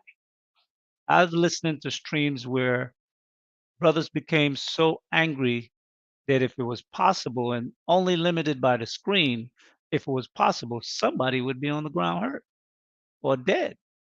And I'm like, are we really going to take hood behavior and put it into virtual reality? Is that where we're going now? So that's why I like for 2 years I've been watching YouTube and I rarely say anything and I just sit back and observe. And it was after watching this network for about 6 months, I said I really like the way what he's doing with this and where he's going. And that's when I dropped a couple of messages and then the one time I called in 2 weeks ago and you know he gave me some airtime and I had an opportunity to speak. But I normally don't chat too much in what I see because a lot of what I see is just animalistic. Animalistic. And I'm sorry I have to say that because it's my people, but I'm like, come No, on, you're man. right. You're right. You're absolutely right. I don't think. See, Lee, this you probably. I don't know if you've seen. I mean, I don't know if you've seen the pushback I get because I'm just as I do. direct as you, if I not do. more direct, right? Nah, yeah, you're more direct than me. I have So I have a little political tongue, you might say. I try to soften things. My age as you get older, you'll find maybe when you're 50, you're a little bit more softer in your language. But I like how direct and straight you are because I think it needs to come across from someone that people can look at as a peer. You know, uh, someone like myself speaking as direct as you would, people might want to think that maybe I think I'm an elitist or I think I'm better or that's what I'm, they call me, Lee. They call me an elitist. They call me an elitist. They call me a coon. They call me Uncle Ruckus. They call me. I mean, they all the names, all of them. Yes, sir. well, Hey, man, shout out to Uncle Ruckus. when we're gonna get out of this false identity that we live, because so many of us we live in a life that's not real. We're living a life that's based on an image, and then when we go home, you're kicking it in the projects. Like really, and Uh-oh. you got a 560L outside, and you're kicking it in the projects. Uh-oh. I mean, I grew up around seeing this stuff. I'm like, for real? It's like, and this is a personal story to me. When my first son was 2 years old, and he was a fast growing kid, his grandmother, his mother's mother, went out and bought him a reversible seal fur leather coat. In 3 months, he outgrew that coat. Now the coat listed for 2,400, but back then they used to have boosters. So they paid like 1,500 to a booster for a 2-year-old. I got into an argument with his grandmother, like, why didn't you buy him a bond, a type E bond, an H bond, invest in his education? They looked at me like I was stupid. And I looked at them like a 2-year-old wearing a $2,500 jacket like he's a gangster. That's what they wanted to make out of him, a little gangster. Yep. And 3 months later, he couldn't even wear the jacket anymore. Ridiculous. Mr. Lee, listen, we're completely, like I said, we're the only group that looks at everything completely backwards. Like, I honestly, at least from my perspective, because again, we'll do crap like this where, like, even on the sneaker talk, right? If you're gonna go spend all that money on it, at least like it. You know what I'm saying? At least make sure you like it, right? But you realize a lot of what people do, a lot of what we do is we just move based on what's trendy. Based on, and I actually used to be a sneakerhead when I was in high school. And that's actually one of the reasons why I left all that behind, because I realized like Lee, I didn't like when I looked at my long, my large inventory of sneakers, I realized there was maybe like 2 of them that I actually liked. Wow. Right. There's like maybe 2 of them that I actually liked. Right. And the 2 that I actually liked weren't even the ones that were trendy. And you realize like you're doing all this because, because of the, this is what This is the image. This is what, you know, it was cool to be a sneakerhead. It was, and I don't know. I'm just like, why do we do this? Right. Once I switched over to, I'm just going to get what I like, what I personally like. I don't care how you look at it. I don't care if you even know what I'm wearing. Right. I will wear what I like, what's comfortable to me. I just find myself to be much happier. What I also find is that I'm no longer looking for other people's validation, which you don't realize you're doing that until you stop doing it. Right. Like, because, you know, when I was wearing, you know, certain things, I'm like, okay, you realize you're pretty much doing it for other people's validation. But when I'm just wearing some, you know, brand, some sneaker brand that you don't even know what sneaker brand it is, and you just assume it's some cheap sneaker, right? What you don't know is that if you put that thing on your feet right now, you'd be like, wow, what can I get this? Right. Exactly. But you're so focused on the fact that it doesn't have a Nike on it. It doesn't have Reebok on it. It doesn't have, you know, and to me, I just find that both sad and hilarious how we just don't get it. Well, it's because we want to be somebody. And when we wear the brands, it makes us special. It makes us somebody. We become recognized. And that's what it is. Because if you could just put on a non-brand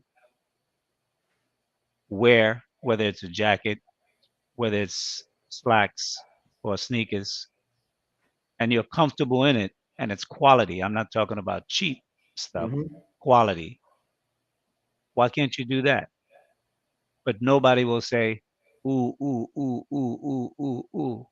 Nobody points at you. Nobody recognizes you. So you put it on because you need recognition. They need to know I'm fly. They need to know I'm this and that, whatever. You need to get the attention of the girls because the girls are going to look at what you're wearing and they're going to say, you're cool. And if you're cool, you could get some attention. If you're not, I got nothing for you. So it's all, you know, we do a lot of things in a very backwards way. And I'm hoping that, you know, in this space right here, there's a group of men that are looking to do something different, looking to make a change and actually take some actionable steps to actually create that new Black America that I know we can create. We just have to have the will, the focus, and enough individuals to turn the ship because people will follow.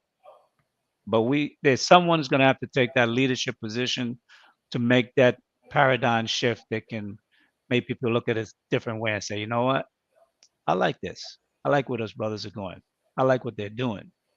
And that curiosity may get more people to participate.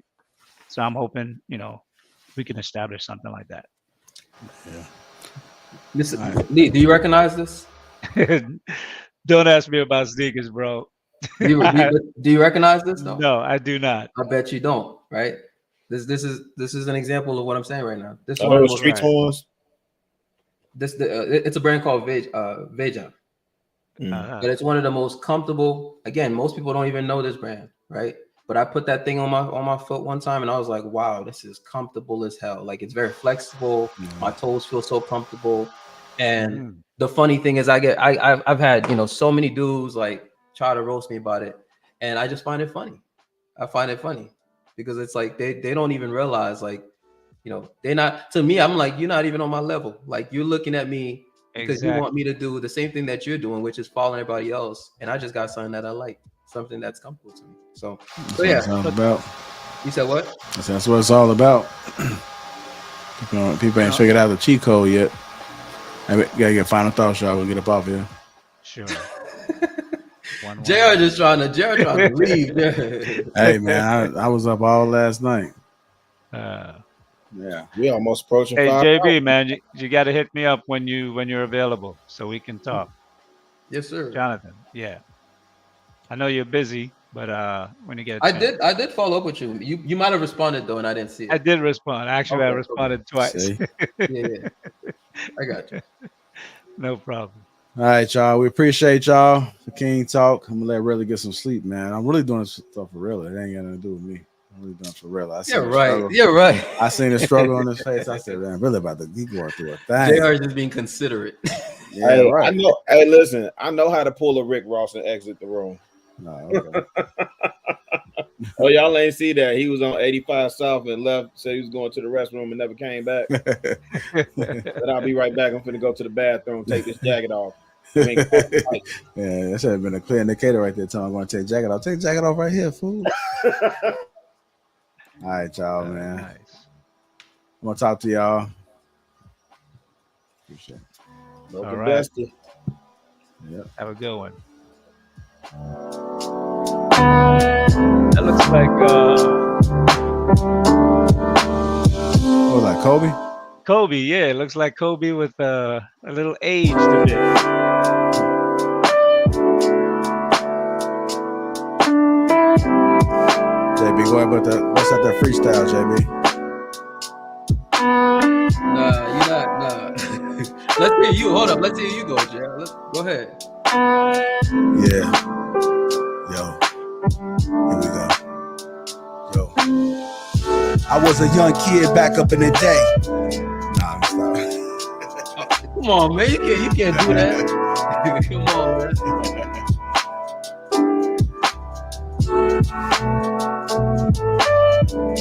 Man, I got the energy. Go ahead, JR. You hit it for him one time? Yeah. Yo. I was a young kid back up in the day. Remember that? I'm just looking at your face expression while I'm doing this shit. I'm gonna get up out here, though. Come on, JR. You can't keep teasing us with that, though, bro. No, man. One of these days, man. Hey, on the last show. Now you just running into the Victim Olympics, JR. Yeah, here's what it is. You're making excuses, man. Come on. Appreciate y'all, man. Thank Good night, you. fellas. Yes. All right.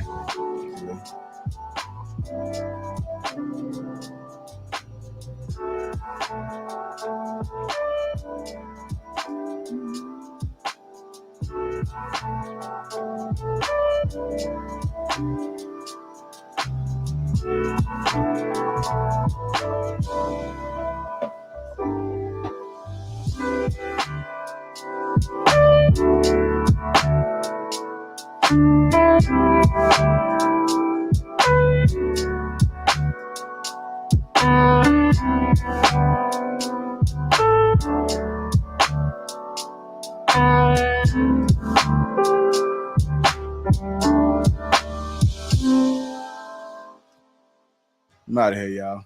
Y'all take it easy, man. Make sure you hit that like button on the way out. Shout out to the sponsor, Teach Hanley. Click the link at the top of